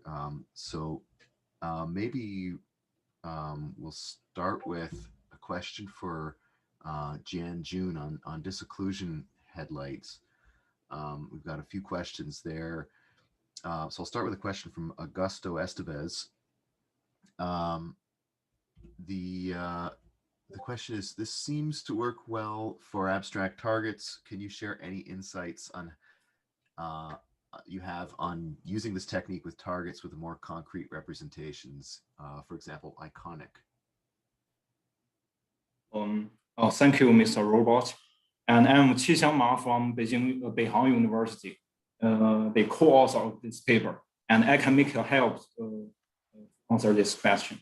So for the questioner asked, our method can perform as well for the abstract target though, and that is the same what our slides just showed before. It's all the spheres and cubes and whatever the other geometric patterns. However, our method also works well for the targets with more concrete representation. We have 3 tasks in our user study. And the third one is in a virtual warehouse. So the participants were required to select banana boxes and the nearest apple boxes. And we still get significant improvement in selection efficiency. So our method also works well for the both abstract scene and concrete one. So that's it, Mark. Thank you. Okay, I'll grab another question from Discord here, and this one is for Evren. This is from Ferran, and I had a similar question or along the same lines, and I'll kind of put the two of them together. My question was going to be about, I was a little surprised that the tangible object didn't do better. And Ferran's question is about, great talk. Do you think that the size of the tangible object could have played a role in the results?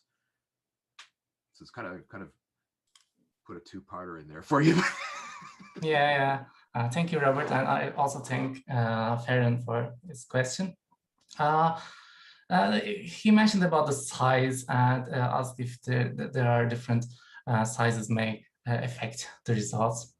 And my answer is definitely it may affect the results. So we try to keep the cube as small as possible, such that the controller could fit inside the controller and could be held with one hand. Actually, the size of the cube of one edge was 11 centimeters. So we try to keep it as small as possible to be interacted with one hand. If it was a bigger cube or bigger object, then obviously the users would need to interact with 2 hands, and it will change all the dynamics, all the interaction compared to the other interaction techniques like the controller and the gesture. And still, there was a difference in the accuracy of the placement, which we attributed to the size and weight of the object. So we are interacting with the real object, and there's a weight of that object, so it may change the dynamic compared to the other objects. As in conclusion, the object size is important, and the differences between the tangible object and the controller, we know that controllers are very well optimized, and they are working well for many applications. We were expecting that the tangible cube may give better results, but they were comparable with the controller in most metrics. I suppose that could be something you might consider in a future study too, is treating the size or weight of the tangible object as an independent variable and seeing if that makes any difference too. Yeah, that would be a good future direction. Okay, so I'll grab another question from the Discord here for Ziming Hu. This will come from Pablo Figueroa. Thank you for your work. As far as I understood, fixations are correlated to salient features in the image. In that case, why do you compute fixations if just the salient features could be enough? Yes, it's a very good question. In fact, we say salient features are correlated with the fixations. In that case, we calculate the fixations of many users, and in that case, it's right. However, in our work, we want to predict an individual's fixation is not the statistical fixations. So that's quite two quite different questions. Okay, thank you. Okay, so let's see here. Who haven't I asked a question to yet? Let's go with Ziming. So I have a question here from Andrea Bonch. Interesting work. Does the scene have to be manually annotated in advance for the techniques to work, or is it simply based on single geometries? And if the latter, what are the concrete requirements for the scene designs in terms of objects? Yes, we manipulated the science has been manipulated in first, and we think all the scenes can be used with scenes context. Okay, thanks. So Marcus, I'll ask you a question from Discord, even though you've been answering away on there, but not everyone has access to Discord, and for those out in the streaming world, they can hear you answer one of these live. So I'll grab one of these questions from there, and I'll go with Jeremy Lacoche asks a question about, regarding your results, do you think they'd be appropriate to dynamically switch the interaction technique at runtime depending on the current UI elements displayed to the user? And I actually had a similar question. I'll kind of two-parter you on this one as well, because I was wondering the same thing. If there's sort of a big takeaway message you can have on your work that, you know, if certain interaction techniques work better for certain kinds of knobs or dials or sliders, you know, usually normally you aren't changing kind of selection or manipulation techniques on the fly in a scene. So what's kind of your big picture suggestion here? At the moment, I don't have a suggestion. That's okay too. The first exploration that we did in this area, and it's definitely something we thought about. So in the discussion, we also discussed it a little bit. Basically, you have two choices. Either you switch input methods all the time to fit to the control element so that you have the best input method for the control element.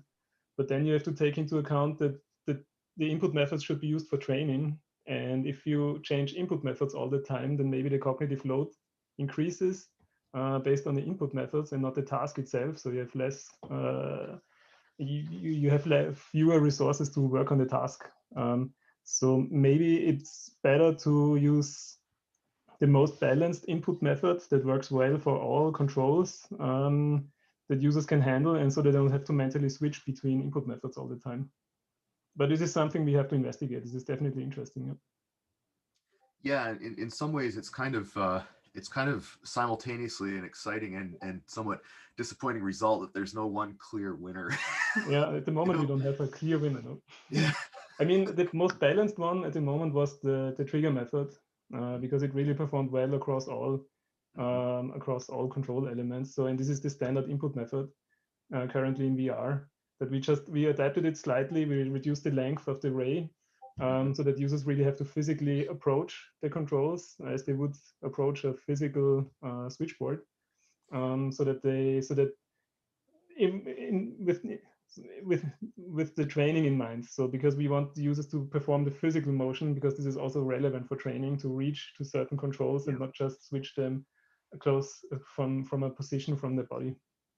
Do you think this could have something to do with people's prior experience with the technique, or potentially just that the hand tracking isn't that good on these devices yet? Because you mean that the trigger method was so good? Yeah, it can be an issue, yes, because we performed a remote study, so we could only ask people who own a VR headset.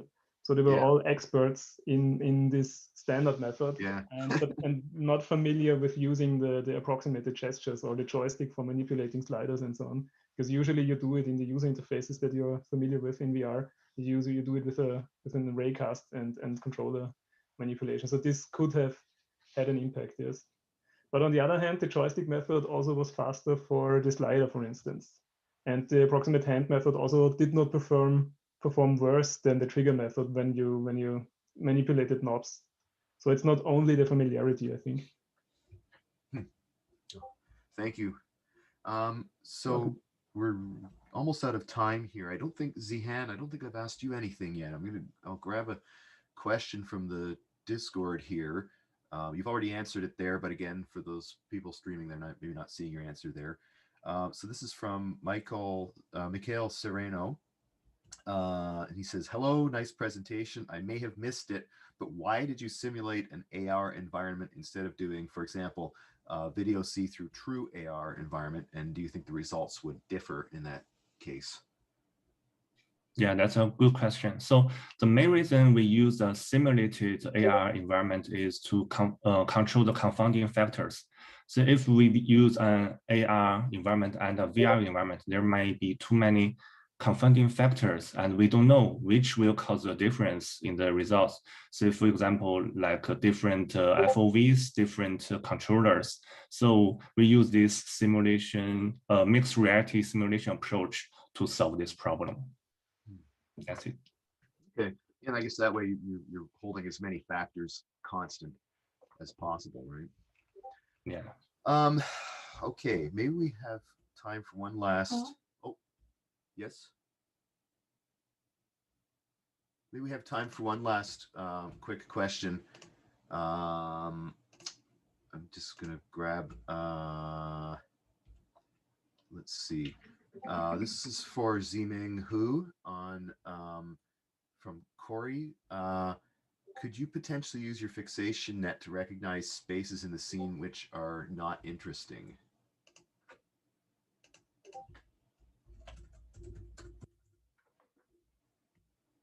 Ziming, I think you're muted. Yes, that's right. You can, our method predicts the eye fixation of the user. You can imagine that the regions we predict is something that is more interesting, and the regions outside the predictions are not interesting. So it's right in some way. Okay, so we're pretty much out of time here. So I want to thank all of you again for the great presentations and for answering questions. And we can take this offline, or I guess online. And if you have further questions, you can send these to the authors on Discord. And there's actually a session after chat channel where you can chat with them live as well. So if you guys wouldn't mind continuing to check the Discord and answering questions there.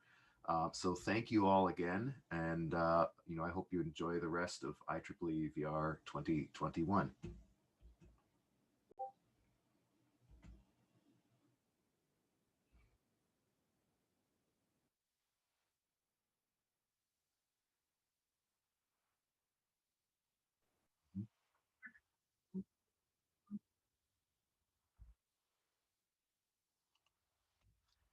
Have a good day.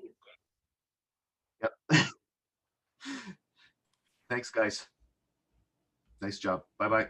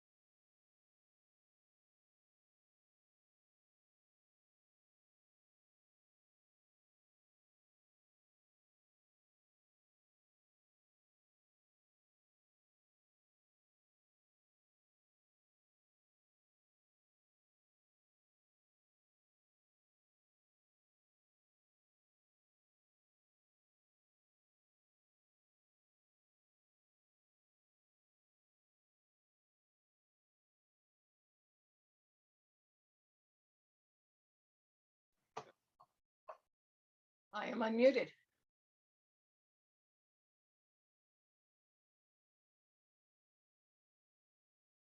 That sounds good. Who am I talking with? Hi, Pedro. Perfect.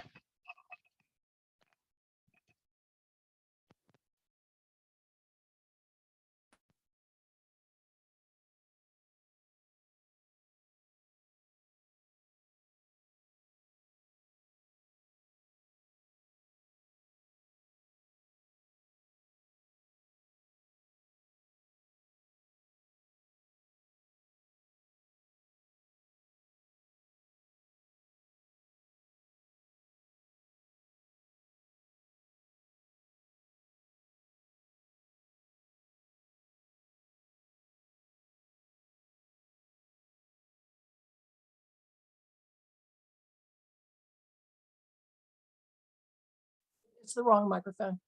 I wonder what. Hang on.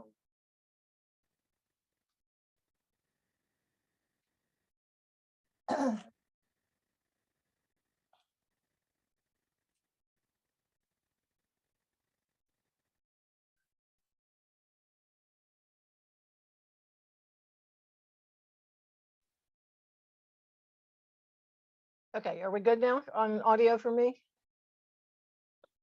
Okay, all right.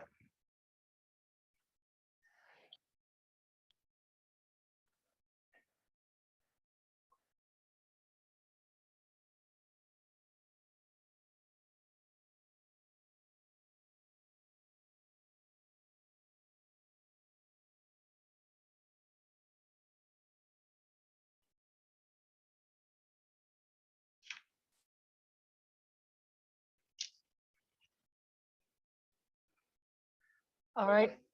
The only video is, I believe, the first speaker, who is Ufuk. No, Mary, I'm not going to play the video. I'm going Oh, to. you're not? You're going to speak? Yes, yes. Okay, good. Even better. Never mind.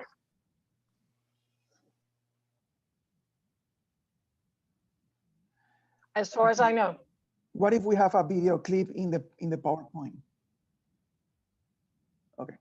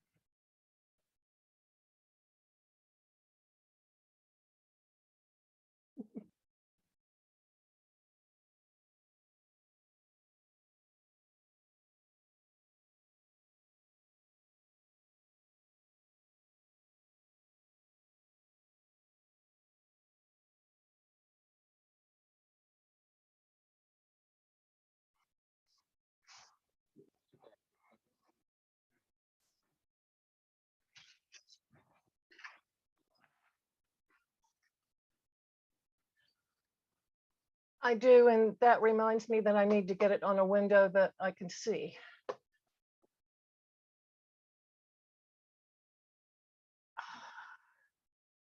Got it.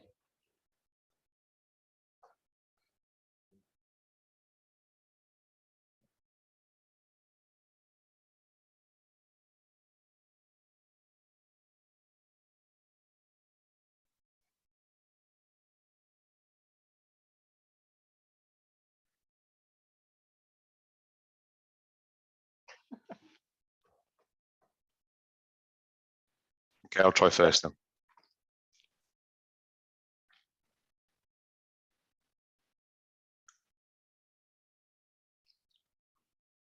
Okay.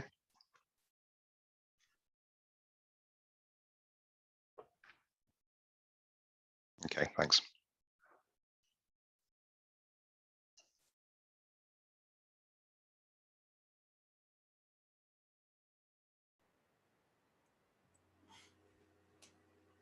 Hey, everybody. And we are still missing one. I can try mine if you don't mind. John, please. John Bueno, right? Yes. Close enough. Yes. So this is mine. I just want to make sure that video clip is being displayed. Is it? No, no.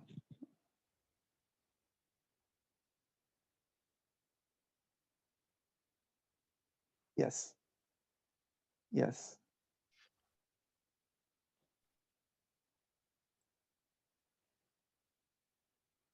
Like that? Okay, perfect.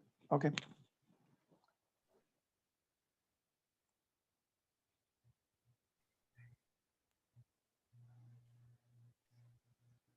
I also try to Patrick, if my presentation will work.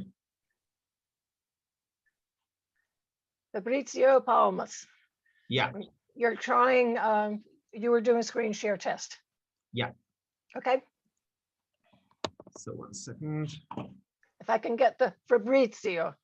Yeah. Did you receive my email? This is my trick also. I did with all of the pronunciation. Someone else, Clemen Lilia also sent audio or had me listen. And luckily, is it Ufuk or Ufuk? Oh, you're Ufuk. Ufuk. Okay. Yes. So can you see the presentation? Yes. Okay. No. So 1 second. Oh, okay. Move. Ah, good, because she is the last one. Then we're all here.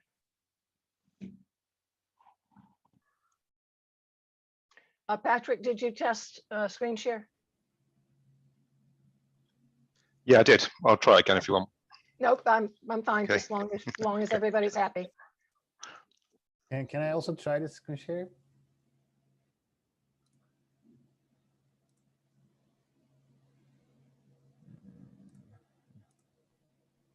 Can you see the screen? We can. Yes. Wait a second. There is a sound I want to check. Can you hear the sound? Okay. Thank you. Oh, but the higher pitched one is more annoying. Oh yeah. Did you watch the minutes on Saturday? No, but I read the paper. I read all the papers this morning. So Oh, okay. How did you like them? actually, they were all fascinating. Clement, is that properly? Lilia? Yeah. Hi, everyone. All Yeah, right.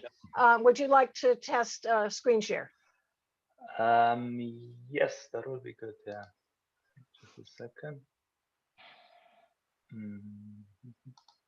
Oops, that's the wrong thing. Just a second. I recognize the code.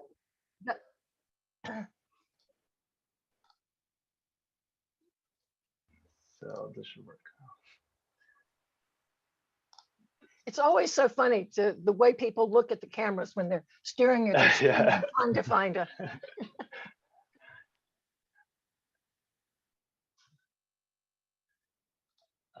I have GIFs, so this should work, right? But no audio. Yeah. You know, I appreciate people who distrust the technology. So there was it yours that, no, whichever one was about trusting the technology for the, shoot. Public speaking, Fabrizio's. Yeah. I have, there will be questions coming in on the Discord channel that the student volunteer will draw together and put them in a single document that I will be able to see. I have also, I may or may not have something that's very specific to your paper. I tried to get something for all of them, and some of the notes are in the PDF, so I'll do the best I can. But I also thought of some general questions that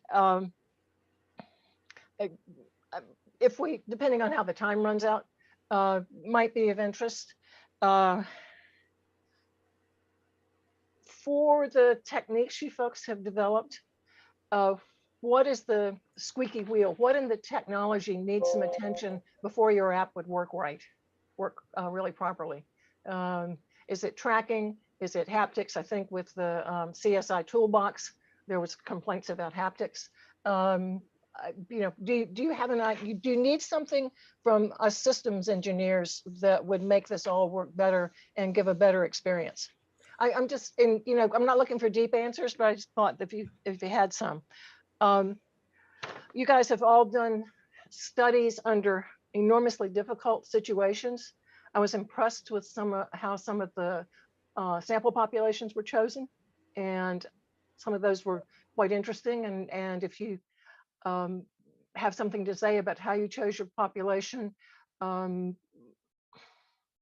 there was one that was a very large general population, and you were looking at, you thought it had more validity because you went to the general population. But making comments like that, I think, are interesting to our audience.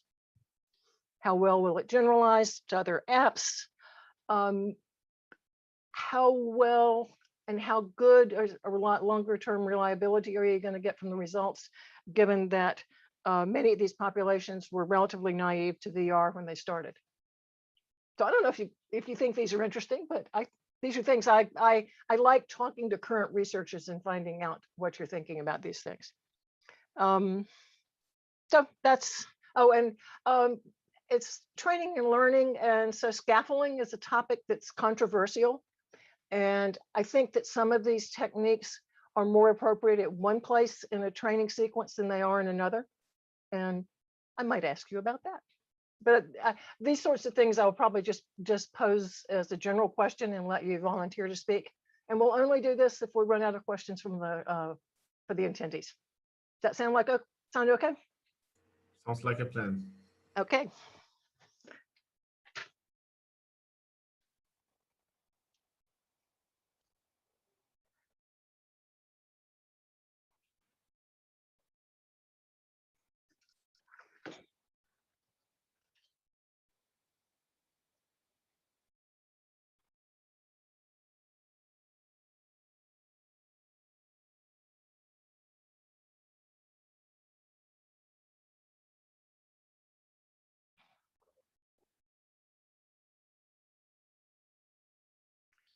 And Pedro, I don't have to do anything about managing the screen. Is that correct? And at the end, is there anything we should do at the end, or just like you'll notice when the end is right by the finishing slide, and that's it? Yeah. Okay. So I have a question regarding that. So first we're going to share our screen, then you're going to count down to 5, and then we will start talking, right? That you are not going to ask after the counting that we are not going to share our screen.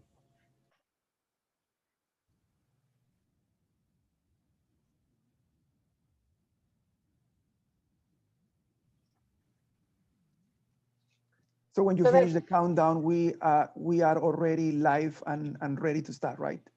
Yes. Okay. Okay. So you can get your screen shared and all set up without, it won't be seen until he does the countdown. Is that right, Pedro?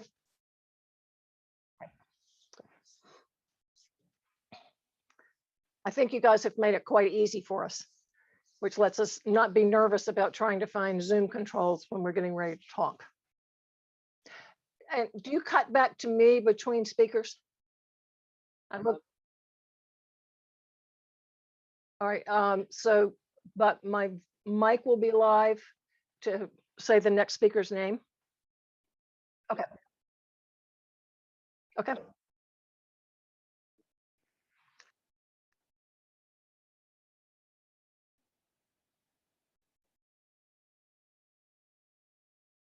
Sounds good.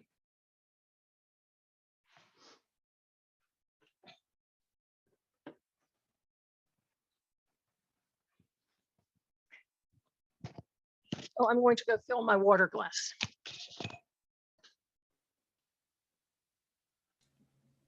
I also suggest you, if you are using your microphone, I'm going to play the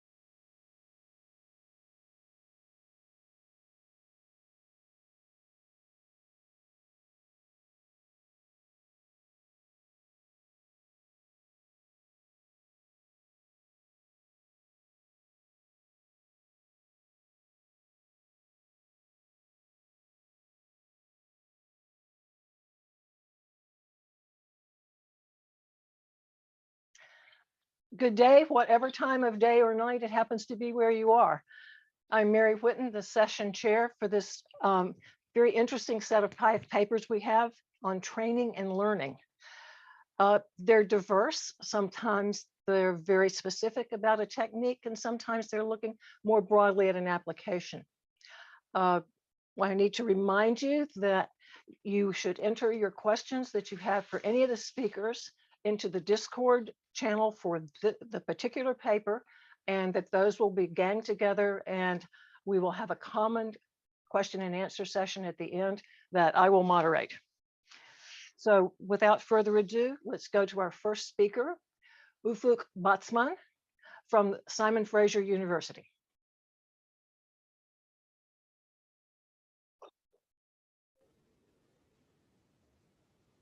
No, yes. Can you hear me? Perfect.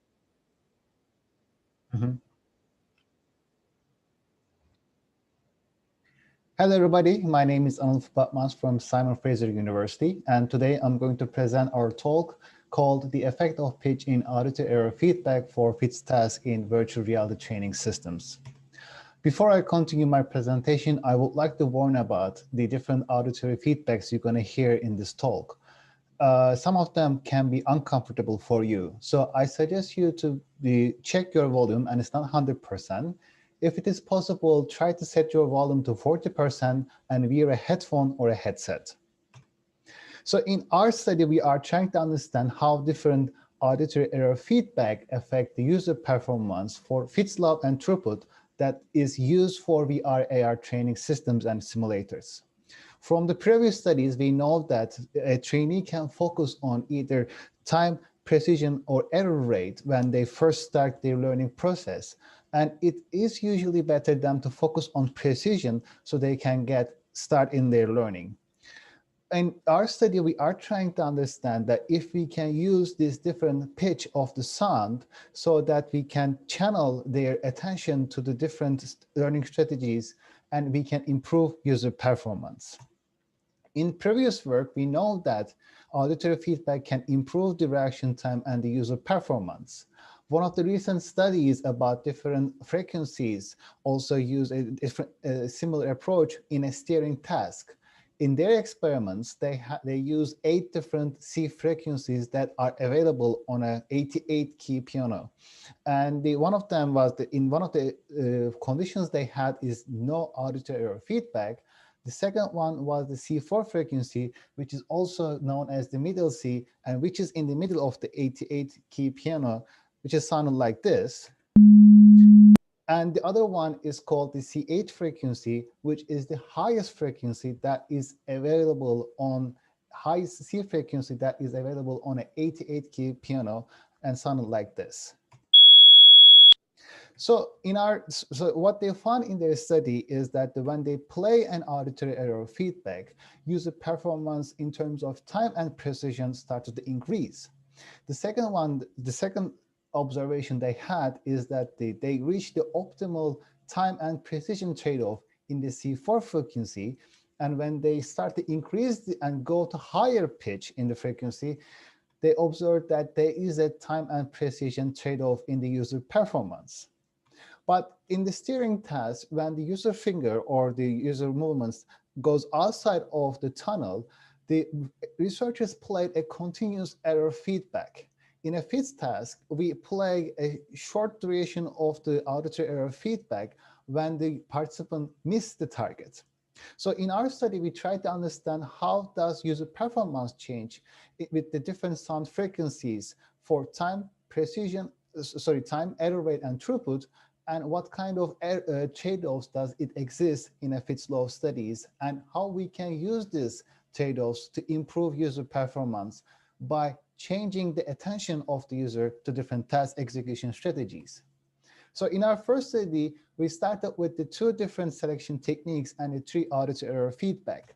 Here, you're going to see 3 different example scenes from our studies. In the first one, we didn't play any auditory error feedback in the experiments. So when they missed the target, we didn't play any sound. In the second one, we played the C4 frequency sound feedback when the participants miss the target. And finally, in our studies that we play TH frequency when the participant missed the target. And our results showed that the user performance in terms of time, error rate, and the throughput is all dependent on the frequency that is used as auditory error feedback. Moreover, that in our experiments, we observed that when we play a high pitch, the user performance in terms of error rate and throughput decreases and execution time increases.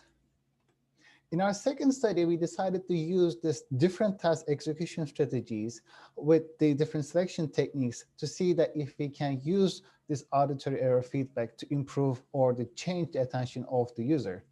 And we had 3 different task execution strategies: as fast as possible, as precise as possible, and as fast and as precise as possible.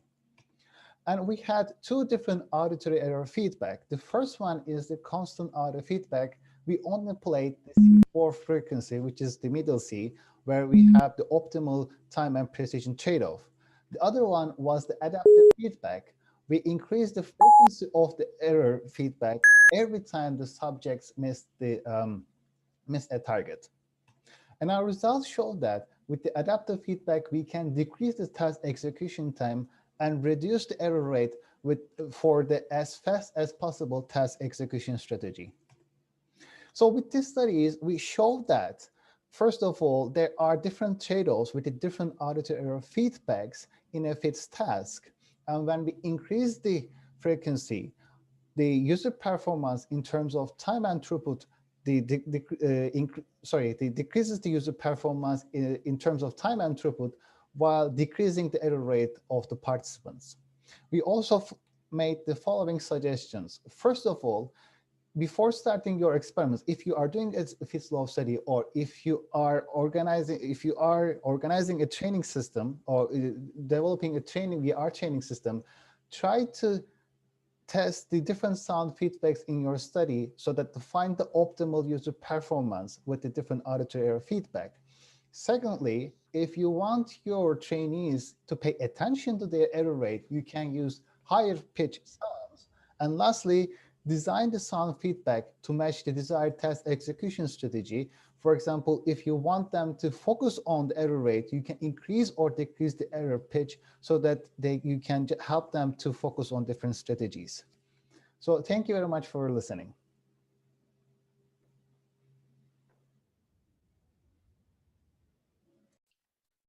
Thank you, Ufuk. Our second presentation, I can actually turn myself back on,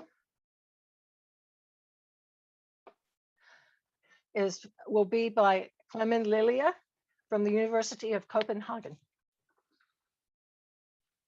Hagen.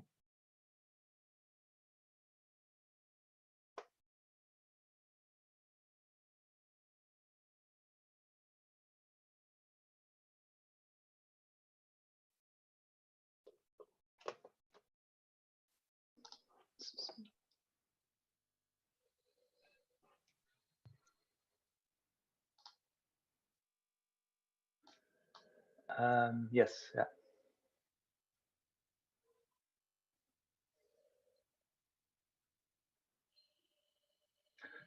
Thank you for the introduction. I'll present our paper on supporting learning of a motor skill by correcting avatar hand movements during training. This work has been done with Søren Königsbæk and my advisor, Kasper Hornbeck at University of Copenhagen.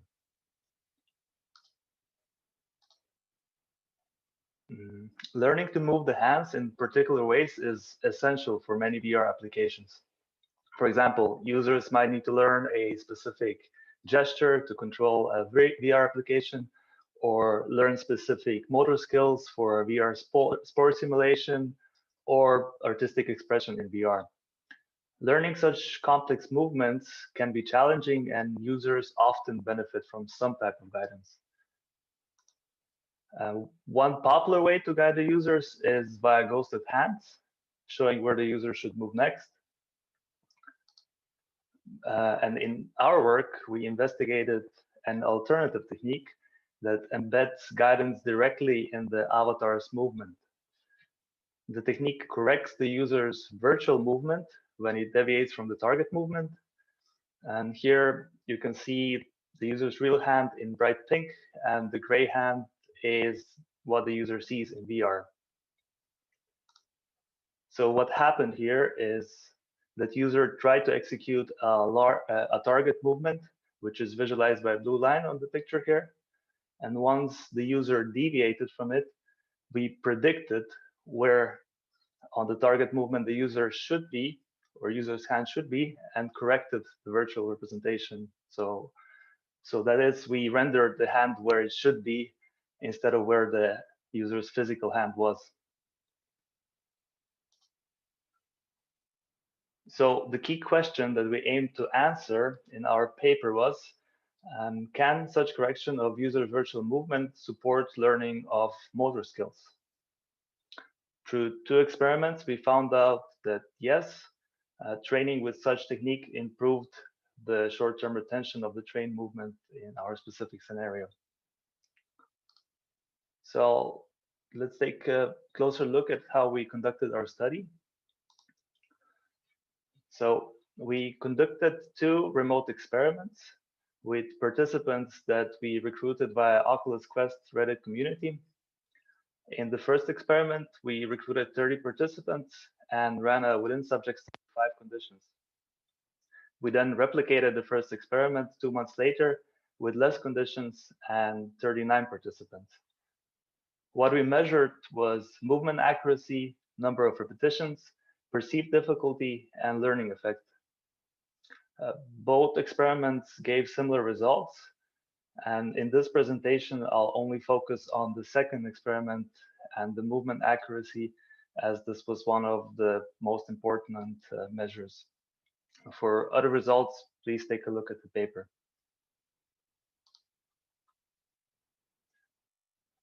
So here's the experimental condition for the experiment 2. In the experimental condition, the participants were first shown the target movement 3 times. Then they were given 40 seconds to repeat the movement as many times as possible with either no guidance in the control condition, a ghosted hand guiding them, or with a correction technique. After the training, they were given a questionnaire asking them about the perceived difficulty. And after the questionnaire, they were given a short-term retention test in which they were asked to repeat the earlier movement that they trained without receiving any guidance.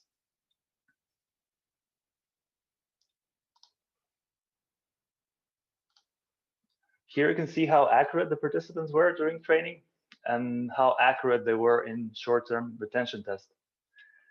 The y-axis shows the mean squared error.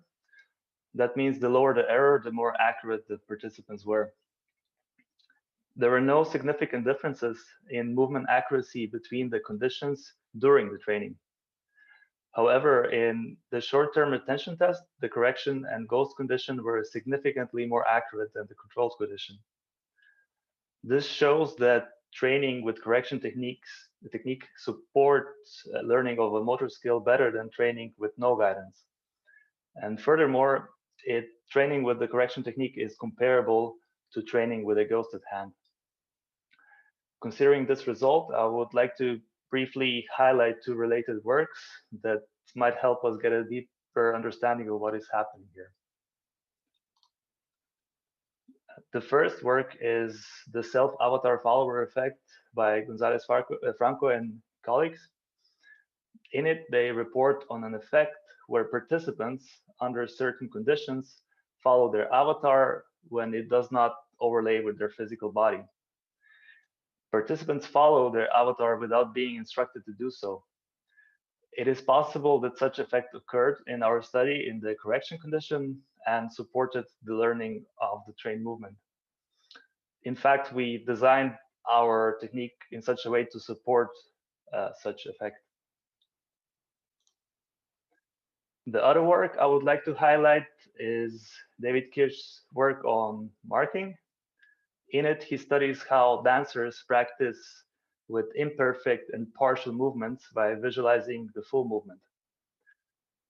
Similarly, when using the correction technique in our work, the users execute an imperfect movement while seeing a perfect execution. To conclude, we found out that correction of virtual movement can support motor learning. The next steps are to find out how our work generalizes to other tasks and to adapt our technique for more complex tasks. One task that would be interesting to pursue is learning of sign language. It's possible to envision a VR system that corrects users' movement during signing, similar as auto correction works for text input. Thank you for your attention.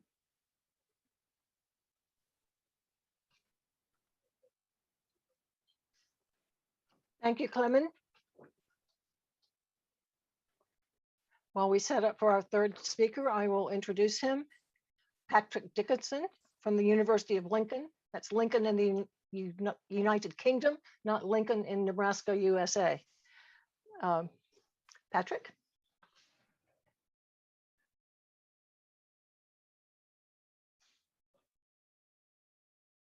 Yes.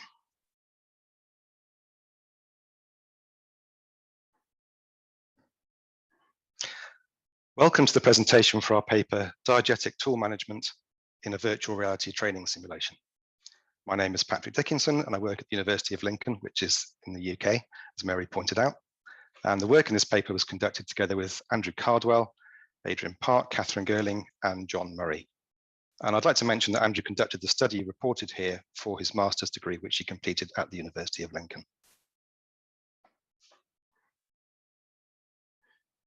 So the term diegetic interface has mainly been used by researchers studying video games and is used to describe interface elements where controls or information appear as part of the simulated world itself, rather than on a separate menu or screen overlay. Indeed, most previous work relating to diegetic interfaces has focused on games played on traditional 2D screens. And it has been shown that the use of diegetic interfaces can enhance players' sense of immersion, cognitive involvement, and also performance in this context. It has also been suggested that the use of diegetic interfaces in VR may similarly enhance user experience, including sense of presence. However, very little empirical work has so far examined this in VR, and that which has again done so in the context of games.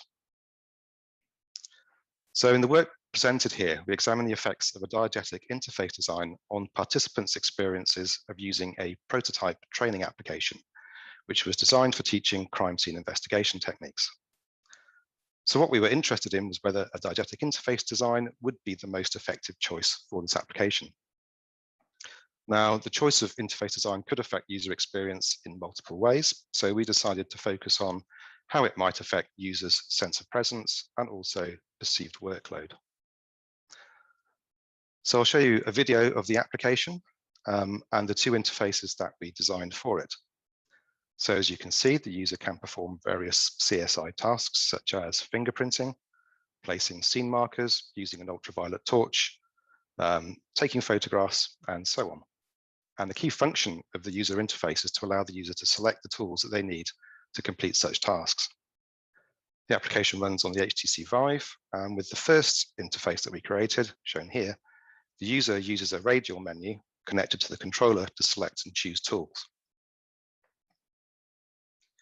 In the second version, the radial menu is replaced by a diegetic interface. This takes the form of a toolbox, which the user can pick up and carry around. Inside are the various tools, which the user can pick up and use with the controller.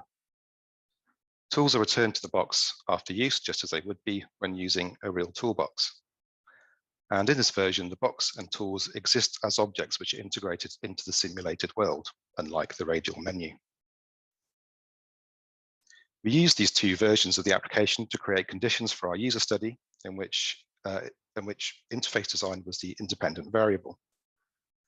Participants used both interfaces to perform a set of tasks, and you saw some of those tasks in that video.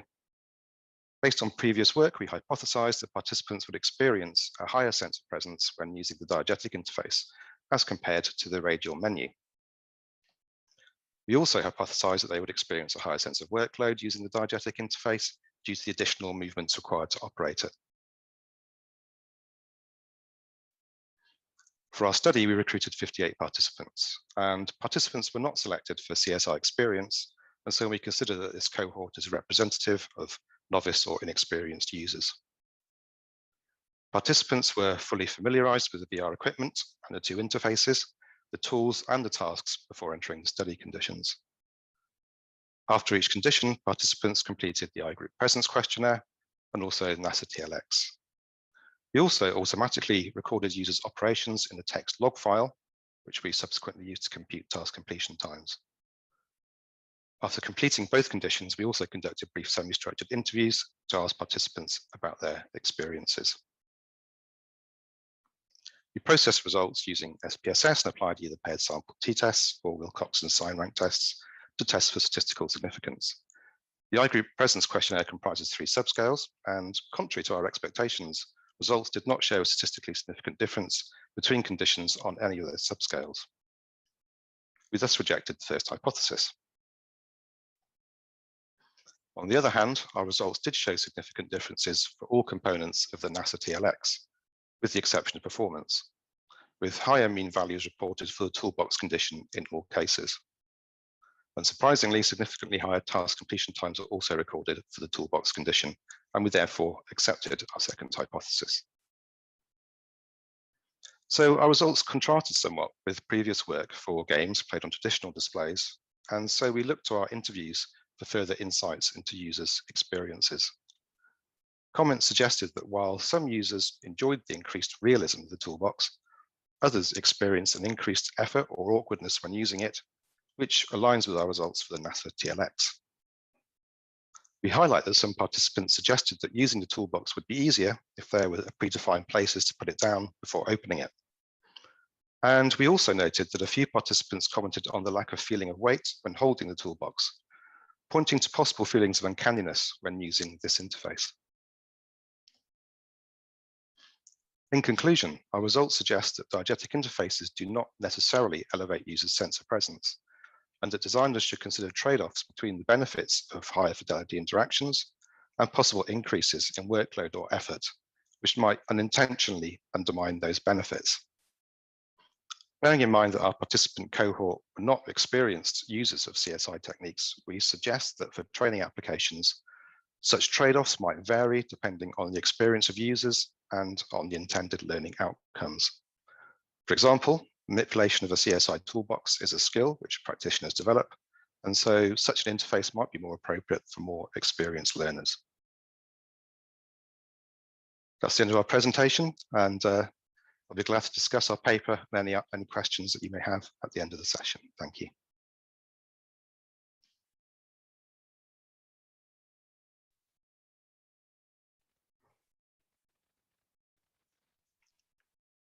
I will. Thank you, Patrick. Our fourth speaker is John Bueno from the University of Missouri, and that is in the United States.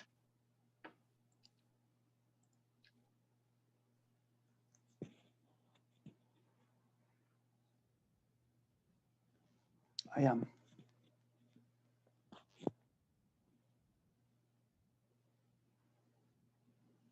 Hi, my name is John Bueno, and I'm here to present the results of our study entitled The Effects of Cognitive Load on Engagement in a Virtual Reality Learning Environment.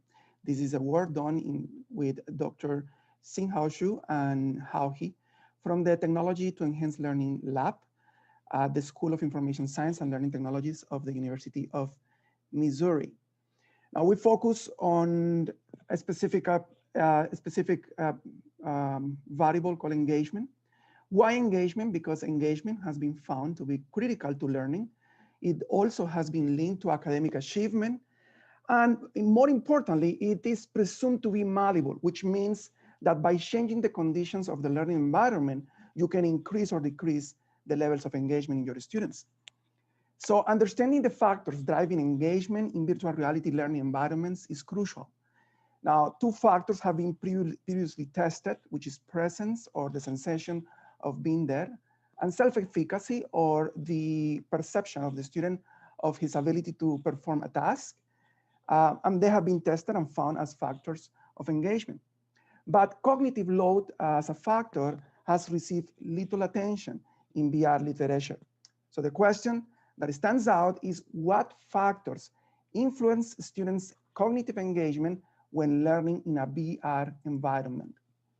So we chose a population of 85 online students taking the class Introduction to Digital Media at the University of Missouri.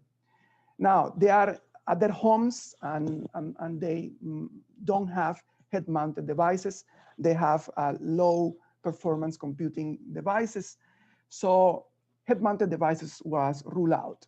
So we use an VR engine called Open Simulator and a desktop viewer called Firestorm for the experience. Okay, so our intervention. So for our intervention, we design a building that we call the digital gallery. And in this gallery, students were able to create multimedia boards and to showcase their digital media creation. We provided them with training in how to customize their avatars, how to navigate the virtual environment, and how to create the objects that they needed to set up their multimedia boards so they could showcase their digital media creations in them. So this is how the gallery looks like and how the spaces created for each student look like. And this is an example of one of the projects presented in the last term. So what were the results of our study? As expected, presence and self-efficacy were found as significant predictors of engagement. We use a novel approach, a multidimensional approach to measure cognitive load. So we use 3 components of the NASA TLX to measure cognitive load: mental demand, effort, and frustration. 2 of them were found as significant predictors of engagement. So we wanted to know if by adding these 2 new factors to the model, we could increase the ability of the model to predict the variability in cognitive engagement. And we found that actually the model, including these 2 new factors, was able to predict 50% of the variability, 56% of the variability in cognitive engagement. So what are the implications of our study? So as you know, VR has been told to increase the levels of sense of presence in students. And if presence, since we confirm presence as one of the drivers of cognitive engagement, then we may believe that VR is a good instructional technology. Also, something important that we found is that when you use activities with moderate difficulty, you increase the levels of self-efficacy in your students. When you use too difficult activities, your students have a low perception of their self-efficacy and they lose interest, and of course, that affects their engagement. Now, 2 of the components of cognitive load, effort and frustration, show us that students that are willing to invest effort when they participate in VR activities, and that will impact their engagement.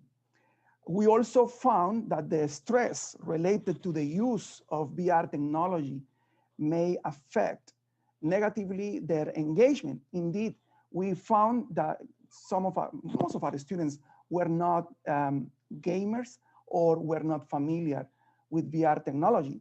So by providing them with training, support, and facilitation, we expect to reduce their levels of stress and therefore to increase their levels of engagement. Okay, so this is the references of the studies that I quoted in this presentation. And if you have any question, so feel free to ask.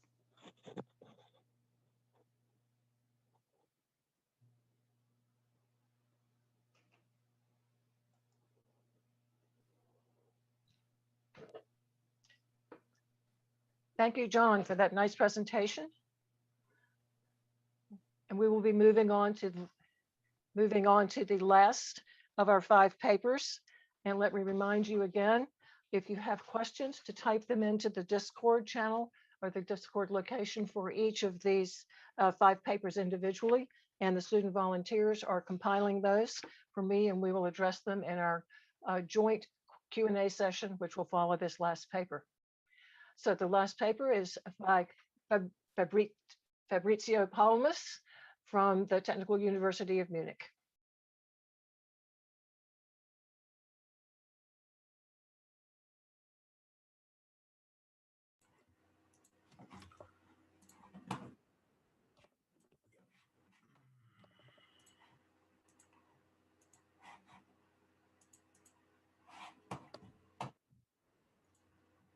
Yeah.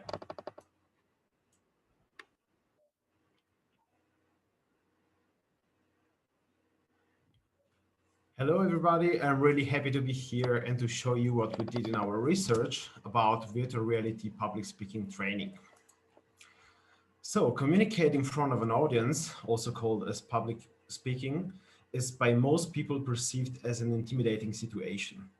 Virtual reality training could support the learning process and improve communication skills in public speaking, as long as the virtual reality training application is accepted by its users. A topic that gained a significant recognition in the last years is gamification, that has produced generally beneficial behavioral and learning outcomes across multiple domains. It is still uncertain which elements of gamification most support learning processes and which learning results could be enhanced by combining gamification and virtual reality. We know that the use of gamified element and mechanics produce feedback.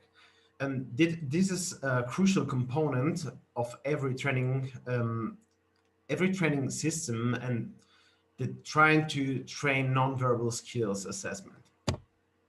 So what we did, we wanted to accomplish the effects of, we wanted to investigate the effects of digital feedback, direct feedback, sorry, and direct feedback elements that are applied in our system. And to accomplish this, we implemented a virtual reality speech training into different versions. One is a direct feedback version that supported the gamified feedback that we implemented in a form of a visual interface. And the other version is a simulation-based version in which the participants have to understand if their performance is adequate by analyzing the body language of the audience characters. As you can see in this slide, on this slide, we gather a lot of data and we use these metrics to generate an adaptive attention system of the 3D avatars that we had in the audience. And here below, you can see the direct feedback interface that we implemented. Therefore, we wanted to investigate whether virtual reality speech training with direct feedback would influence technology acceptance when compared to a simulation-based application. And furthermore, we examined to what degree public speaking anxiety in prior VR experience might influence technology acceptance. We use the technology acceptance model that is an established and widely used model to measure technology acceptance. And in our research, we use a modified version of this model in which the attitude construct was removed and the behavioral intentional construct was included. For the public speaking anxiety, we use a personal report of confidence as a speaker. And for the VR experience, we measure it with a nominal yes or no question. We had we separated the study procedures in 2 phases. In the first phase, we had a briefly introduction to the functionality and the technology, and so that the participant could get confident with what they will do. And then they answer to the first question of the first questionnaire. And in the second phase, they had to do the train and to use the application. And afterwards, they complete the second questionnaire. we aim to have a reliable comparison and an equal distribution of participants with a sample of a total of 200 undergraduate students. And we, with our first hypothesis, what we found is that it was fully supported by our results, as the MANOVA shows significant higher ratings for perceived usefulness, perceived ease of use, behavioral intention, intrinsic motivation, and complexity. And for our second hypothesis, we expected that the participants with public speaking anxiety would accept more our application.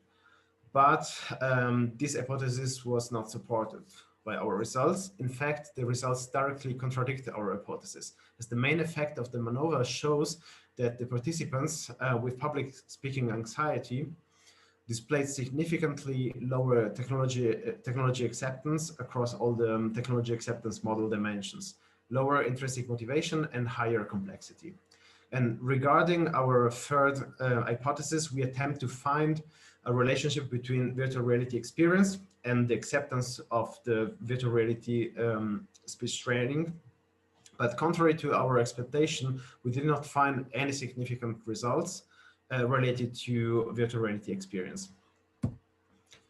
So discussions in order to ensure the validity of our measurement, the virtual reality training took places on the basis of a standardized setting. That means we didn't have any adjustment of the difficulty level. And therefore, it could also be that the participants didn't achieve an optimal experience, as they may have under or overperformed during, depending on their level skills. And consequently, the resulting measurements of intrinsic motivation and also of the complexity would have been influenced by the lack of this kind of difficulty adjustment. The hypothesis 2 was not supported, and this is it could be because we aim to achieve a high fidelity graphical point of view, and maybe that feel the people uncomfortable. And our last hypothesis was not supported because maybe it was not detailed enough, because we used just one item measurement. So we hope that we did our contribution by providing a study in this field with 200 persons. That means a large scales in our experimental study. And we provide also an investigation of the technology acceptance and measurement using the technology acceptance model. And also including in what we implemented direct feedback element that are also gamified.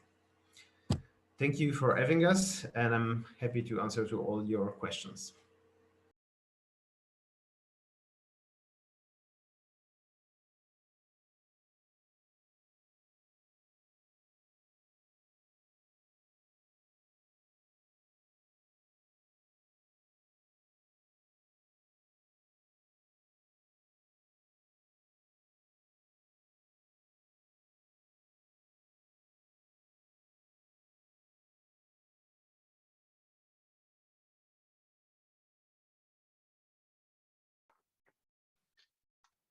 Thank you to all of our 5 speakers.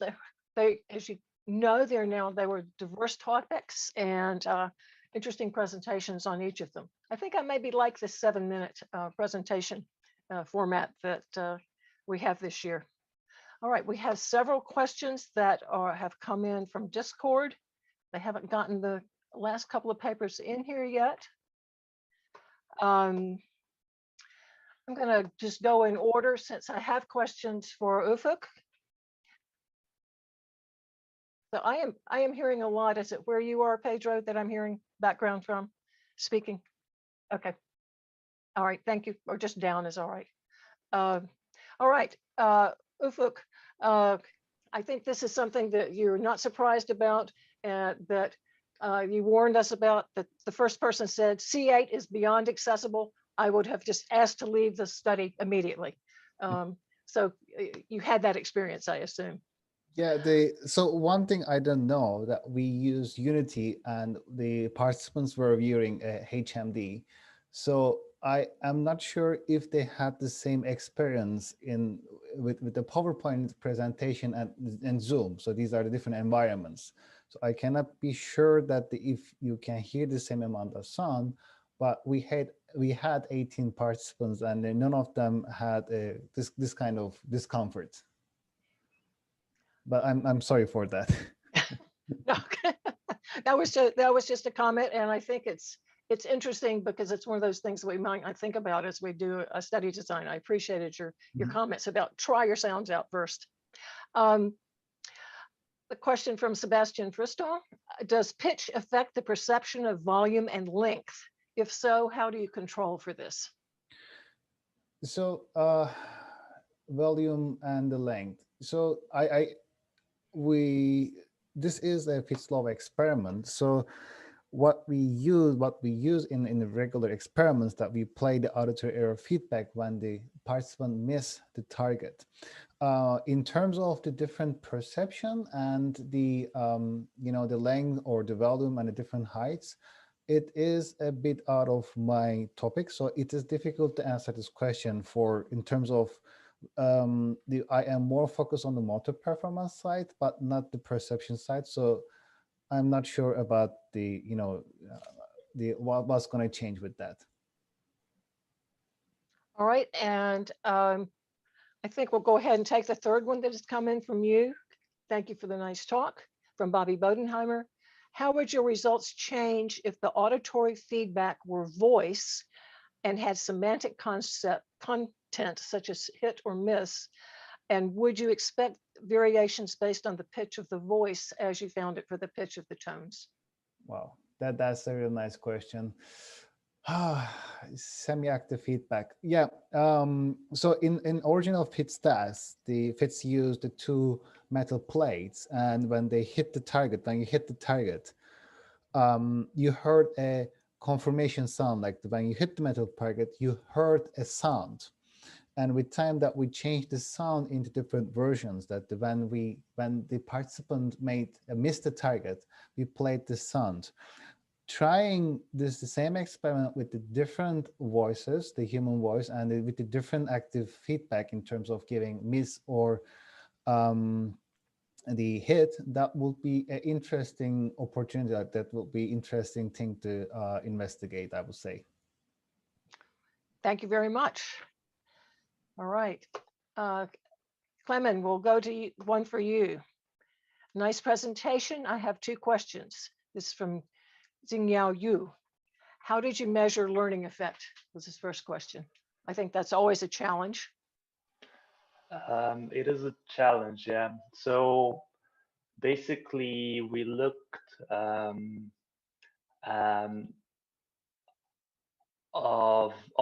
correlation between the time and basic accuracy. So, and we were looking at the factor there, and we actually didn't notice any trend of improvement over time. So that was a surprising finding, which we don't have a good explanation for, except for some speculations that are in the paper.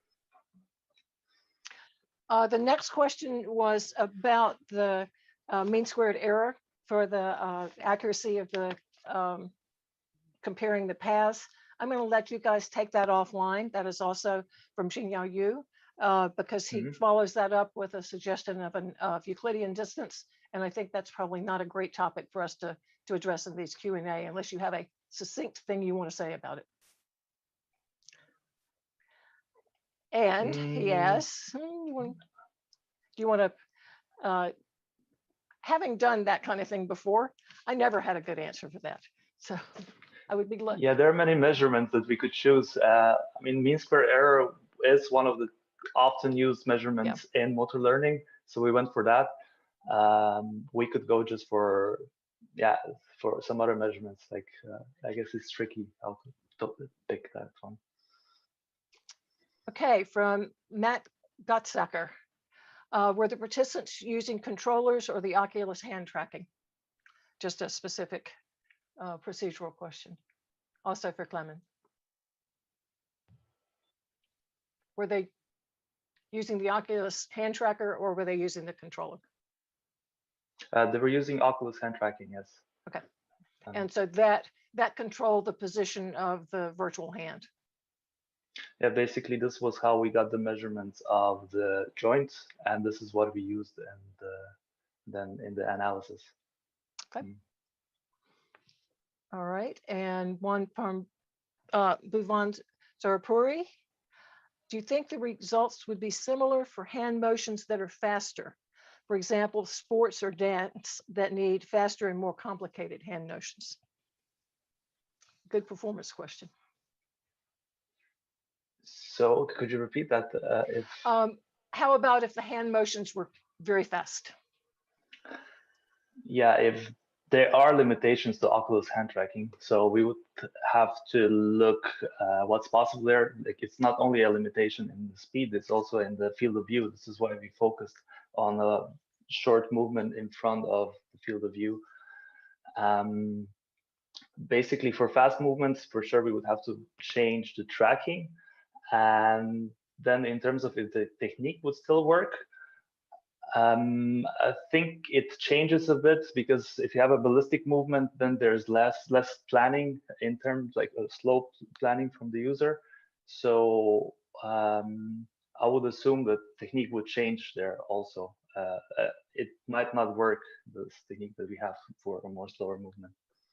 All right, so you're saying that it may or may not be generalizable beyond the sort of speed that you've used, but it would be worth exploring. Yeah, it's unclear how the technique generalizes to faster movement and also movements of different complexity. So where you have maybe multiple joints that you need to control, as in sign language, yeah, because when you have, basically here, the point was almost like drawing in air with your finger. So it is a complex task. It's a three-dimensional task, but it doesn't involve multiple joints like multiple fingers. All right, let's move on with one for Patrick. Thank you very much. Patrick, do you know how much gaming experience your participants had? In normal computer games, your character either automatically chooses the correct tool or you have to choose it manually from a 2D table. So this might have primed the preferences. Yeah, that's a good question. We didn't ask participants about their gaming experience, only their VR experience. But I think, if you look at our participant cohort, you might infer that a significant portion of them were gamers or play games regularly. So I think that's a good question, but I don't have the answer to it, unfortunately. Okay, and I see that you did answer that in Discord. I apologize for repeating. That's fine. You can repeat it. It's fine. From your insights, Andrea Bunch, would you agree that diegetic interfaces might be more beneficial or more appreciated if we were able to present them, for instance, one layer of easy interaction in contrast to the suitcase? Yeah, so we designed the toolbox that we used to be as close as we could to a real toolbox that was usable in the application. And I think that's a fair question, because I think our insights really show us is that the design of the interface needs to be congruent really with the users who are using it. So I think for our users, they weren't experienced CSI students, for example, so they wouldn't have actually used a real toolbox before. And we suppose that they would enjoy doing so, and some of them certainly did. However, when it came to things like where they were going to place a toolbox, that's kind of a skill that CSI students develop over time. So possibly this might have made things a bit more difficult for them. And I think that's kind of the takeaway from this really, is that the interface needs to be designed with the users and their learning and the learning benefits for the users in mind as well. Another question that you answered in Discord, but people might be interesting. Have you thought about making it more realistic? And I think the one that comes up clearly is can you do something with passive haptics, even pseudo? Yeah, I think that would be a good direction to take it. As I mentioned in the presentation, a number of participants did mention lack of weight. I mean, that's not something that's easily solvable with a consumer system, but it's something to bear in mind, I think, in terms of design and use of haptics. We didn't make much use of haptics in the diegetic condition. All right, moving on to John. John, you had 2 of the 3 cognitive load subscales were significant and mental demand was not. Can you comment some more about that and why it might have not shown up as significant when the other 2 did, effort and frustration? Is there something different about that? Yes, I think one of the reasons that had an impact on this was actually the lack of experience of our population. 76% of them expressed no previous experience or low previous experience with VR environments. So that actually had an impact on frustration because they were beginners, and had an impact on the amount of effort that they have to invest. However, as I mentioned before, the type of activity we designed was a moderate difficulty activity, and it seems that their mental demand was at least not correlated to their levels of engagement. And can you talk a little bit about the challenges of doing experimental design when you in the land of COVID, where you couldn't have people come to your lab? Yeah, absolutely. We have a specific problem with a head-mounted device. You don't want to wear a head-mounted device after somebody else have worn that, So, and also we had our universities, closed, and then we had this population of online students who also deserve to get in touch with VR technologies, and that's why we had to use this, open source technology that was available to all of them, regardless of their computing capacity of their equipment. Today we use more sophisticated equipment, but this was accessible and it worked for them, and it let us had a good insight on these variables that we were measuring. I think one of the things you said was that you had a different level of validity, but across the kinds of equipment that the students had, and so it was there was really a value actually in that. Okay, Fabrizio from the Discord channel. Thanks for the interesting talk. How was the direct feedback introduced to the participants? Did they assume the technical system automatically analyzes their behavior, or did they assume that there are human observers shown as avatars judging their performance? Were you Wizard of Oz, or was the behavior automatically analyzed? And the questioner poses this might have an influence on their behavior in the situation. So I was, thank you for the question. I was typing in, actually I was giving an answer already, but I didn't click on enter. Now I've got my time. So we said this in the first phase, as soon as we divided the 2 groups, we said really openly and clearly that we didn't have a Wizard of Oz approach, but the system is gathering the data in real time, and then is generating the feedback that the user will receive. And this was the point that we thought it was for us also important, that the people will understand how the system will work, because of the, as we said, technology acceptance. We want to avoid that then they have also bad experience afterwards, and they're really avoiding to use this kind of technology. We wanted to keep it neutral and to say exactly how it works. This is why we didn't have any strange questions like, but are you really sure that there is no one there that is clicking and so on? And that we left them alone in the room. This is why, they were kind of in a safe environment, and they were able to perform their presentation in a room closed alone there, and it works kind of well, I would say. And yes, of course, I think that this could have influenced their behavior. And also, I'm more than sure that if they will realize this afterwards, they will be really disappointed. And also from an ethical point of view, we are always avoiding to to use this approach actually in our research, just in cases where we are sure that we really need it. So let me ask this, and you may not have an answer. When you talked about skills for public speaking, you talked about body language, which I presume means reading body language, eye contact, and language, the speed and articulation of the words. Were you actually looking at those things as you evaluated the speaker's behavior? Yeah, we did it also in our previous research. That was the first step before we were generating actually this new research that we've got in this conference. And yeah, we were tracking the word per minute, if they were moving, because we use 6 degrees of freedom. The body language, that means also where, how are they facing the audience? Are they staying too long from the side? Are the hands in the right position? And yeah, this is also the reason why we use the foot trackers. Yeah, and we were trying to use this. We had to take care of the cognitive load.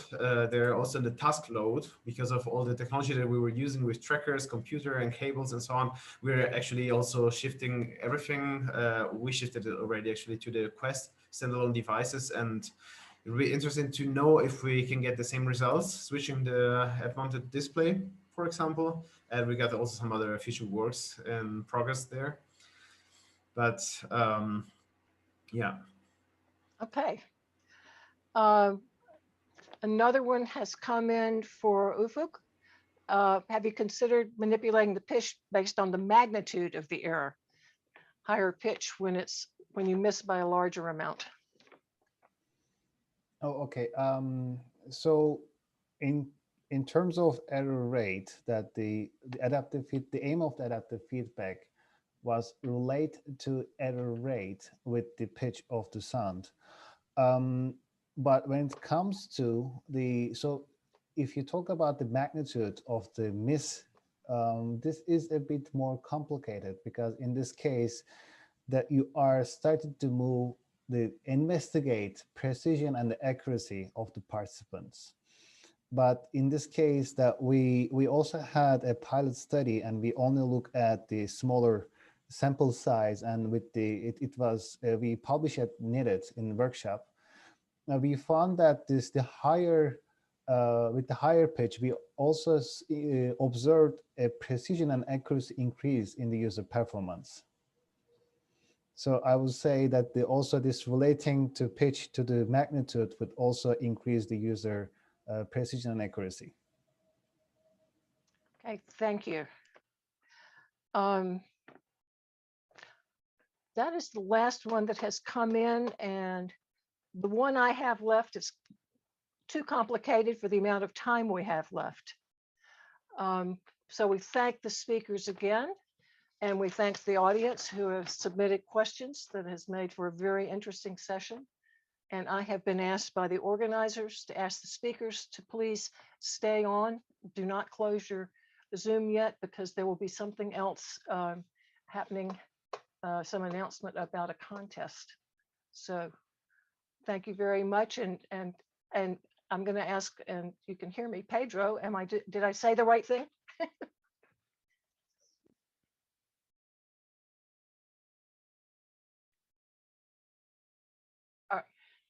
All right.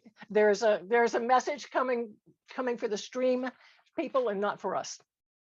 Thank you very much for attending Training and Learning.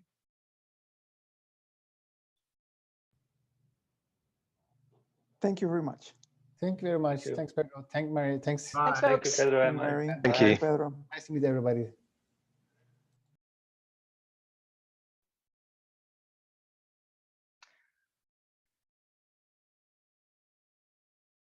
All right, can I leave? All right, thank you, bye.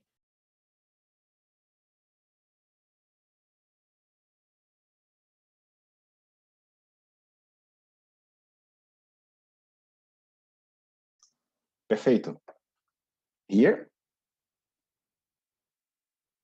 Can you hear me? Can you see my screen? That's great. Thanks a lot. I really enjoyed this session. It was great to see Mary and these discussions with the authors. So thank you so much. I hope everyone is enjoying VR 2021 so far. I'm Francisco Simões. I'm one of the online chairs, and I'm here to invite you to the scientific speed dating. So I planned this with Joaquim Jorge, Mark Lee, Soraya Paula, and Inês Santos. So basically the idea is that you're going to move in now to find and meet some new people. So the idea is that you can meet up to 8 new colleagues, attendees. So you can discuss your research, you can discuss your expertise, you can discuss your interests. So you can move to the speed dating arena, which is a workshop square, and it's going to begin right now. So this is the workshop arena. You're going to have some offices. The idea is that we are going to talk to each other in each of these offices. So we are going to have these 8 rounds of about 5 minutes. So after each round, we are going to exchange partners. So basically one of you raise and go to another office in a structured way. So once you reach there right now, basically you're going to walk from office 1 to 36 until you find an empty office or until you find someone inside the office. So you're going to join them. And if you see a pair in the office, you just jump to another one. So basically you start on the first. If it's empty, you sit and wait. If there is someone, you sit to talk. If not, you go to the other one until you reach one that's empty or there is someone there waiting for you.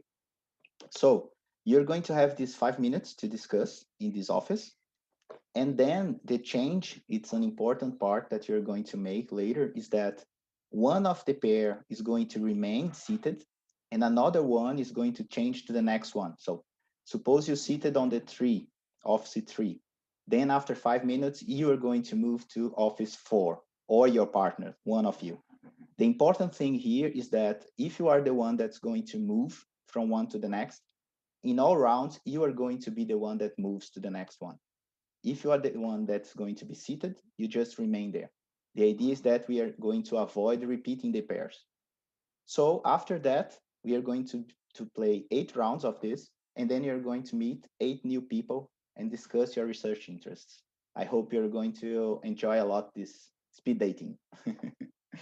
I believe we can move right now to there. Inside, I learned Verbal, okay?